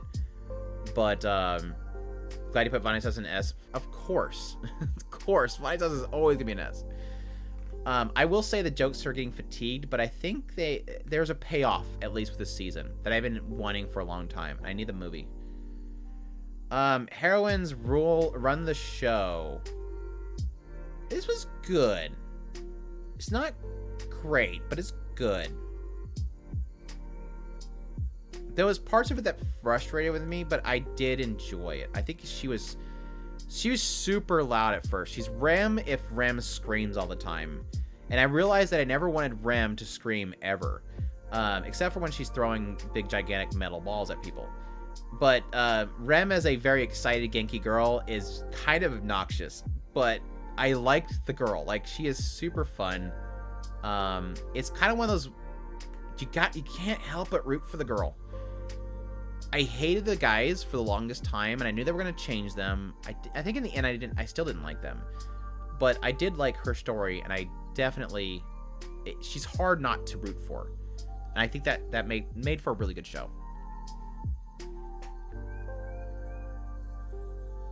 Do you like Takagi? Nice. Takagi's great. Ryu Takahashi is hard not to like. It's definitely heading towards that. I think Master Has No Tail doesn't have a lot of chapters either. And they were able to do 12 episodes season just fine. Heckin' cute and such a determinator. Is that a word? Determinator? So this one's still going on. To Your Eternity second season. I didn't like the show for the first few episodes. And then Tasty Peach showed up. And I suddenly really liked the show. I haven't watched past pretty much what it seemed like the end of that arc. So I don't know if it's going to go in a good direction beyond this. I'm going to put it in the B area. Because I don't know if I'm going to like where it's going. But I liked Tasty Peach. Tasty Peach saved the show. And I will always love Tasty Peach. Me and Duhalt were just talking about how we're hoping an Akane Banashi anime down the line. Oh. Sorry. I'm sorry I butt in on your conversation. Yakuza's Guide to Babysitting. It was alright. Yaika's super freaking cute. I think C's good. Maybe low B if I get too many C's. Yaika's super sweet. I don't know, but I'm on B. I'm on B. My problem with this series really centers around what is his name? I won't say Nishikata, but that's Takagi-san. The guy is kind of annoying in the idea that he's a light switch. Like, it keeps like, he's super violent. Yaika gets put in front of him, suddenly he's good. And then, like, later on, they keep pushing him. Yeah, Kirishima. They keep pushing him, and suddenly he goes dark. Like, bam, light switch hit again. Suddenly, dark, violent, going after everybody. And then, like, Blondie guy shows up and said, dude, chill. And he's like, alright. And then he's fine again. It's like Kirishima just goes, okay. Alright. If you say so. Let's go back home, Yaika. I don't know. I felt like all the stuff around him and his dark past was, like, super played up. And the guy that likes to smell things, I don't know. Yaika was cute, though. And all the story around Yaika, her mother, her relationship with her father, all that stuff was super good. Everything around Yaika was... Yaika was good. But he had a good reason at the end. Well, yeah, what they did to her was terrible, but still, the light switch to make him go back to normal was annoying. The thing is that I know you guys enjoyed Rakugo Shinjo anime, so Akane Banashi has to happen. We are hoping. Yeah, I'll take anything Rakugo if it's Rakugo. That's why I want to keep watching My Master Has No Tail, because... what was it? This guy back here, I think, in the picture, is voiced by Kiku from Rakugo Shinju. I like Kishima's character arc. Yaika and him formed one of the sweetest pairings of all year. Yeah. Kunichi Sabaki. We're not Kunichi Sabaki yet. Season 2 of Shadow House. S. Easy. I love it. Still love it. Will always love it. I think everything around the Shadow House is super fascinating. And every season, I think they're going to run out of content. They keep revealing stuff. The backstory of Rikijima, basically. What was her name? Barbie. Barbie and... I'm blanking. Barbie and... freaking names. Anyways. The backstory for Rika Kojima was fantastic. Yeah, it's one of those shows that every time I think they revealed everything. No, not Kin. Barbara, yes, thank you, Carbon. Barbara and Barbie's story was just super heartbreaking. Like, holy crap! Like the entire season, I felt so bad for them because they're just completely out of the mix. Getting to all the history about like the past star bearers and all that kind of stuff was super tragic. Every time I think they reveal everything about that house, they reveal more, and I just can't freaking get enough of that entire story. I want it. I want more. So yeah, super good.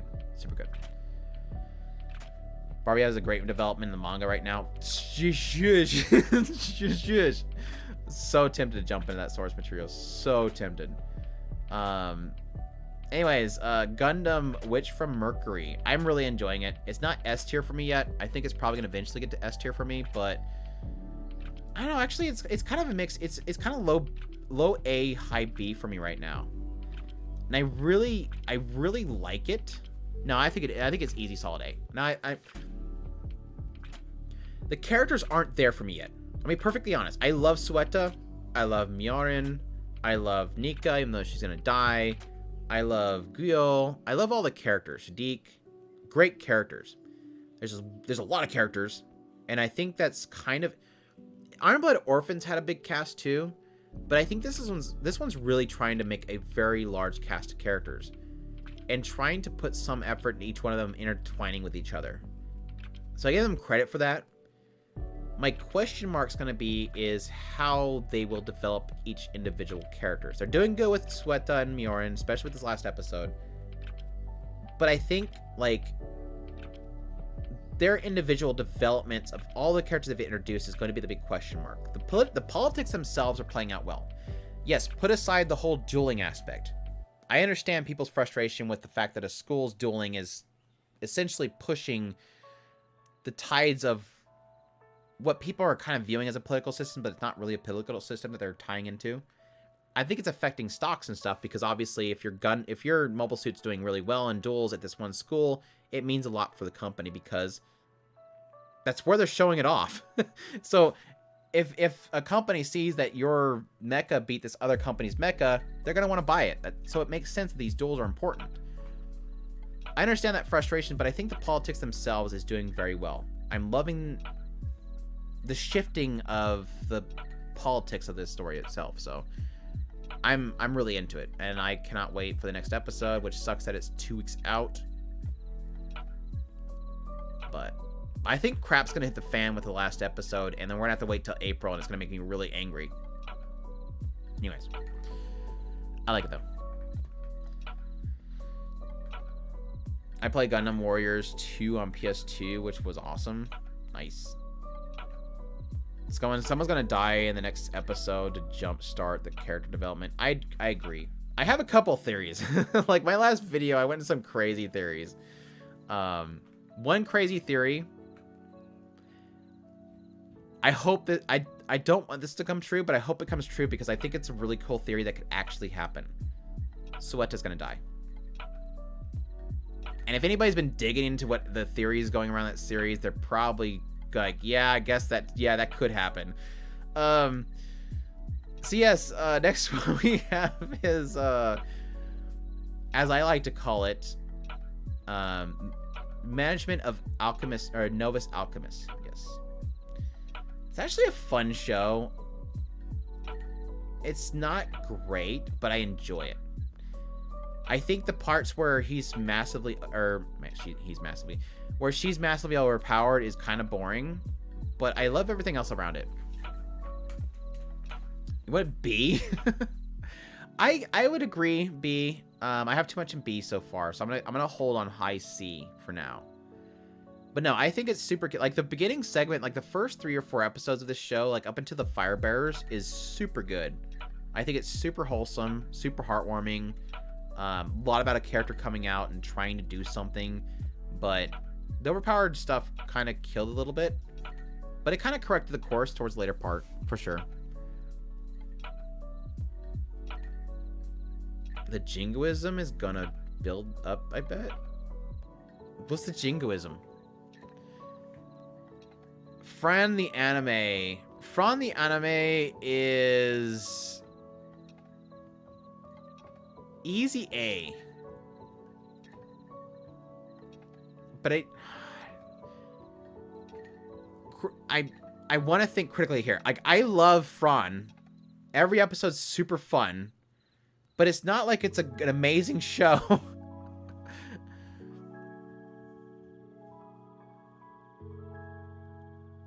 No, Fran's not waifu, she's Dadaru. Fran must be protected from everybody. Nobody's allowed to touch Fran. Not even yourself is allowed to touch Fran. Nobody touches Fran. She must be protected. You're about to start. I suggest it. Like, I hated the first half of the first episode. Sucks. Super boring. Second half is amazing. And then, like, every episode after that is just super fun because the chemistry between the two characters works. Like, it's about the sword guy overpowering the cute girl. He's protecting her, giving her strength. And every now and then, whenever they get so stupid and wordy about skills and stuff like that, Fran gets bored and says, I just want to blow things up. And that's why it's so great, because it manages to balance the skilled blabbing and stat blabbing with Fran saying, I don't care, I want to blow it up. It's great. She balances it. Yeah, I don't think I would rewatch it. Maybe when the next season comes out, I might, depending on how far out it is. But it's super fun. I really enjoy it. Fran's super cute. So, but it's not amazing. Like, I won't claim that it's doing any great storytelling that's super deep. Like, it gets into a little bit about, like, you know, how all the other beast people treat the black cats terribly. But it's not doing anything crazy. It's just cute. And the action scenes are great. Like, the animation's actually really surprising, and the music with it, like, vocals, like, it's got like chorus going off with like heavy guitar riffs going off. It's like, it's super good music. So, though it uses it every time, it's still good music. So, the elf mommy stuff was kind of interesting. I kind of expected it, but not at the same time.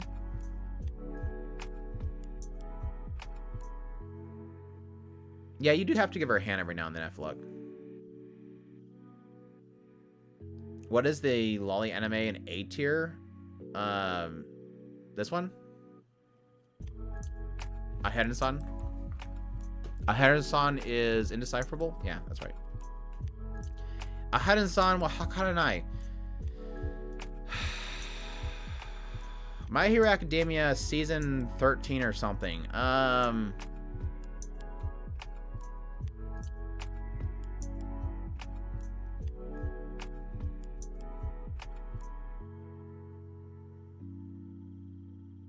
I think C's fine.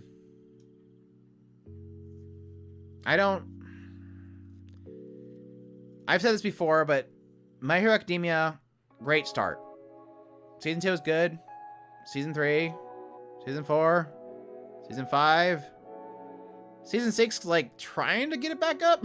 Like, see, here's Season 6 going, let's bring it back up.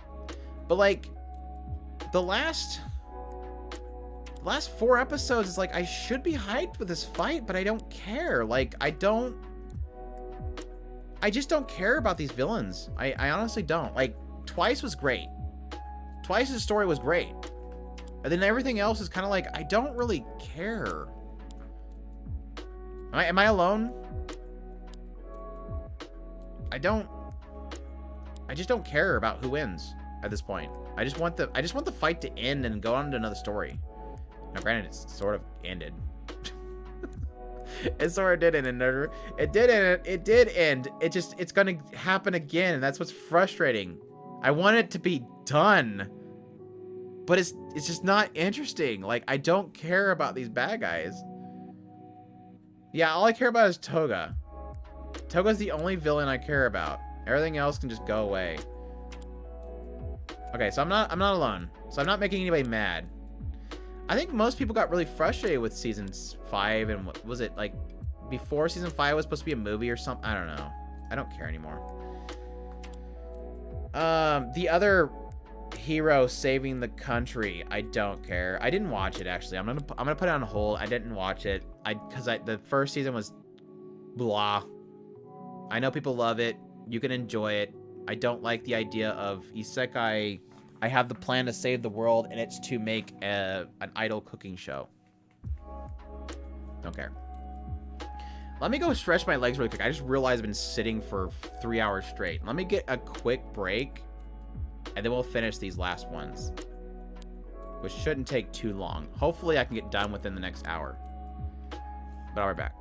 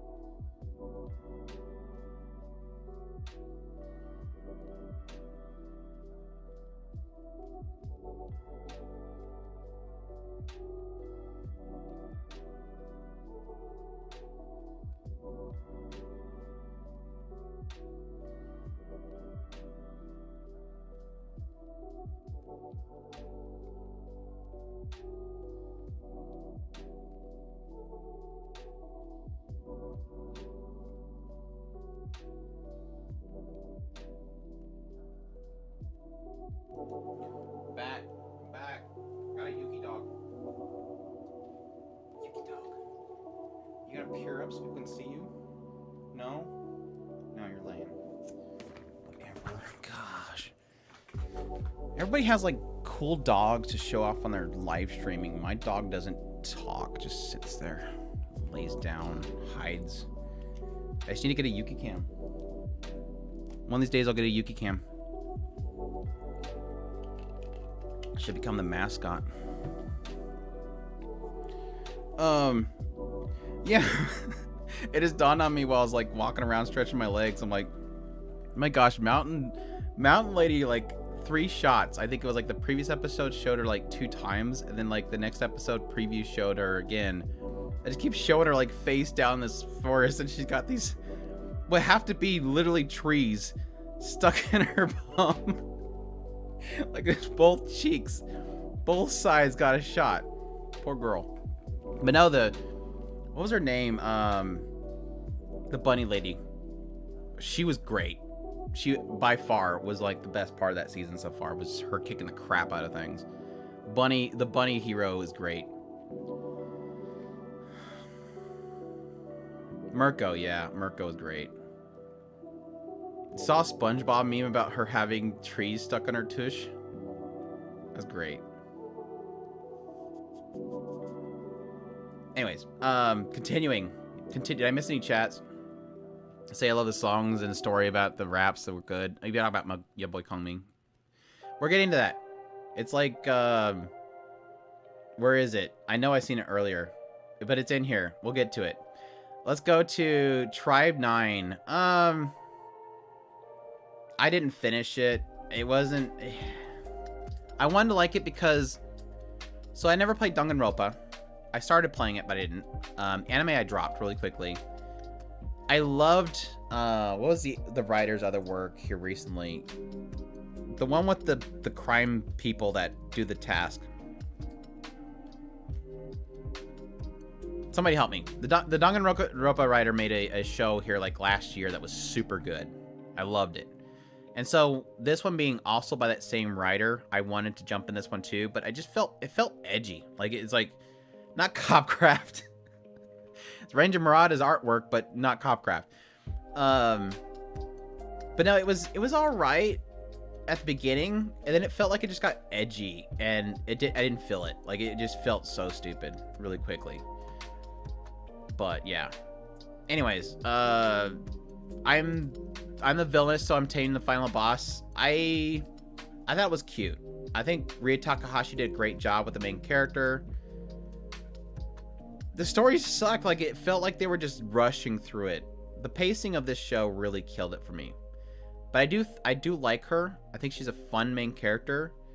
The first arc was fantastic. The second arc sucked. The last arc sucked. And yes, Almond is fantastic. Tungsten, yes, Almond is fantastic. The source material has got to be way better, because again, I don't feel like they would probably rush those arcs that fast like they did. It felt like they wanted to get to that ending so bad they just broke everything. Kingdom, I haven't watched it. I really want to watch it. It's definitely on my watch list.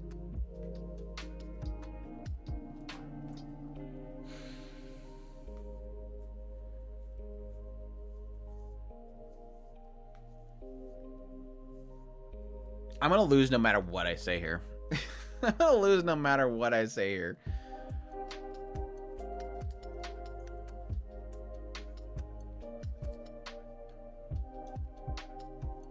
High B, low A. Mob Psycho is a series that... It's Mob Psycho Season 3. Mob Psycho is a series that I... First season I hated. Second season I loved. Third season... The broccoli story, the whole broccoli cult thing, I felt like was going to do something cool, but it kind of ended with something that I felt like should have been emotional, but it wasn't for me. And it sucks. Mob Psycho is a clear-cut case of one of those shows where I want to understand the fandom. I'm not saying this out of being disrespectful to the fandom. I want to understand why people love it, because I want to get what people are getting out of it. And I can never seem to find it. Mob Psycho is easily one of the most frustrating shows for me to watch because I don't get it. I don't get what other people feel, and I want to. So it's like, truly, like, I'm being 100% honest here, is that I want to understand why people love it. The dimple thing,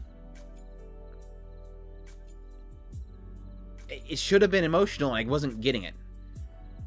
And even the later part, the last arc was like, I kind of understood what they were doing, and it had a great end to it, but it didn't hit me. Like, I understood it, but it didn't hit me. So, animation's really cool. Like, they do some really cool stuff. I still think Reagan is, like, super good character. Like, I love Reagan. Reagan and Mob has always been a thing that I loved about the series. Everything else, I just don't really care. Cool action scenes, but the later action scene, one of the fight scenes in season 2 was super good. Like, oh my gosh, the choreography and everything was so good. Anyways, that's my Mob talk.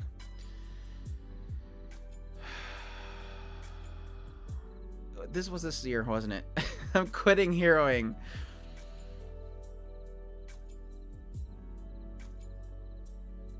I'm getting into the hard stuff right now. I'm quitting heroing. 95% of it's super good. For those who don't know, I'm quitting heroing opens up with essentially this idea of the guy that gets kicked out of the human side of things decides to join the demon army that he just destroyed because he got kicked out of the humans. He joins the heroes group in order to help them rebuild because he has nowhere else to go. And it feels really simple. It's like, okay, meet all the generals, and then at some point he talks to one of the generals and honestly tells him everything that he's been going through. It's the dejected human, or dejected hero syndrome. And it was super good. Like, I love what they did with that. Like, it was so creative, and it was really thoughtful. Really blew my mind. I loved it. And then it builds up in this big, massive climax with this story beat that, honestly, I thought was a really interesting direction to take it. And then it flubs it. Like, it failed the ending so bad. So it's like, I love so much about it, but it just, the ending sucked because it didn't play off of everything it was building up to that point. So it's kind of like, where do you rate it when literally almost half of the show is the build up to something they don't deliver on? How do you rate that? It's so difficult. It is so difficult. I hate it. I'm gonna stick in the B for now. I might go back. it wasn't necessarily a bait and switch. It was just that, because I don't care. It didn't bother me what they played into, is the fact that they presented something that had no out. I guess the best way to put it was that it's kind of like the whole thing with Yakuza's Guide to Babysitting. It was a situation where it was like, then don't, bro. And then like it's a shrug. All right. Like, it doesn't, you can't do that. You just played up a whole bunch of indefinites, and then you say, just shrug, no, just don't do it, bro. Anyways, I don't want to spoil things. Rayman's Club, I think, or Salaryman, I didn't watch it. I watched like the first episode, and it was stupid. It just didn't feel like a interesting idea. 24th Ward, I dropped it. It wasn't bad what I watched. I don't know. Arknights. Where's Ilno? Arknight, wasn't Ilno looking for Arknights? Are you still here, Ilno? Was Ilno looking for Arknights? Should I put this later? I'll put it at the end so that Ilno can show up. Shine Post, I still want to get back to. I unfortunately dropped the ball on this one because they delayed it like massively, and by the time it came back, I was busy. So it looked like it had a cool concept.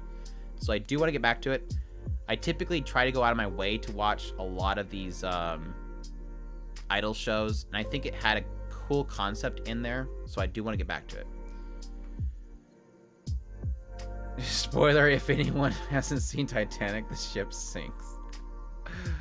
Oh, you're funny. Crazy underground betting wars with golf. I couldn't finish it. It was okay what I watched, but I don't know that I'll get back to it. Shine Post was another good idol show worth going back for. Yeah. There was a lot of people that were kind of pushing me to get back to it, and I do need to get back to it, so. Spy X Family, this is the first part, right? What do I have? I should have 2 Spy X Families in here. I forget what the key art was for the first. No, because this is the first one, this is the second one. So first part for Spy X Family is Easy A. I really enjoyed it. Super cute, great introductions, super fun. Anya's great, Yor's great, even Lloyd's great. 2...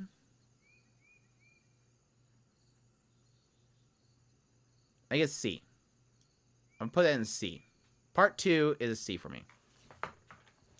Besides, like, the last episode, Becky's episode, the whole dog thing, the introduction of Bond was great. I think the initial introduction of Fiona was great. But everything else is kind of like, fine. Like, it's not doing anything. It wasn't really doing anything that was great. So, I don't know. Yorb having less screen time and being more irrelevant was sucky too, because Yor's a lot of fun in the story. You hate if you put Spy X Family too lower, but I mean the Bond stuff was great. I love Bond. He's a great addition to Anya. They just haven't really played with it much. I want to disagree, but so many non-good episodes, and that's really what stands out to me, Aaron, is like at some point I realized I don't really have too much to talk about. It just doesn't really feel like it's doing much. I knew it. Cry Fanboys Cry. Bond arc was the best arc of the whole first season. Well, Bond's arc's in the second season, though. Like the dog Bond, or the whole thing with the castle, with the Bond story, or the Bond setup, whatever. Spy X Family's S tier in the running for great of all time, top 5 all time, and I agree. I think it's really good. It's just the part 2 didn't work for me, in a lot of episodes, anyways. I'm glad they announced the movie. It was going to be anime original. I'm happy that they announced the 3 season as quickly as it did, because I felt like the last episode was like, okay, like we're finally doing this and we're stopping. You slightly prefer part 2 of season 1? Interesting. Don't put on the same levels as My Hero Academia. Here, we'll do this. There, is that better? Is that better if I put it down there? I mean, it's not that bad. I guess B's more fair. I'm sorry. B's fine for it. I still watch every episode and enjoy it.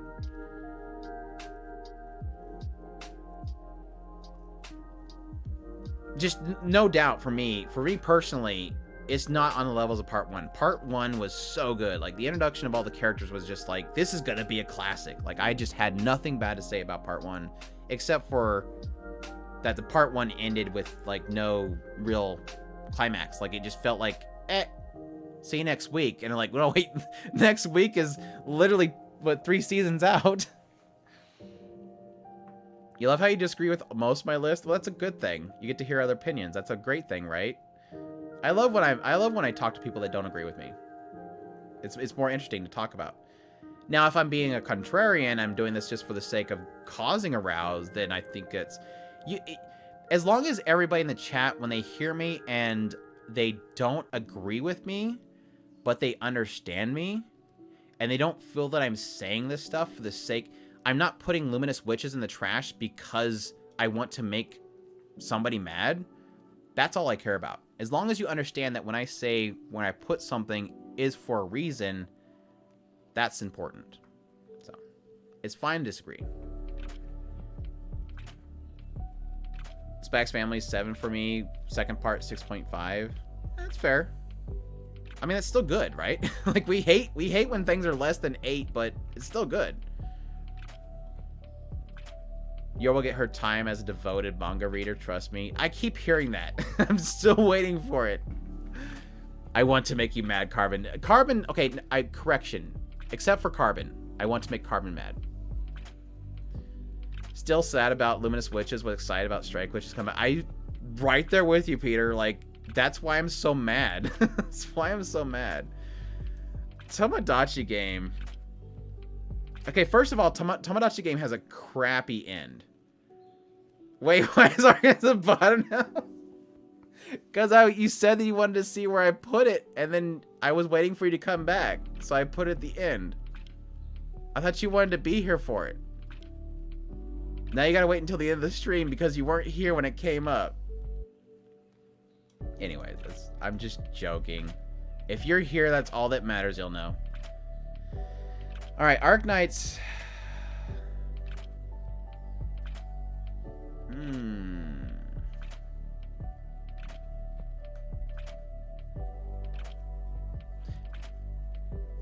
Let me check something. I'm gonna put it right the S for now. Give me a second though. I want to check something.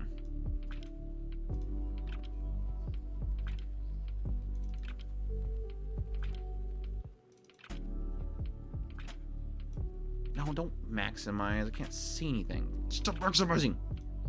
Stop maximizing the window.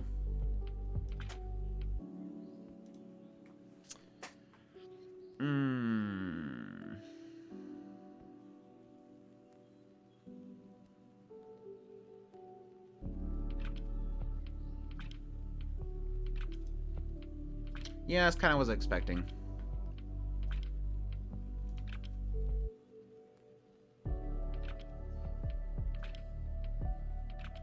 I'm gonna keep it in S for right now. I might drop it to A. The reason why it's in S and maybe possibly just high A is because Arknights is one of those shows I didn't expect that I would like. And it turned into one of those shows that every single week I was waiting for it. Like, when I have a show where literally every week I'm waiting for the clock to tick and then I watch it, and I just can't wait for more episodes, that's proof right there that there's something special about the show that I cannot get enough of. The world building was fantastic. The art design's great. I love poofy jacket animal girls, especially cat girls. The world building, the design of the Orgnium and the Anarpathy, the different cities and how they treat the infected, the reunion, how they're not necessarily bad guys, but they are basically outed by society. All that stuff intrigued me, and it had me every single week. And in the end, with episode 8, they nailed the ending. The ending legit hit me good. So, yeah.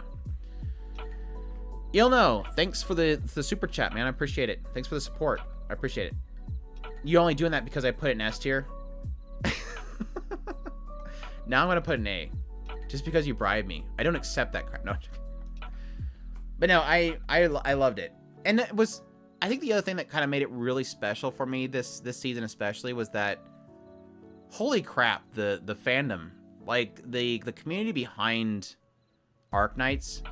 Yes, at first when I made that first video, it was like everybody was mad because I joked about the fact that the doctor is the main character and signs into the smartphone to do the gacha. Aside from that initial kind of correction as flood that was happening, the fandom was really good. Like I loved talking to a lot of people in the Arknights community when I was doing it. A lot of people appreciated somebody actually covering it and doing a good job of it, and it was really cool just kind of bouncing back and forth information on it. And kind of like Mushoku Tensei, they were really good about not spoiling things, which is great too. So, and the amount of hype that they're building up to the coming seasons that's technically already been adapted or being announced, I'm super pumped for it. So, I want more Amiya. I want more Medic. Cat Girl Medic. No, there wasn't enough Cat Girl Medic. It's going to A. Sorry, blame the writers. Tomodachi Game. I'm not gonna sugarcoat it. I didn't like it. Like, I did not like that show. Yeah, second season gonna be insane. I'm just joking. No, Tomodachi Game, for one, the ending sucked. The ending was like not even an ending. Like it felt like such a source material bait. It didn't have an ending to it. The characters were just I don't want to talk about it. Just it's going in the trash. I don't care. Yeah, it's kind of like one of those ones that's like it's trying to be like edgy creep face thing to the point where I can't keep up with it. In the Heart of Koenichi Tsubaki, the third show of this year that was by the same creator. This dude got 3 adaptations. Right? Yeah. We had Senpai, we had Takagi-san 3, and then this one. Yeah.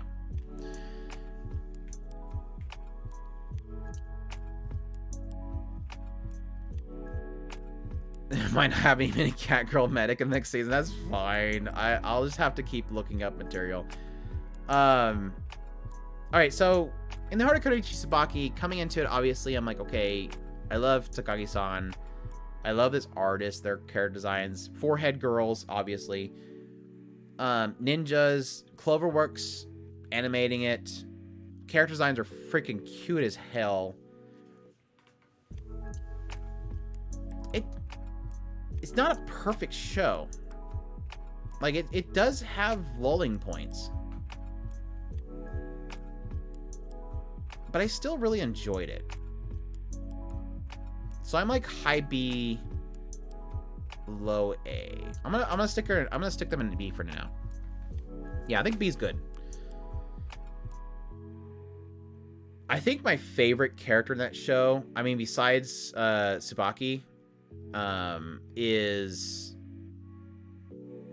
what's her name? Benny? Fudge. Starts with a B. The one that always tries really hard but doesn't want to show it. I forget what her name is. I loved everything. Yeah, Benimaru. Everything around her was super good. Like, I loved her character. And the freaking girl that cries whenever somebody's cuter than her. There was a lot of stuff that I loved about the show. It was good. It was good. Anyways, Kakegurui Twins. The spin-off, the anime that was based off the spin-off manga that basically is a prequel story, but it's not a prequel story because the characters don't line up whatsoever. I thought it was good. I enjoyed it. B's getting a little too filled, so I'm gonna put it high C for now. It was good. It was a lot more enjoyable. I wasn't a huge fan of the original Kakaguri series, but I did like this character. So like I said, when I seen that she had her own series, I was like, I'm on it. So there was like one segment, which was the dating game one, which I thought was stupid. But I do like the overall story, which is the idea that they want to get rid of the whole puppy system, whatever you want to call it. Anyways, Call of the Night. S. Easy. Love it to death. Will always love it. Nazuna's great. I love all the characters in the show. Super good. The themes, the visuals, the coloring, the mood, the music, the characters. Everything's so good. Like, I could not be more happy. Like, it's kind of like MDUD. Like, where, like, you come into it thinking, okay, hot Nazuna girl, hot vampires, it's gonna be great. And then, like, it just hit me. Like, every character story was fantastic. I put it in a way that, like, every character story was almost like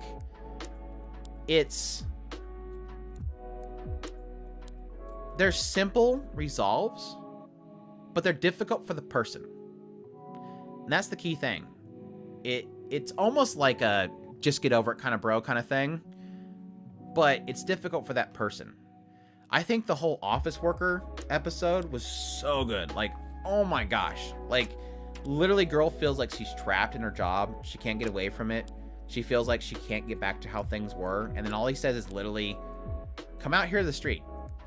Again, it was a simple resolve, but spoke volumes to her. I loved how they nailed that stuff. Like, and then adding that, again, music, everything. OP and ED, I listen to every freaking time.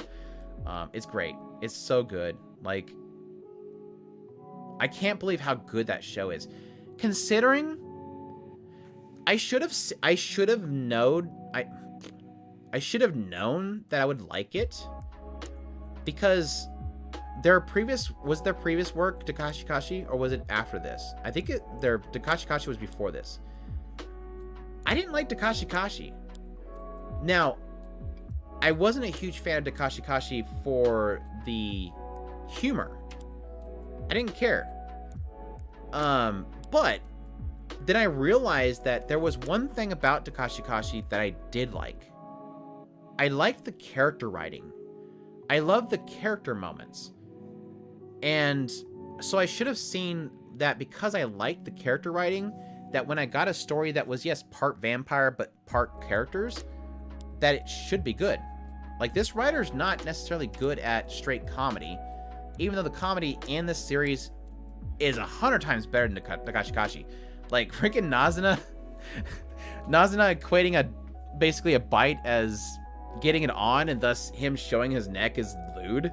That stuff was stupid dorky, but I loved it. So, but it was the writing, like, the character writing was so good. So yeah, the art, the backdrops, the visuals, it's good. It is so good. It's not an S because I want more. Plot just started to pick up where I left off. Yeah, and I briefly looked inside the manga, and I just wanted an answer, but I didn't read on. I do want to, though. Peter Grill, this season sucks. D. Like, I like the stuff with the goblins and the new childhood friend showing up, but the sister kind of killed it. The sister really killed this season. Like, she basically came in and just wrecked the whole show. Going to elf stuff was kind of funny, but it's still good raunchy humor. Edis the Goblin Slayer. If you asked me where I want to put this before I read the light novel, I'd say S tier. After reading the light novel, I almost want to put it A now. Like, I am that guy. I've turned into that guy. Actually, the light novel was so much better. She never took off her helmet, and Rijerd was not there. Why was Rijerd with Edis? actually, Rejord went to go meet his friend that he saved who was attacked on the Demon Continent. Actually. Sub because he's become the actually guy. No, it's so great though. Like, freaking Edis going nuts on those guys. Like that was, despite the fact that they like changed a couple things that fight scene, like the whole aspect that technically Edis almost died, and it was only because Therese came in there that off-put, you know, saved her from a poison-tipped dagger. It was still a cool action scene. It was still cool. So, seeing Edis just slash two people was great. So, anyways, your boy Kongming.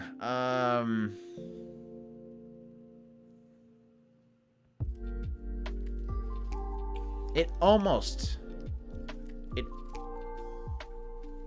breaks into A. Your boy Kongming is a just amazing adaptation. I loved it. I loved Kongming. I thought he was gonna be a dork that I wasn't gonna like, and I actually really did like his character. I love the ending. Super impactful ending. I think my only issue with Yoboi Kongming was there's like a period of time where they have this moment where she's gotta find her voice. And that stuff was really boring. Like the whole finding voice part was so boring. But like I said, it technically came to a really, really good ending. Like the ending was so good. Like my jaw dropped. Like I knew it was coming too, because the way they were building up the one before the last episode, I was like, holy crap, this I want to know, are they gonna nail this? Like I think I even made a YouTube video where I'm like, I hope they nail this. Like I hope they do. And then sure enough, the last episode comes and they nailed it. So, but yeah, the finding voice part was just blah. The rap battle between him and the boy was great. It was super good. I actually really liked the rapper. Like I thought I was gonna hate him too, but he turned out to be great. More Than Married Couple, didn't finish it. I got sick of it. Gosh, Tommy's tougher mobs this year. Holy crap.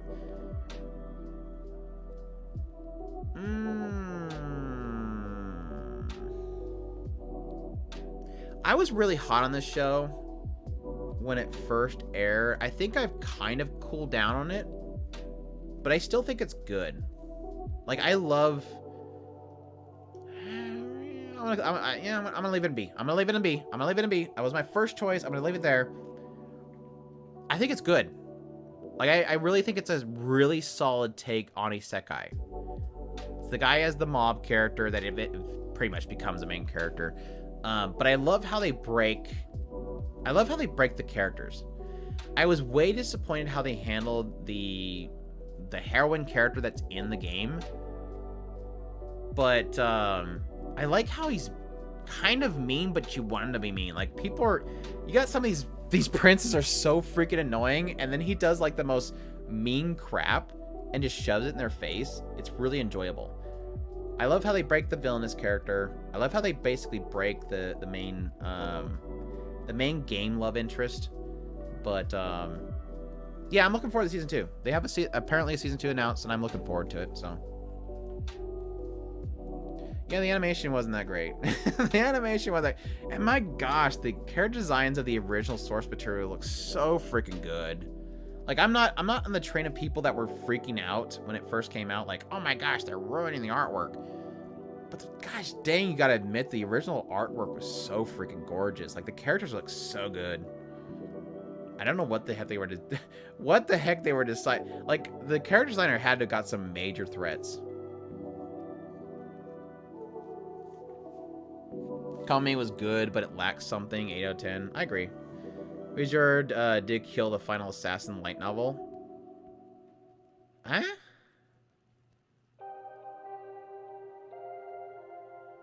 I must have missed something. Was it in that chapter? In the, like, the Edis the Goblin Slayer chapter? Surprisingly getting a second season. Yeah. Just remember the fights between the boys and all C. Oh, with it in the sea, okay. Yeah, the fights weren't that great. Like, that tournament arc was like, please just end this already. I don't care that he's OP. Yeah, it was a good take on Otome. You've had better animation. I guess it would improve it. The something idol, I forget. The Naotoyama, I'm a dead ghost idol, and the most annoying main character. I couldn't finish it. As much as I loved Naotoyama, I wanted to push through it because of Naotoyama. I couldn't do it. Alright.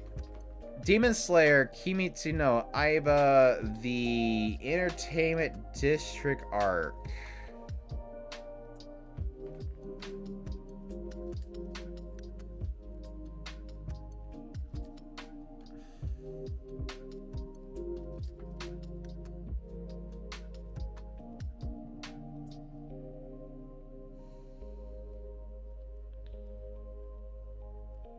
I'm like low B, high C.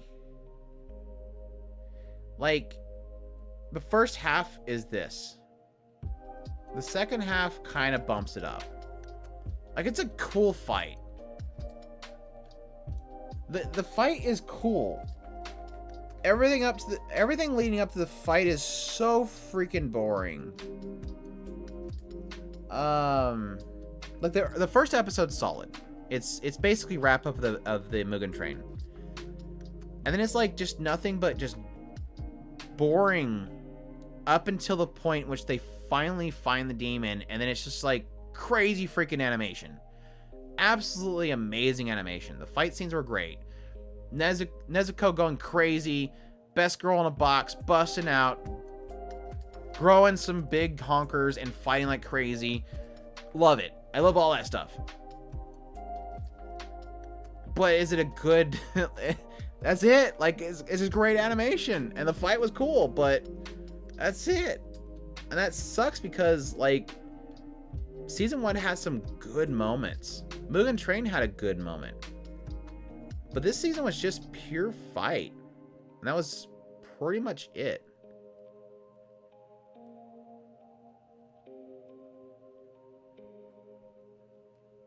I do love Season 2, specifically only Season 2. The rest is B tier. Like Season 1 and Mugen Train was not as good as Season 2 for you? That's interesting.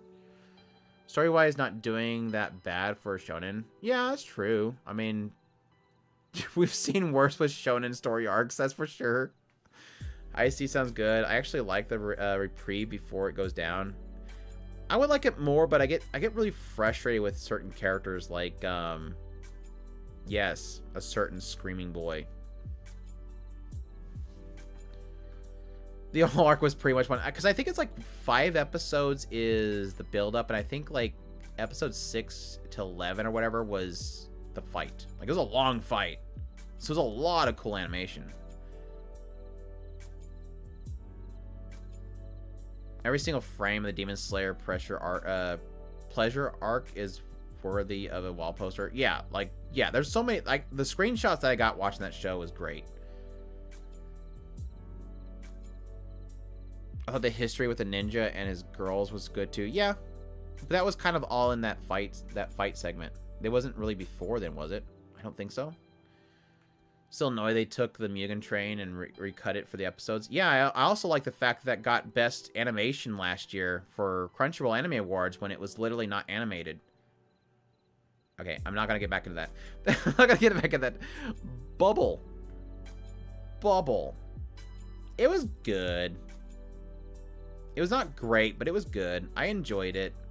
It's probably high C for me. I think I got a little more out of the later parts of it than most people did. Good animation too, really cool. It's basically Attack on Bubbles. It was good. I enjoyed it. That's all I'll say. Raven in the Inner Palace.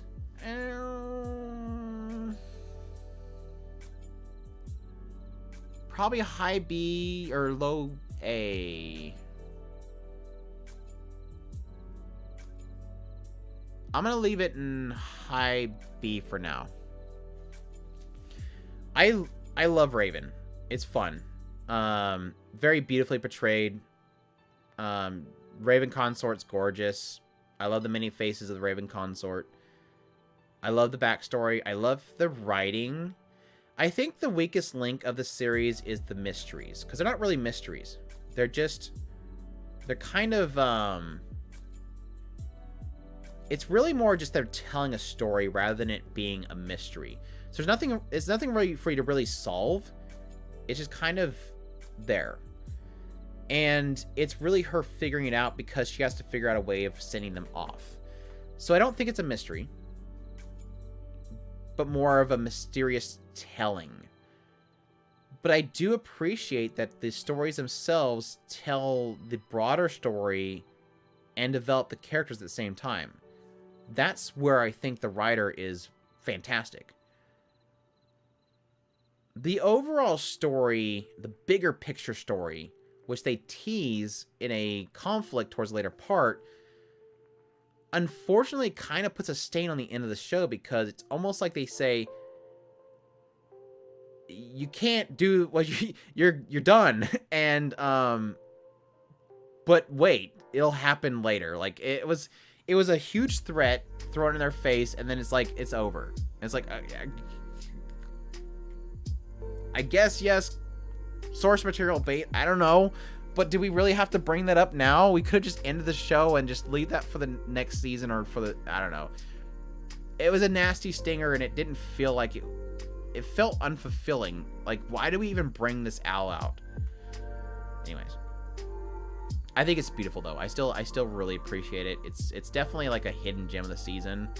I have a nice joke opening for my review video that I'm gonna post eventually, hopefully this week. So people look for that.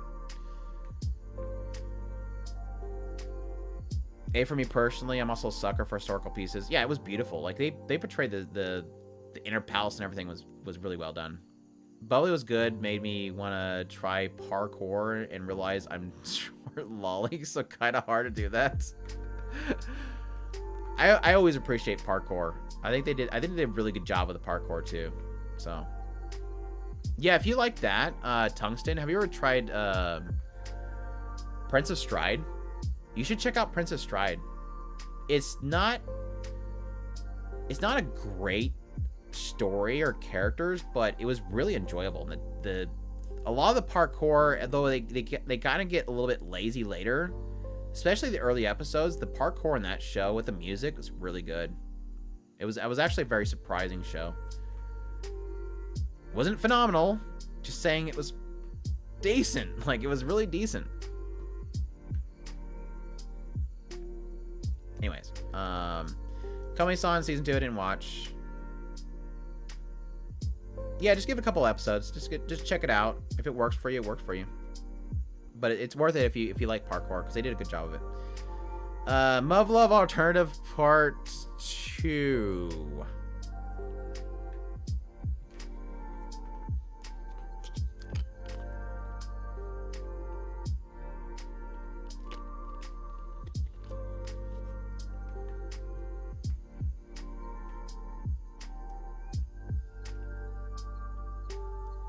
Just because of episode 2, trash. Because of episode 2, trash.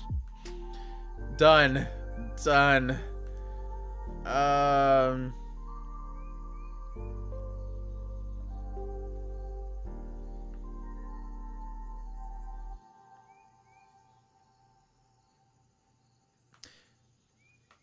There's a couple things that are holding this show down. One, they obviously slacked off at some point because it felt like they wanted to go crazy with the later part. The animation went to crap for like 3 episodes. It's unfinished, and I don't know if they'll ever finish it with that, that's like a hanging dread there that I don't think this is ever gonna finish. Sumika's story was great. I hate what they did to one character. The battle was amazing. Like, some of the animations during the fight against the Hive was super good. There was a lulling point before that battle. So it's got like 4 stinks in it that really kind of hurt it for me. But I still really, really like it. And it sucks that I have so many lingering theories that I want answers to that I don't think I'm going to get unless I someday gain unlimited time and is able to get into the freaking source material. I'm going to put it high B. We'll leave it in high B for right now. I already got I had like a 50-minute spiel on it testing, so you're gonna have to go back and watch my segment on that. In a nutshell, I want to understand why people love it so much. Like, legitimately, I want to understand why people love it so much. It's never hit me as much as it has other people, and I hate it. I hate that I get frustrated with it. Odd Taxi in the Woods, trash, burn it, throw it away. It never should have existed. Why they even touch this again? They should have left it the original series, made an OVA to wrap things up, and package it up and send it out. But no, they wanted to rekindle whatever hype they had for that by repackaging the whole series into a movie, and they ruined the story. Like, they legit ruined the story. I watched the movie and I was confused, even though I watched the series and completely understood it, because they had to present the story from interviews with characters telling stories about what happened with characters they weren't present for, just in order to tell the whole story. And then that's all to lead up to the one thing that everybody was waiting for. Oh, by the way, we have this one cliffhanger with the series. The answer's in the movie, and then you go watch the movie, and then all the way at the end of the movie, you don't get your answer. Oh, wait, you do. The cast scrolls, and you get a still shot while the cast scrolling that tells you the freaking answer that you're waiting for. The cliffhanger is answered by a single frame during the cast scrolls. The thing I hate the most about Odd Taxi in the Woods is that some people will not watch the TV series. Instead, they'll watch the movie because it's all packaged into a movie and it's a little bit shorter. And they're probably going to hate the story because the movie tells it so stupidly and confusingly that it ruins it. It ruins what made the original series so great, which is a slow burn of interweaving stories that are all told through the interweaving through the taxi driver. This TV series is a 10 out of 10. It's a classic. Please go watch it. Never touch the movie. If you want to, scroll to the cast scroll after you watch the TV series, get that answer, move on. They had the opportunity to do something really good with this, because the original TV series, the flaw they had was a cliffhanger and the story about the pin. And they could have interwove that all together perfectly, but instead they broke it. Anyways, sorry. Oh yeah, it was, I think that was my anime of the year last year. I forget. It sucks because I was looking forward to that movie. It would probably, you know what? This came out in Japan on what day? April 1st. It's like a big ass troll from them. Freaking hate the company that made it. Just watched the last 5 minutes and called it. Yeah, I basically made that my video. Like, hey, everybody that has not watched the original TV, I think I even broke down my video to, if you've never watched the series, only watch this part of my video, and I tell if you should watch this or not. Then I had like a segment for those that have watched the original TV series and need to know if they want to watch the movie without spoiling it. And then I had the section where I just ranted. So it's absolute garbage. Anyways, sorry. Grabs popcorn, sees the popcorn and shares. Didn't watch it. I suggest it. I think it's great. The original TV series, anyways, not the movie. It was the best show of last year, yeah. Have you done Harem in the Labyrinth Another World yet? I don't think so. Is it not in my list? Oh no, it's not in my list. I have a show that's not in my list. I don't know. Harem in Labyrinth in Another World would probably be a low C. I kind of enjoyed a certain aspect of it, but it wasn't that great. But I should talk about it. The biggest problem with Harem in Labyrinth in Another World was that it was too slow getting the harem part. And I think they spent way too much time on the one girl. Dying to redo it. Yeah, that sucks because I can't just add it. They need to have a way of, like, you just add something. Oh, Chris is going to put an S tier every day because he's read the source material, so he's got a little bit of bias there. Kaganado, right?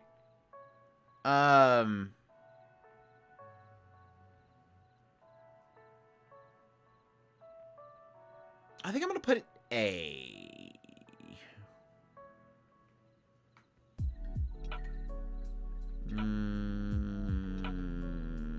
Yeah, I'm gonna A. Kaganado is... If you watch a lot of key shows, watch it.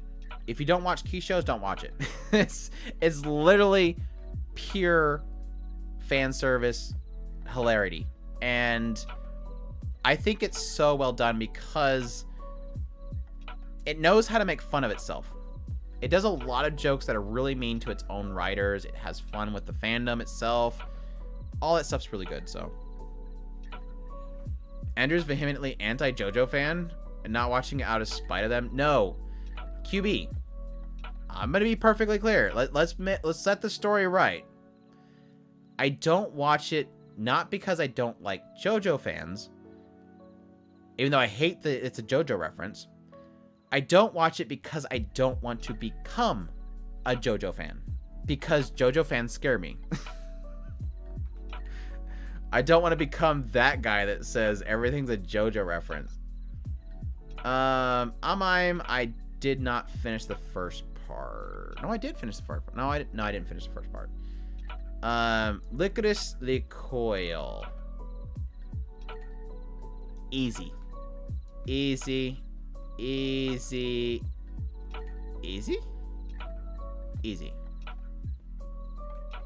I think if anybody knows me, it's not a shock. I'm not even gonna bother trying to make some joke about it being trash. If you know me, you know I was stupidly I didn't want to say the other fanboying out about this series when it was out. I could not get enough of it. Straight amazing characters, amazing character writing. A lot of the earlier action scenes. I think the action scenes later on got a little bit less cool, but especially early on, a lot of the it's on a fan thing. A lot of the fight scenes are really creative. It's totally fanboy. Fan uncle? No. I'm a fan of Uncle in Another World, yes. Nothing had a stronger first 4 episodes in Licorice Recoil. Oh, for sure. Like, the fountain scene was just... Gosh, it's so good. I think I made, like, multiple videos talking about that stupid fountain scene. And music's great, too. Anyways. Urusei Yatsura, this is just basically a nostalgia trip. I think she is nailing that voice so well. Mom was best to go. I will admit that the humor is dated. The humor is dated, and I'm not laughing at the show. I'm just enjoying it with a smile. And so I don't think it's great. It's just pure nostalgia and David Productions nailing the animation and the style. I'm going to leave it at B. I think B is good. I think B is not too much of my nostalgia glasses bumping it up. But it's critical enough that the humor's not amazing. Yeah, Tungsten, that's a massive point there, because a lot of the original humor was in it messing with characters in that way. The ecchi was technically part of a lot of the humor, and that's kind of been removed from it, which is unfortunate.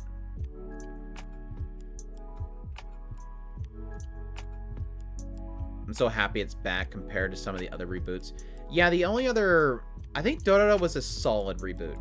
Ushio and Tora was easily the best reboot I've seen so far.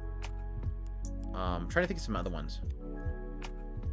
Tokyo Mew Mew, I think they're rebooting it for kids, and so they made it really toned down, which sucks. What else? I'm missing something else here recently. The Anime David Productions has put more effort into it as far as concerned for 2022.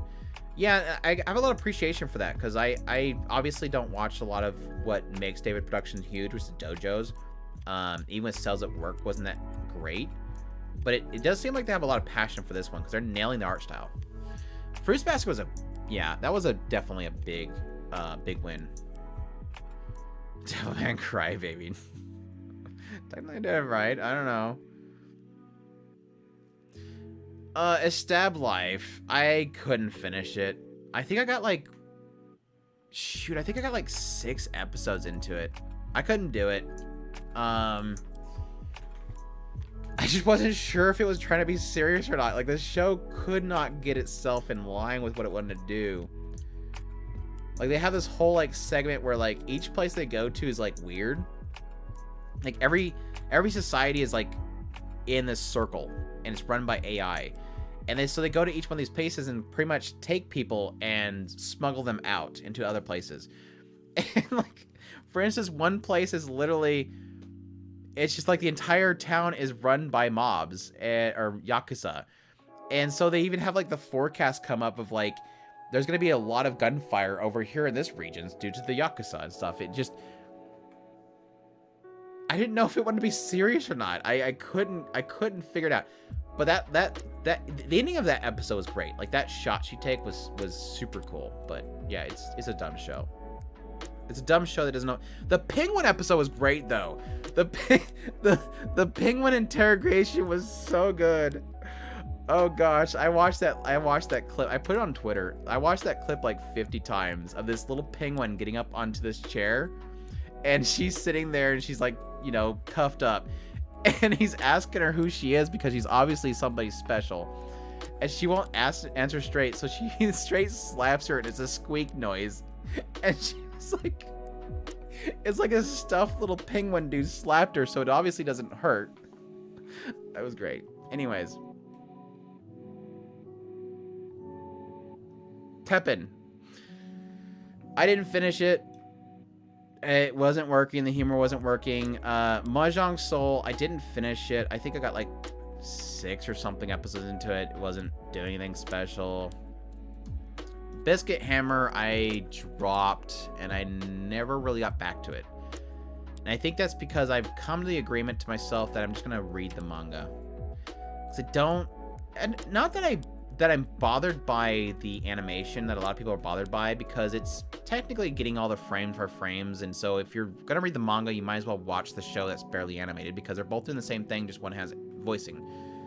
The problem I'm having is that it just feels very tamed. They're censoring a lot, and there's some weird changes here and there, so I just figure I'll read the manga.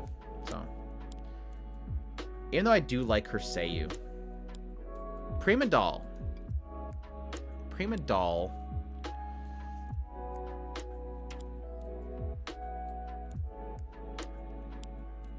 I think it's a good solid low C, I think. I think I'm good with the low C.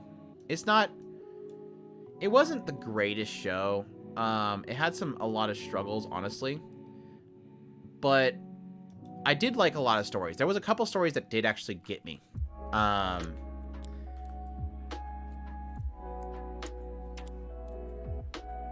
just think the biggest problem Prima Doll has is really around... The stories were too short. The stories themselves were too short.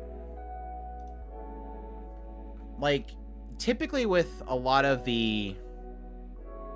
This is Key, obviously. So typically with Key, what they'll do is they'll kind of build into stories. They'll get you comfortable with the characters. And eventually, over time, they'll start to reveal the deeper story of the characters, and then they break your heart. The problem with Prima Doll is that they just went, okay, this episode, we're focusing on this character, tragedy, cry. Next episode, all right, focusing on this character, tragedy, cry. And so I didn't give enough time to really sit in the characters. Doesn't mean they didn't make me cry. Like, I still got very emotional over a lot of the characters, but I almost feel like a lot of the impact was removed because they were just trying to burn through all these characters so quickly. And that's kind of where I wish that wasn't the case, because I think it was beautiful. The visuals were beautiful. They pulled off the character designs, the colors, they popped. They had a great contrast. But I'll go B. Golly, I'll go B, Cheeto. But no, I think was it the spy girl? I think the whole thing with the people that she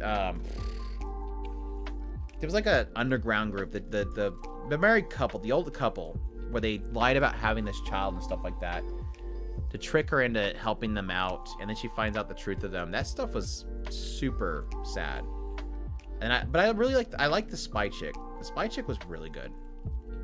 Anyways.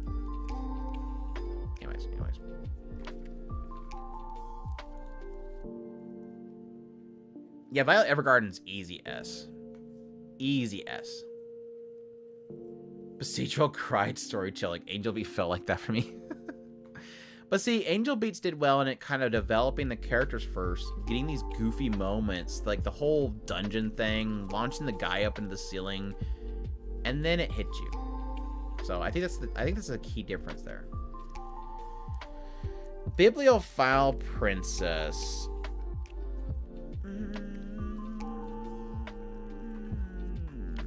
I'm like on the same boat with Bibliophile as Raven. They're both shows that are incredibly unique for anime. I think Bibliophile Princess overall felt more satisfying. Like, it doesn't have one of those like jab points at the very end trying to open up some bigger story plot line. I just loved Eliana. I loved her, essentially her lack of confidence in herself, always beating herself down, and then over time learning that what she does impacts people around her and that people do truly treasure her knowledge. That stuff I really like. The only thing that I was really frustrated about the series is probably the second arc. I felt was really weak. The whole thing with the neighboring camp and whatever, the booksellers and the noble trying to essentially frame them. I thought that stuff was really dumb. And there was something else that I didn't really care for. There was like a later part of one of the arcs later on that didn't really work for me. I think the final arc was really solid though. I think in general it's a really solid romance, and we don't really get solid romances like this often.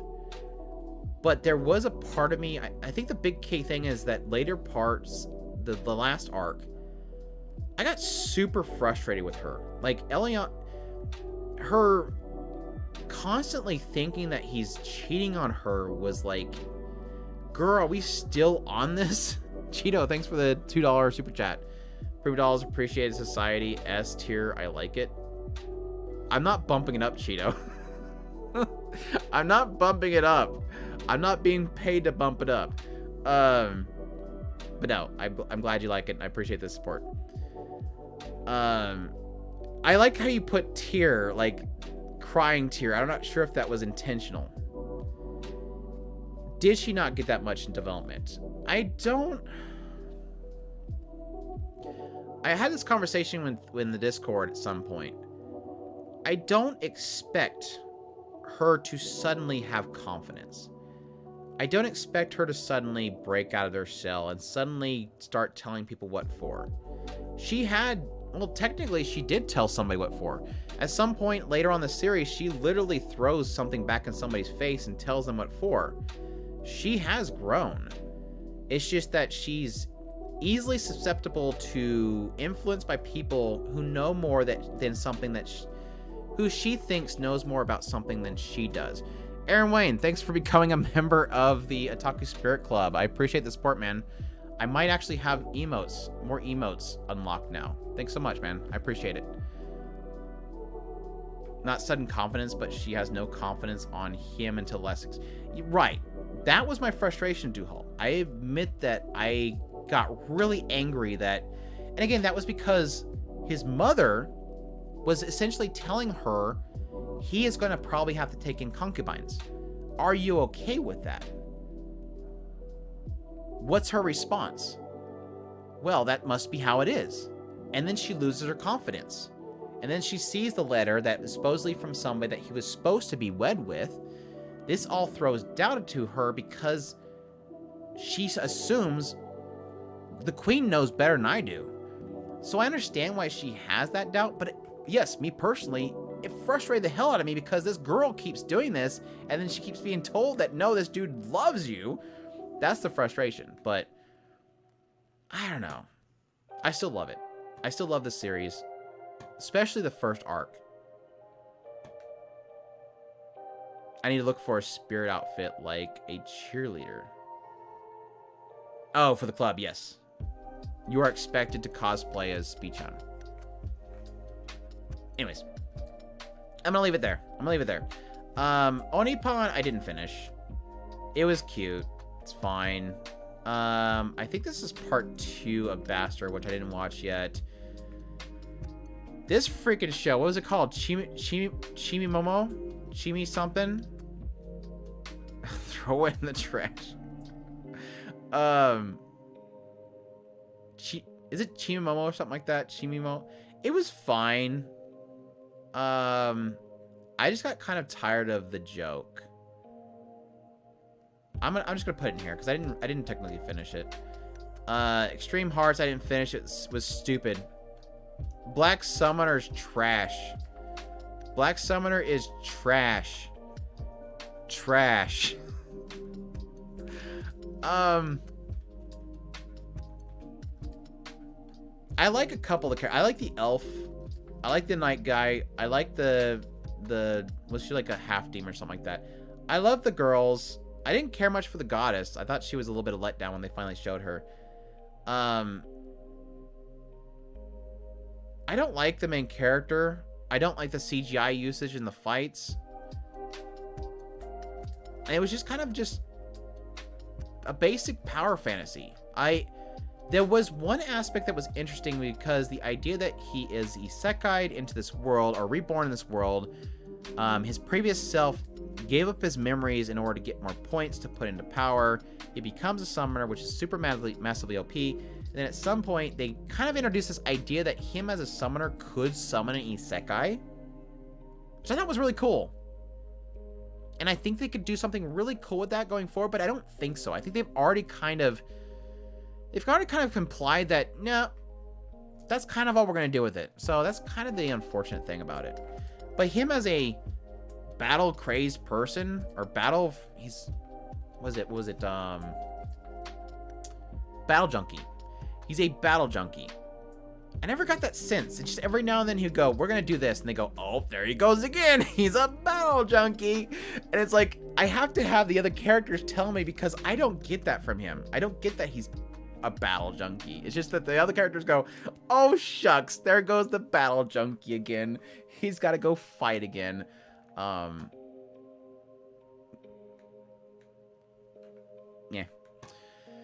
Drop Bastard got too formulaic for me, and that's totally Bastard. Like, I watched the first season or the first part, and yeah, that's Bastard. Like, it's kind of like Urusei Katsura. It's like that's a 30-40-year-old manga for you. So Spriggan, that's a really old manga.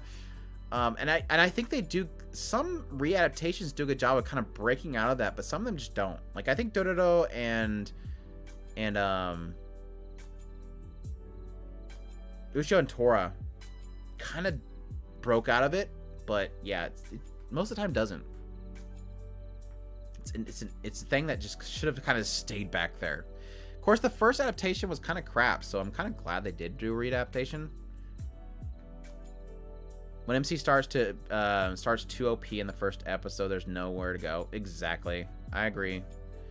The only battle junkie I got was like his friend. I think they pulled that off so well because you just want to see her happy. Like you want Fran to be OP because she's super happy.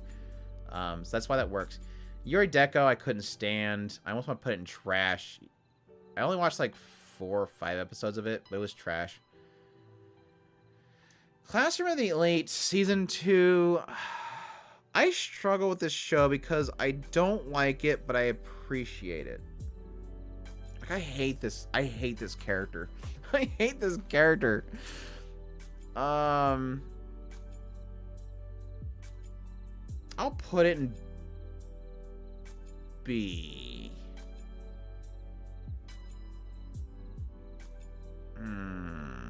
No, I just remember that girl's backstory. I'm putting it in C. I'm putting it in C. I'm freaking put it in C just because of that girl's backstory.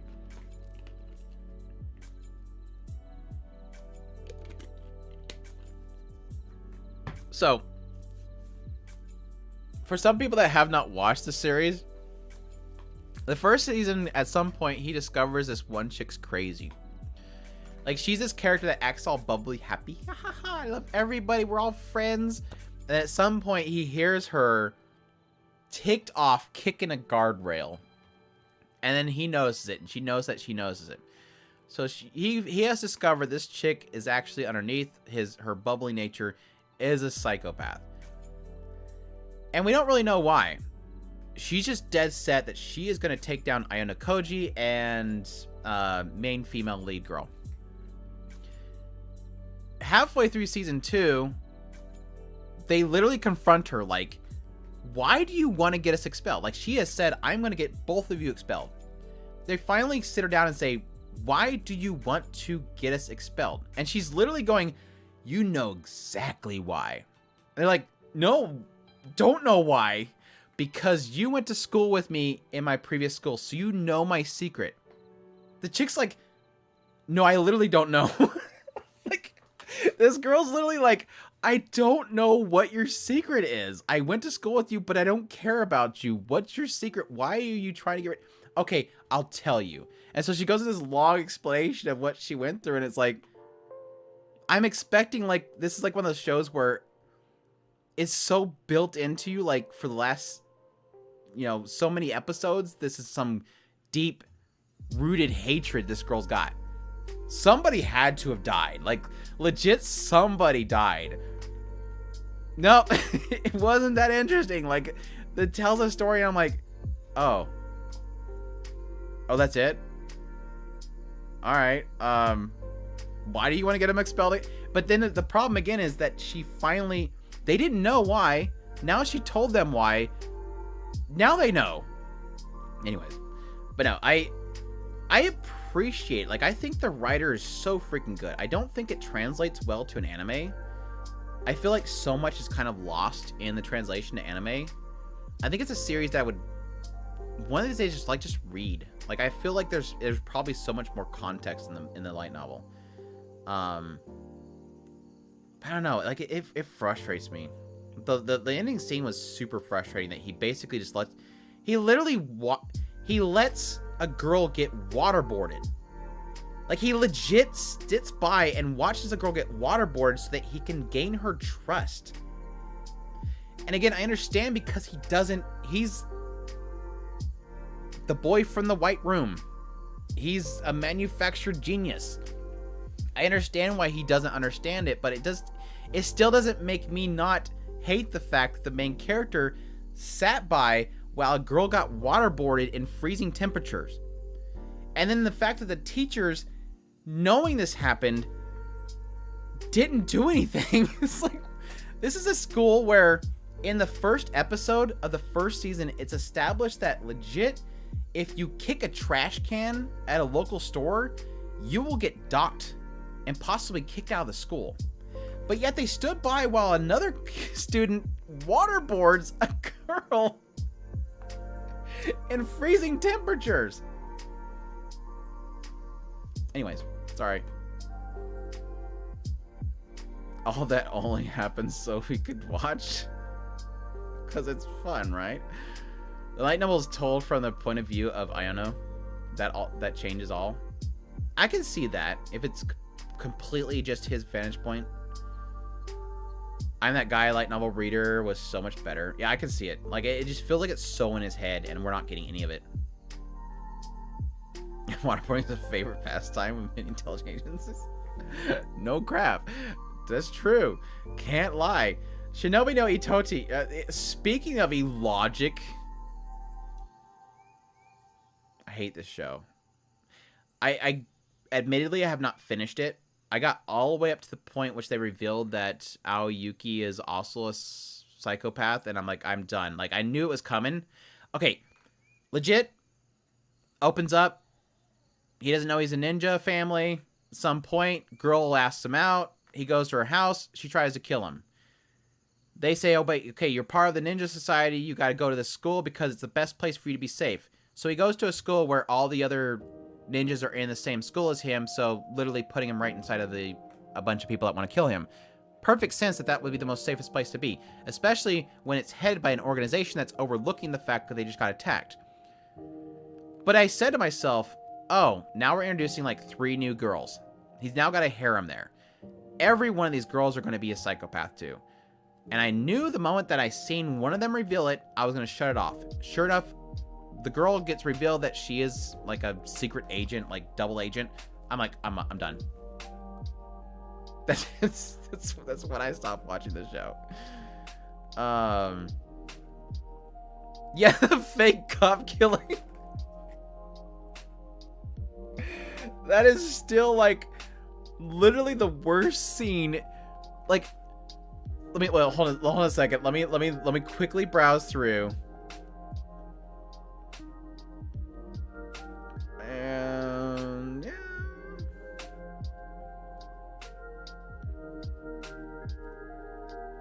yeah, I think that's legit like the worst illogical thing in all of anime this year. For those who don't know, in the first episode, he's fleeing, and then this cop confronts him. And he's like, Officer, something's going down over here. And literally this bad guy shows up behind the cop, cuts his throat. Cop falls down dead. And then all these ninjas surround him. These ninjas that are there to kill him, by the way. They surround him. And he's a stupid school kid, so he doesn't know how to fight back. Instead of killing him, because that's their whole point, was to kill them. Their whole point being there was to kill him. They tie him up. And then they keep kicking him. And then his friend, and then the guy that's supposed to save him shows up. And he walks up and says something like, I wonder if you're getting paid well to sit there. And so the cop stands up and he's secretly a ninja. Like, what was the point in faking out that you cut the guy's throat when he works for you guys and you could have killed him? Stupid freaking show. I hate this show. It's so stupid. Oh, gosh. Billy, welcome back. What's an S tier? We got Ancient Magazine, or Ancient Magazine.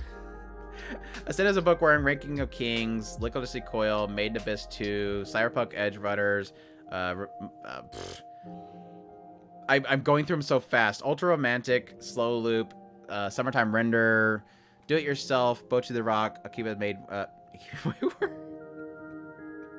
Akiba Sailor Uniform, Uncle from Another World, M. Dud, Vanitas Part 2, Shadow House second season, Arc Knights, Call the Night, and Edis the Goblin Slayer. Yes, Slow Loop is amazing. Seeing that you have Bocchi in your avatar, Slow Loop has a Bocchi reference in episode 10.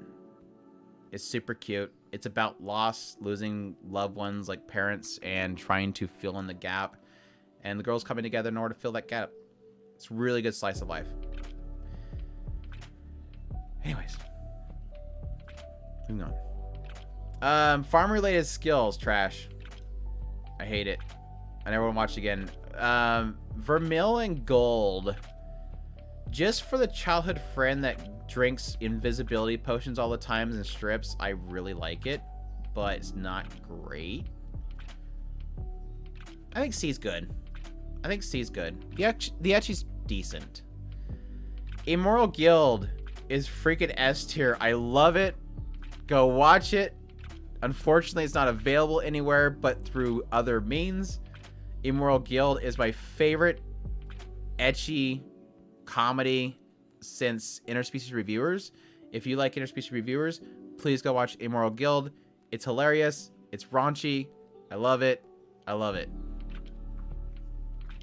Immoral Guild was actually really funny. Like, generally, the writing was good. Like, I came into expecting just really a bunch of ecchi, but the writing was really good. Like, the comedy is solid.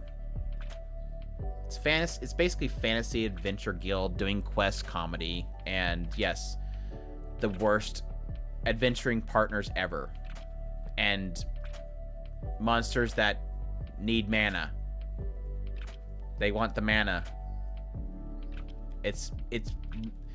There's a story reason for why the monsters do weird things to the girls.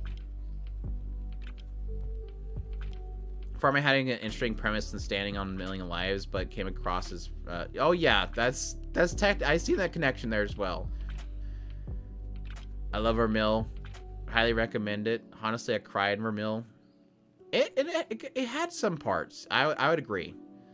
I still like Interspecies Reviewers more, but still loved it. Oh yeah, Interspecies Reviewers way better. Like way better, but it's kind of the same feel. Like it has no no moral compass whatsoever. Moral Guild S tier all the way, and the character designs were great. Oh, I love the character designs. Loved every one of the girls. Toxico the best though. Toxico best girl. Love Toxic Girl's design. Yeah, I agree.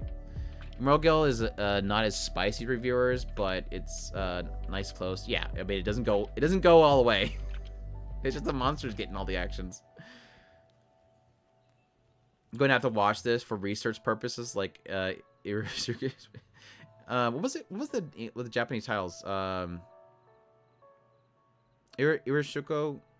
I think you're close. Vermil was solid, but have to be honest, it was very boring low point mid-season. And that's kind of where it kind of fell off for me as well. I agree. Yeah, the skull and everything, and the perfect size, right? Translucent skin. I just love that fact that he's like, well, what is this girl gonna show me after I just see these other two? And then suddenly, like, it opens up and it's like, oh, I'm like, yep. Just got the perfect thing going on. And then the other girl's got the tattoo on the back end. Interspecies Reviewers opening is S tier 2. Yeah, it's basically YNCA, which is fantastic. Love Vermil. Don't know the source material, but I think it's no longer he's no longer human because he saves him. Right. Basically. The heart. Engage Kiss.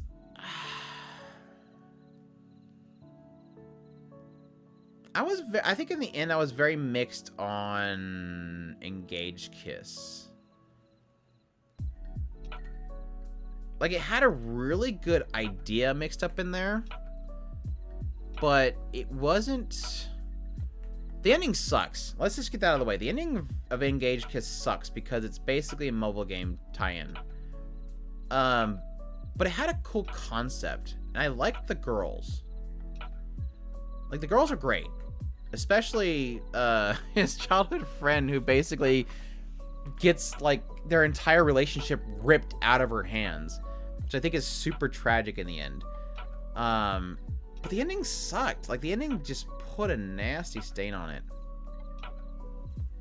Love Kisara, but the ending absolutely blows up the set and sets up harem. Yeah, because mobile game. B or C, no higher or lower. I think B's good. Like I said, I really enjoy the characters. I think it just flubbed, especially the ending of it. Damn it. The fact that it was just a promotion for a mobile game didn't dawn on me until the very last episode with Gotcha. Yeah, it was funny because, like, it literally, like, has this one point where suddenly these very unique looking characters walk by in the street, and my eyes caught it, and I'm like, wait, who are they? And then sure enough, the moment the series ends, I pop up on Twitter and it's like, here's this new trailer for the new mobile game. And I'm like, yeah, here's the characters. Where are they at? Yep, there they are. There they are. That was it. Mobile game. Cool. It went pictures, blah, moment.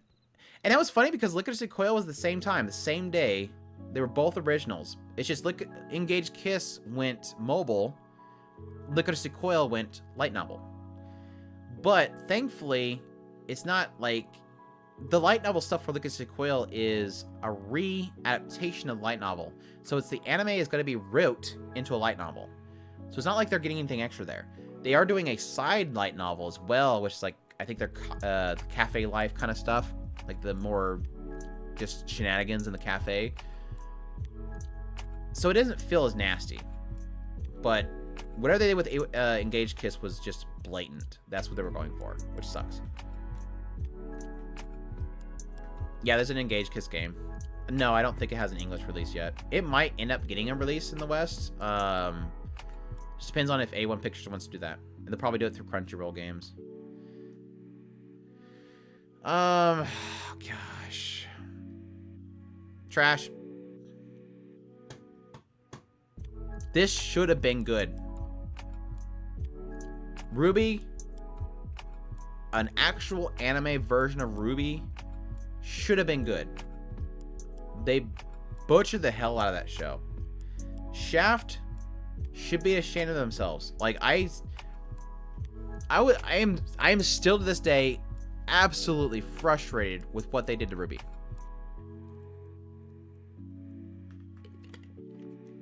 I look exactly like what you're expecting when you clicked on this. The list or me? Yeah, Ruby was like one of those series where I think it should have been good. Like, and even the first 3 episodes, which was like pretty much the pilot, was great. And that was technically still following the source material. But then after that point, the whole dream stuff was like super repetitive. The animation tanked. We're talking Shaft here. They should have been doing some incredible animation. Whatever. I'm done. I'm done talking about it. What happened with Ruby sucked. I watched episode 2. Wanted to come back, and then damn, it fell apart from there. Yeah.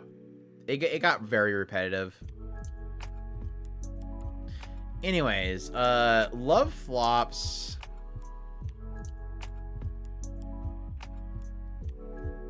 I think D's fine.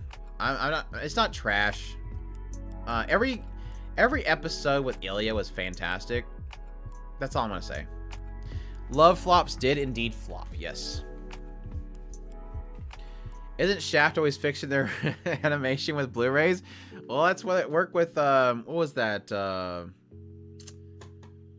Mikaku City Actors. Holy crap! They had to basically redo that one.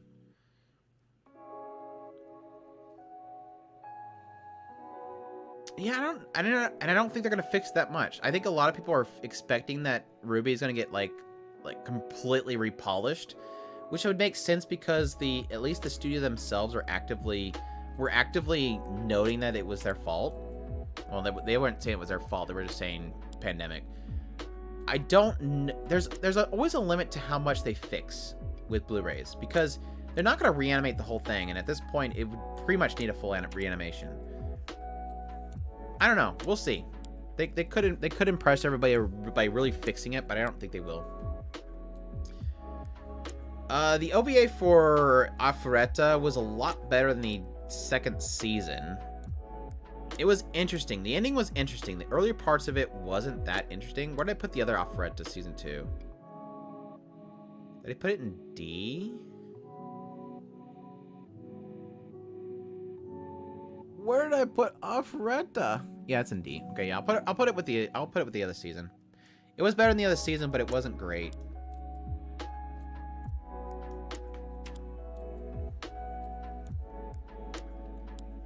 The only thing that was funny about the whole OVA for Afureta was that at the very end they almost kind of do this thing where it's kind of got to power everybody up. And so it just kind of starts matching people up, and some of them was like, just match these 2 characters. We don't care anymore. We got to get to the rest of the characters. Just match these 2 people up. The prologue for Gundam Witch from Mercury was really good. I really enjoyed it. So I'll put it up there with the series. The Lies We Tell... Like, the only good character in that show is the alien Lolly. The rest of it's garbage. So it's pretty much like you have 4 characters. The only comedy that's working for me is 1 character. So basically, only a quarter of the show is good. Freaking... I forgot about this show. I forgot about this stupid sus maid show. Recently, the maid I hired is suspicious or something. The maid I hired recently is suspicious.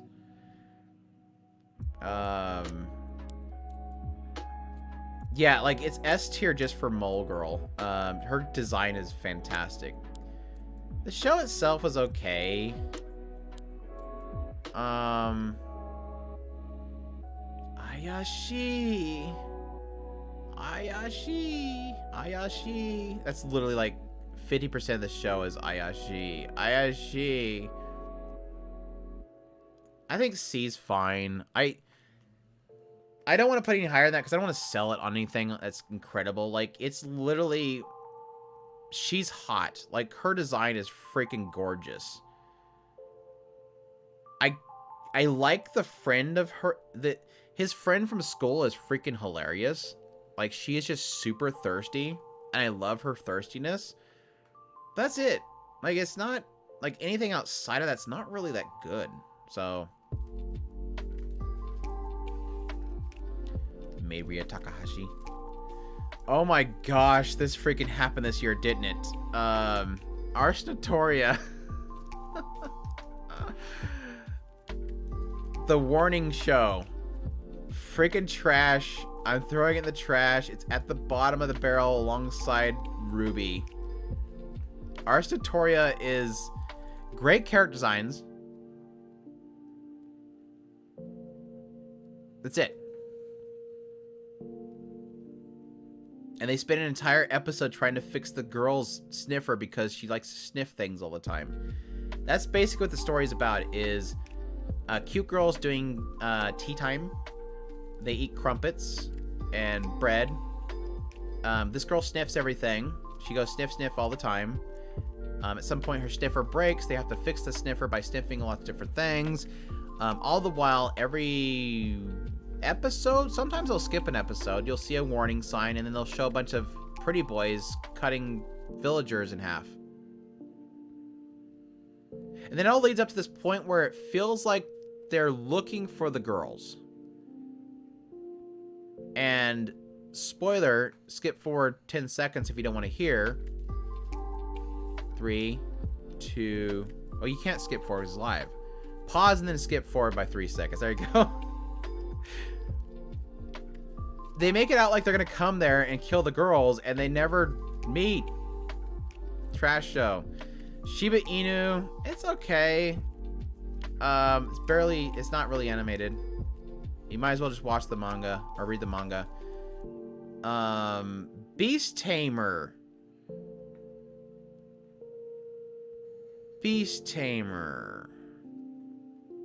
I'm gonna go C.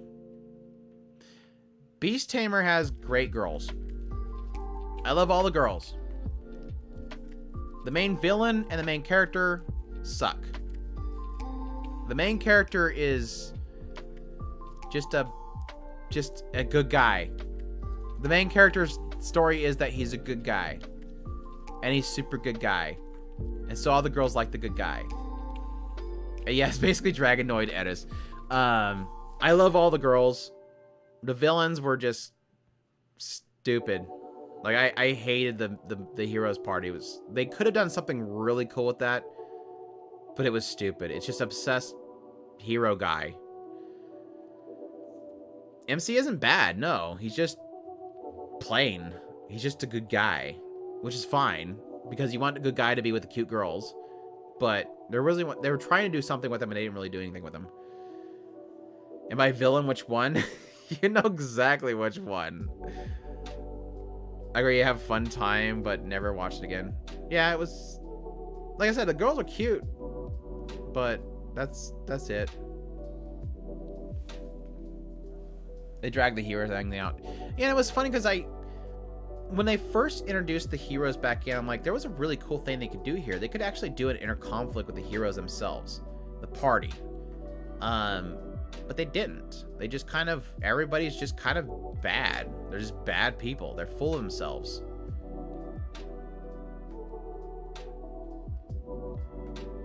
Am I causing you to smoke? That makes me wonder, Genghis. Okay, I'm quitting heroing the OVA. I really liked it.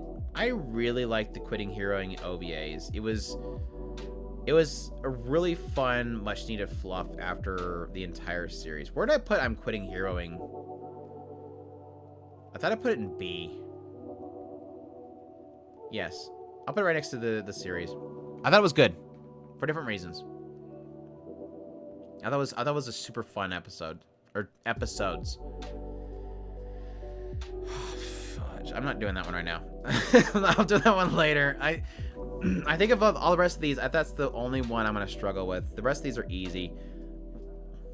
Basically, if you like Mushoku Tensei Jobless Reincarnation, you like Rudius's voice, it's basically Rudius gets transported into random objects like bike seats, chicken, and get eaten by girls, which is really funny. It's not great, it's not incredible, but it's fun. I really like it. Romantic Killer. Really good. Like, no joke. Yes, bike seats, so the girls can sit on them. Romantic Killer is really, really freaking good. I'm gonna put an A. High A for now. But I really, really, really like it. Oh, did they put the dummy? Yeah, they did put Dummy Head on there. I don't think it has translations though. But no, Romantic Killer is really good. The reason why I like Romantic Killer is because it starts off as a rom-com, being forced into an Otome game kind of situation where all these pretty boys are going to try to find her and swoon her over. And she doesn't want to allow it because she wants to get back at this stupid wizard. But what happens is that as it goes along, you realize that, like, they're not just Otome characters. And there's actual story behind the characters themselves. It actually gets significantly heavy. Give me a second. My dog's right outside the door sleeping and kicking my door.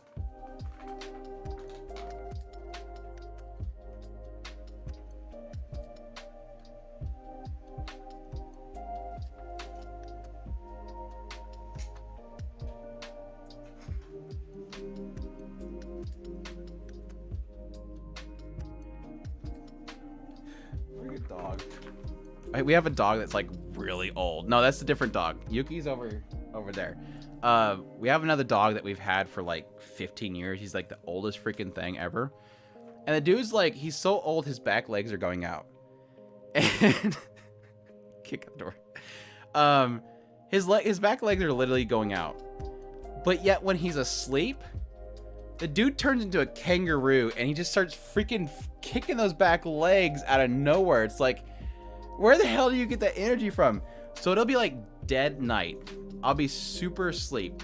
And then out of nowhere, I'll wake up from the dead of night because he's literally just smashing his feet into the wall. He's a good dog though. We've had him for a long time. He's been through like literally like 4 or 5 of the dog killers. Anyways, sorry, side tangent. Dog was kicking the door. What are we talking about? Oh, Romantic Killer. But no, Romantic Killer gets like super heavy. And I really wasn't expecting it. And I give the writer a lot of credit for kind of going from a goofy concept to face reality to reality. And all the while, the main character, is such a great character. Like, it's Rie Takahashi. She nails the character. I thought she was annoying at first, but she got so much heart. Like, at some point you realize that this girl who kind of isolated herself by video games and chocolate, not wanting to do anything with anybody else, you realize at some point she's kind of always been a really good person. Like, she's helped people from really bad situations. And yes, her friend's like super great. If anybody's missed the clip that I put on Twitter, her friend at some point, this classmate, these boys were trying to tease him. It comes up to her friend and is like, hey, what size cup do you wear? And she's like, well, how long is your your unit, basically? Completely threw him off. It was great. Missing from the list is the 10th year anniversary Berserk 4K. Episode 13 came out Christmas. Had a lot of spirit. I didn't want to bother with the Berserk stuff because the CGI didn't work for me. The CGI movies didn't work. I actually bought them. I just didn't want to deal with it. I know they improved it a lot, but yeah. I don't know if I can subject myself to more CGI Berserk. She nails it. It's a lot of shouting, but she is the VC that nails it. Yeah, I couldn't do the when I heard Rie Takahashi, I'm like, I can't do the dub. I just can't do the dub. Human experiments university thing. Just read the source material, I guess, because it's barely moving. It's basically Human Bug University is essentially Fun Facts the anime. Like, just Google search different ways you can die from fish. That's an episode. Kankali is never gonna finish. I told people when they announced that Kankali was gonna come out, I said it's never gonna happen. Second season's never gonna happen. And then finally everybody was going, it's coming out in fall. I'm like, it's never going to happen. Fall comes around, and it starts late in the season. I said it's not going to happen. It's never going to come out. It finally comes around that the series starts airing, and I'm like, yeah, I don't think this is happening. And then sure enough, like, 3 episodes into it? Delayed indefinitely. I'm like, this series is not going to happen. I swear to you, it took them freaking 8 years. Season 1 came out. The very end of it, they said a season 2 is coming. 8 years later, whatever, season 2 is supposed to come out. And they still can't air 8 episodes? It's only 8 episodes long. Like, you're not making a 5-course series here. It's 8 episodes. So yeah, it's funny because there was 2 8-episode game adaptations this season. One failed miserably, and one was a legend. And one was legend. Anyways. Last one. Akiba Maid War.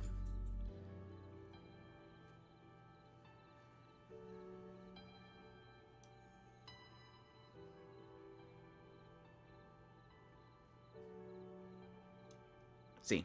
I'm going to see.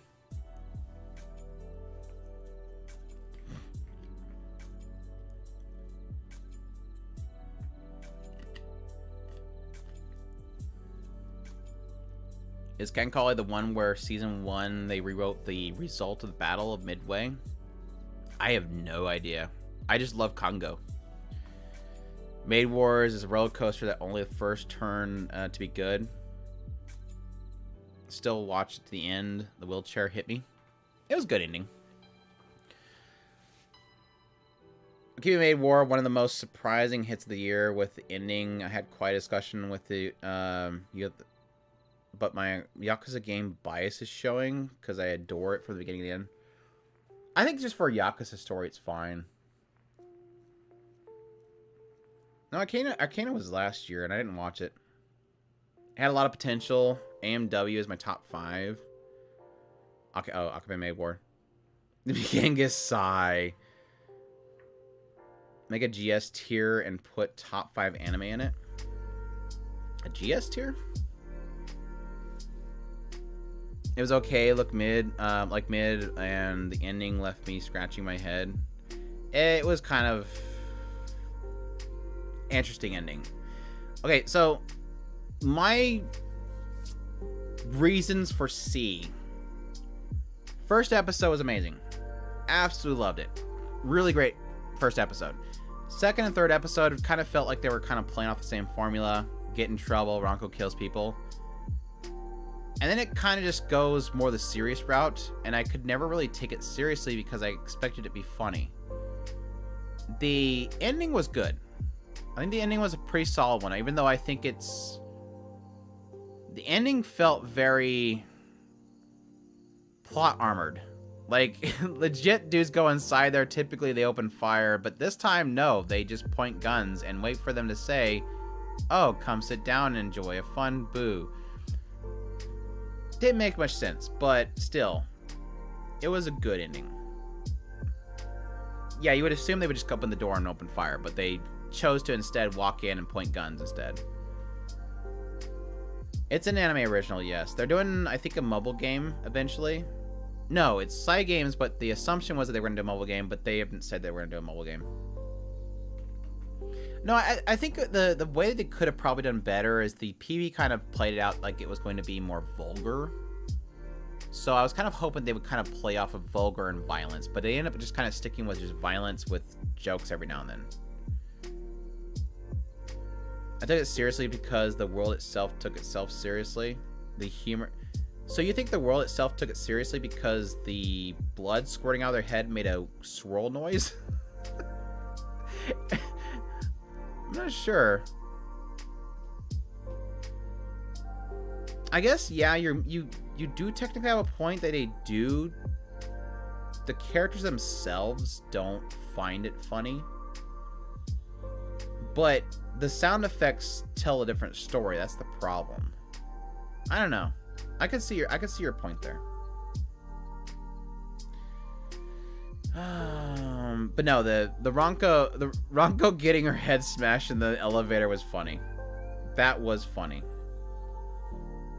Anyways, should I move anything? We have pretty much 2.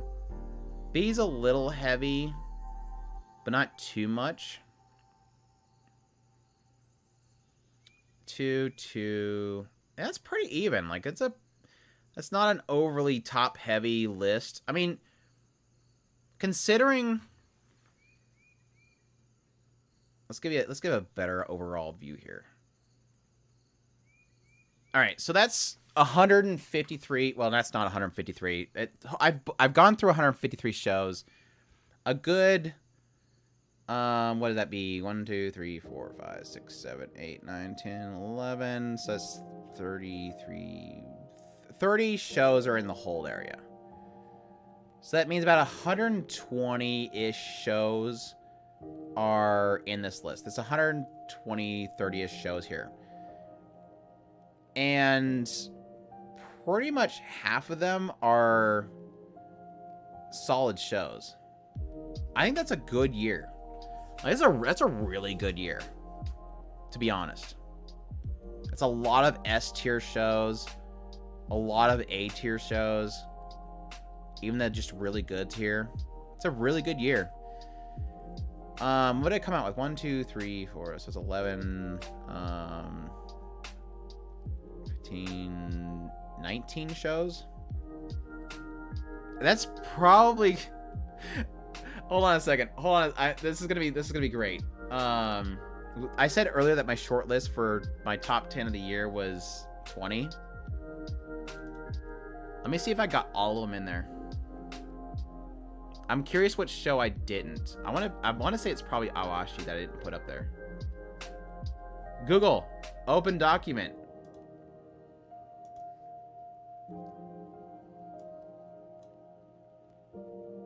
Oh no, I took off my 20 list. Shoot.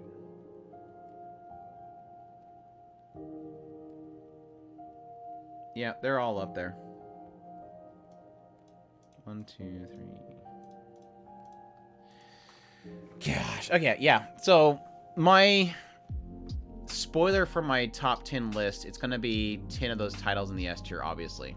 So no, granted, not this one, because I'm not including this one. Any other ones would disqualify? No. Yeah. So my top 10 is going to be somewhere all these characters, all these lists here. I stick to it because it was appealing. Ending was not bad, but the hype for episode 1 didn't break the record. Episode 1 was just fantastic. I cannot tell you enough. That was an amazing episode. And enough that I ran into the tweet from the producer past producer of Essential Family, I think it was, literally saying what is going on at PA Works. It was like icing on the cake that a past producer of PA Works was like, what the hell is happening to my past employees? It was so good. It was hilarious. No one likes the top 5 idea. Top 5 of these ones? If anything, the people surrounding the maids were way too lenient. And that's the thing. It's like the problem that I had was like I couldn't really take it serious as a Yakuza show because it wasn't serious enough, and I couldn't find it funny at the same time because the comedy wasn't really working beyond the first episode. That's kind of the middle area that I was falling into that didn't really make it work out. I think it would have been better if to just make it more vulgar. I think vulgar would probably been a lot more funnier. A good C can still be worth the watch. Yeah, like literally anything that's not in the trash can is worth a watch here. No joke, everything here, it's pretty much like, you know, the 9s and 10s, the 7s to 8s, the, you know, 5s to 6 here's, and these are like the 50s. And this stuff is kind of just dropping down the 4s and belows. I didn't leave Fran out. She's on the A. She's like right here. She's best Dotaru. We're still living in the golden age of anime, so get your feel, people. Yeah, I think it's so funny. I think I was talking to my brother the other day about this, and I might have talked about it on the podcast at some point. I really do feel like the golden agers are gone. Like, has anybody heard from a golden ager lately? Like, you just don't hear people that are like, gosh, anime sucks now. The 90s was the best. You just don't hear that. And it felt like we were still hearing a lot, like even in the early 10s, like 2012 and all that kind of stuff. I just don't feel like you hear it anymore. And I think at some point they either like fell off, maybe they died, maybe they croaked. But like here recently, it's like I would love to hear one of these people talk out now, because I'd be like, dude, are you watching anime, bro? Like, if you think that anime is the golden age was 90s, you're full of it. The 90s wasn't great. The 90s was just limited about what you had, so what you had, you absorbed it through and through. The only reason that people love, not completely, a good reason why people love Evangelion is because you got Evangelion, and that's really all you got, and you watched it over and over again until you've seen the insane integral things in it that you wanted to see in it. It's not that it was amazing through and through. Now, again, my point is that it's not the 90s was amazing. 95 was amazing. 1995 was amazing. Escaflowne maybe later on when that came out, but 95 was the year of everything that would made the 90s great. They pumped a lot of money into a bunch of anime that year, and shoot, I'll take all of these over the 5 really cool shows that we got that year. Like this is a whole bunch of stuff here that I love watching. You have a follower, you have a golden age anime follower. I need to watch your feed at some point. The 90s animes, the 90s sucked because there was so little. Yeah, I mean that was the point that I was making before, like with this. Just gonna find it.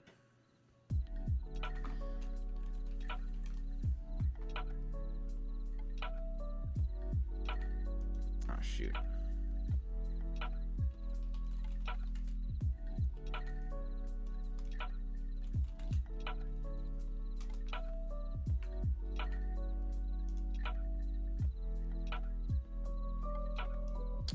No, I don't want to do that. Oh my gosh, blinding everybody again. I gotta turn the filter back on. Blinding everybody. I'm sorry myself. Like, but look at this. Could you look at it? I know it blinds you, but look at it. Look. I feel bad. I almost want to like, apply the damn filter again. Like, holy crap. No, that's a different one. I want to put the contrast. Contrast is better. Let's do contrast. There, that's a little better. It's a little better. Could you imagine me and Chris doing a podcast preview for right here? All right, so basically we open up the podcast. Hey guys, it's the winter 1995 preview. We have 6 shows. That's your season. Romeo and Asura, Kenshin Doji, Zenkin, Ninku, Chibi Maru-chan, Goron, and Godova Boy. That's your whole season. Oh, what? By the way, Dragon Ball, Sailor Moon, and Slam Dunk still continuing. Magic Knight Rare was still going on. Blue Sea was still going on. They were mostly just repeating shows. Like this, these were all just long-running shows that went on for like 100 episodes. But this is your new shows. So yeah, I guess you're technically getting all this stuff that's ongoing. But this is all you had to look forward to that was new was 6 shows. Going to spring. Tenchi Muyo came out. Slayers. Magic Knight Rare for 2nd season. Ping Pong Club, which is amazing. Ping Pong Club's amazing. Ping Pong Club's amazing. So you had more in spring. Spring was pretty decent. You had a good, like, 15 episodes or 15 shows coming out. Summer, 2 new shows. 2 new shows. Everything else is just ongoing. Fall came out. You had, what, 8 new shows. El Hazard came out. Evangelion started then. And here we go. This is the reason why the entire 1990s was amazing, because this one show came out. I don't know. It's just, I take over one promising show. I mean, El Hazard was okay, but one promising new show in a season versus to fall. Like, all these promising new shows coming out. I think that's a huge difference there. Like, again, next season we're getting 66 shows versus like 4 new shows. Yeah, Slayers is easily one of my favorite ones back in the day. I love it. Maybe I'm getting old, so it's harder to feel those emotional beats. I feel like my top 10 list is more 2000s, 2012 shows than 2010s and 2022s. Well, that was technically like late, like going into like 2012. We were looking at, we were in the Discord last night, and we were looking at a couple different years. And it was like around 2010s, 2011, 2012. There was a lot of really, really good titles that came out that time.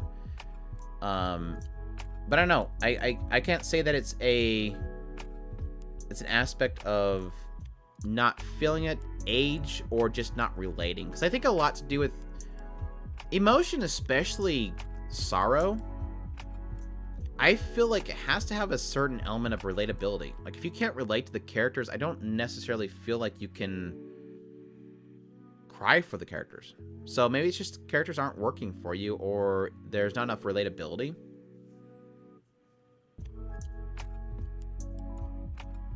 A 5-hour stream, poggers. I finally wrapped up the list. The tier list is finally completed, so I'm going to be wrapping up here soon, because I need to get some sleep. Dang, this filter sucks outside of Mal. Like, I have to have a Mal specific freaking filter. Mal, you suck. Get a night mode. Shoot. No, you're going the wrong way. Contrast, you're going the wrong way. 0. Was it another filter? I need like a remove filter button. Oh, it's just default. There we go. Okay, that works. Andrew found button. Andrew found button. Dress Up Darling cracks my top 10. Nice. By the way, Andrew, do you have any info on Samurai X reboot? They released a new PV for it, but they haven't released a date for it. I don't think. Yeah, they released like 2 new PVs for it, but I don't think they've released a release date. I am so ready for bed. I'm having a stroke. I completely agree that relatability is huge. Dress Up Darling is going to be go down as the book as a genre defining. Yeah, I'll be really curious as to what direction the second season goes, because it feels like it's kind of building up to a huge change in the characters. 90s sucked partly because Japanese economy bubble collapsed in late 1991s, affecting the industries. Yeah, and that was the thing. It was like back then the animation was insane because they were just pumping so much money into it. Like everything was getting money pumped into it because there was an excess of money, and now they don't have that excess of money. We make a video on what you'll watch for next season. I watch everything. I'll do a first impressions for everything. I did make a preview video where I talked about all the titles and what I'm excited for.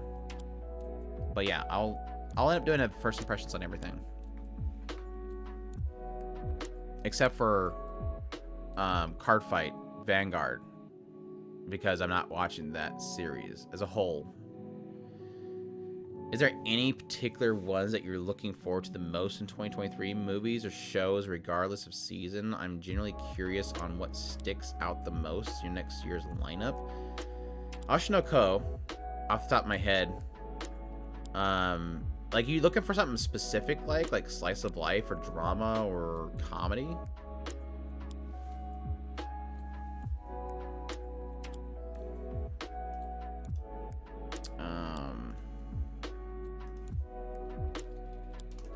But no, I think the biggest, the one that I'm looking forward to the most right now off the top of my head is definitely Oshinoko. Like that, Kaguya-sama, love a writer. Kaguya-sama, love his war writer.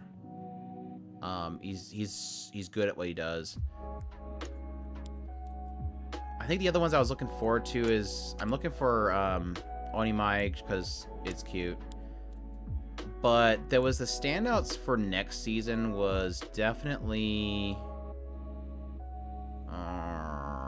I do want to watch Maui Pon because it's cute girls doing judo. But... oh my gosh, where's that? There's one right here. Fire Hunter.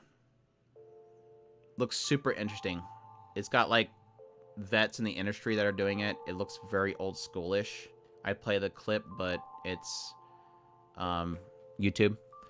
But Google search Fire Hunter. Looks really interesting. What else did I have that I was looking forward to? Technically, the Polygon Pictures show right here is going to be interesting. That was like the big standout ones. The rest are just going to be like, I'm just going to dabble into it and see if it works out for me or not. This one's by the create... Giant Beasts of Arse is written by the School Live guys, so I'm interested to see how that one turns out. I think that was pretty much the big standouts that I'm curious about next season. Revenger is going to be by Jin Bocchi, so it's probably going to be pretty brutal. Oshinoko is going to be in spring, so that's the big one that I'm really excited for going forward. I don't think I've looked at anything else in spring. There's the sleep, what was it called? The Insomniac Club group? Insomnias? Insomniacs After School. Yeah, that one actually looks pretty interesting.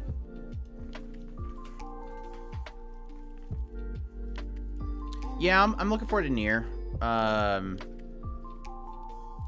Oshinoko had the same creator as Scum's Wish, right?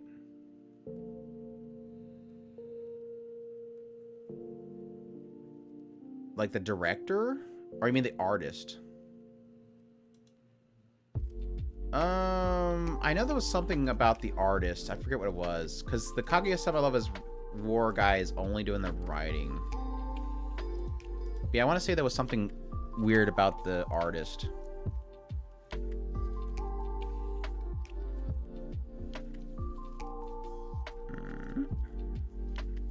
Yep. Artist of Scumwish. Which has good character designs, honestly. So artist of Scumwish, and the writer of Kaguya. Waiting for the slime movie. Yeah, I'm Fate Strange Day. We don't talk about Fate Strange Fake in here because of the delay. What else? I think that was... Like I said, I haven't really looked into spring and beyond. I mean, yeah, Akira is supposed to come out eventually. That's been detailed. The 2D Kanojo one here is really interesting to me. Or 2.5 girl.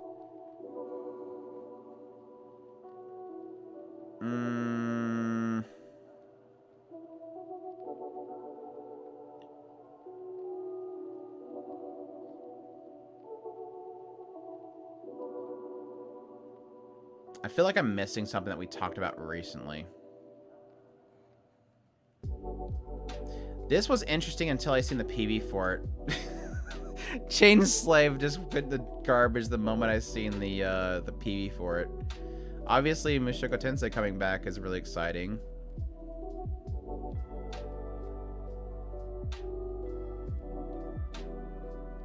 This one actually looks really interesting too. Sasaki Topi-chan. Because this is obviously the artist behind ReZero, or at least the character designer behind ReZero. And the concept behind it sounds really interesting.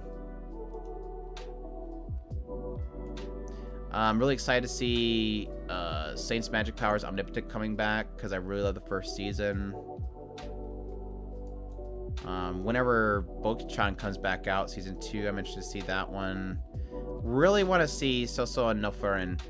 I've heard nothing but hesitation around the source material and which direction it goes, but I still want to watch this because the concept behind it is really great. The idea of the long living elf that continues the journey beyond their party's passing. Did they say Goblin Slayer was in spring? That'd be great. Yeah, the genre showed that the Isekai Farm was supposed to be ecchi, but I didn't see anything in the PV, so I don't believe it. Yeah, Farron's I'm really excited for. Tear Moon looks really great.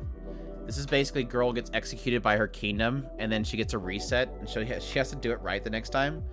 Looks really fun. It's like the further I get down, the more stuff I'm interested in. Tsukimichi Moonlit Fantasy. Season 2 is going to be freaking phenomenal. They've been talking about doing Under Ninja for the longest time, and I'm kind of curious about it, if it'll ever come out. I've heard good things about Unnamed Memory.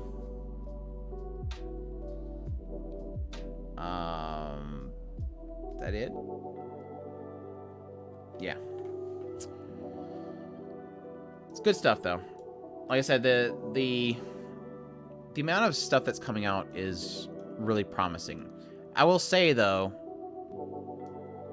and I think I said this last stream, I'm watching very closely to see what happens next season. Because we're already seeing right now, like, halfway through December, we were already seeing the effects of what's coming up next. And it's the lack of hands. like Japan, the animation production committees have a massive shortage of artists and animators, and a lot of stuff's getting just pumped out to China, and obviously China's having issues right now with the pandemic and lockdowns. And so I'm really curious with the next season coming out with 66 some titles. I think I told somebody I expect at least 3 shows to fall apart. Like 3 shows will crumble next season and delay indefinitely. Because we already seen Fate Strange Fake delayed.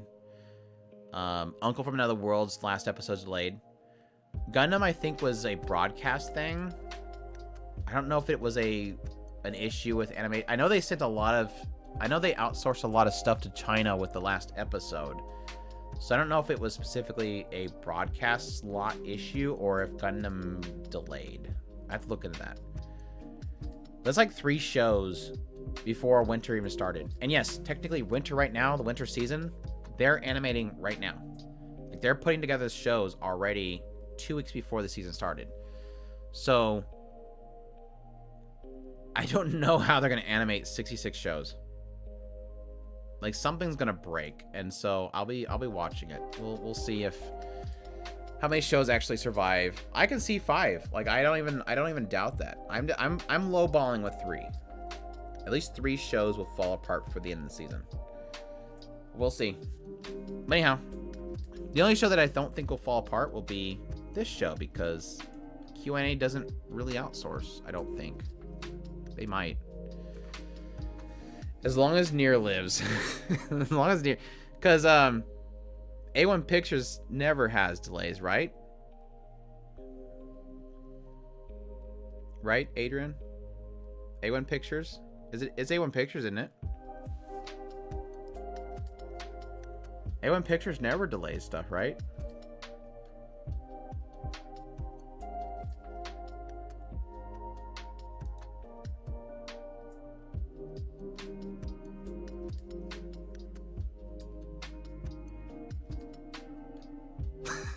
Tommy got it. Tommy got it before I got to it. A1 Pictures never delays.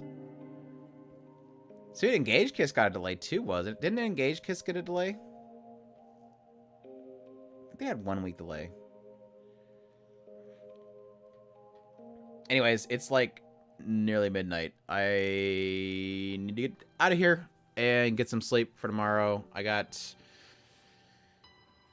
Hopefully I'll edit. I have my do-it-yourself video already made. I have Raven and the Inner Palace review made. I got to do my top 10 of the 2022 anime year video. And then I still got to record my video for Mushoku Mondays. So, got a lot of stuff to do. And it's been a fun stream. I appreciate you guys jumping in here and having fun with me putting together this entire 150 titles into a tier list. Oh, somebody was asking for the tier list. I don't remember how to share it. Did I just copy the link straight up? I think I could just do that, right? I think that works. I have to make sure it works and doesn't send you guys to some random site. It works. Tell I don't share these links very often. Wait. Freaking OBS is making me sign in or to send it. There. In case anybody wanted the tier list. Even though it doesn't have Harem and Labyrinth of Another World, which I said I'd give a C. So. But no, I appreciate you guys dropping by. Again, thanks to everybody for the support. We got 2 new members. I definitely greatly appreciate it. Again, Aaron, Wayne, and QB. QB joined, which I definitely appreciate. Ruby Rose, thanks for the 10 again. Cheeto for the 2, and Ilno for the 2. I appreciate you guys' support. It's greatly appreciated. But, yeah. Hope you guys enjoy the stream, and you'll have a great night. I can move the tier list, man. It's okay. Later, guys.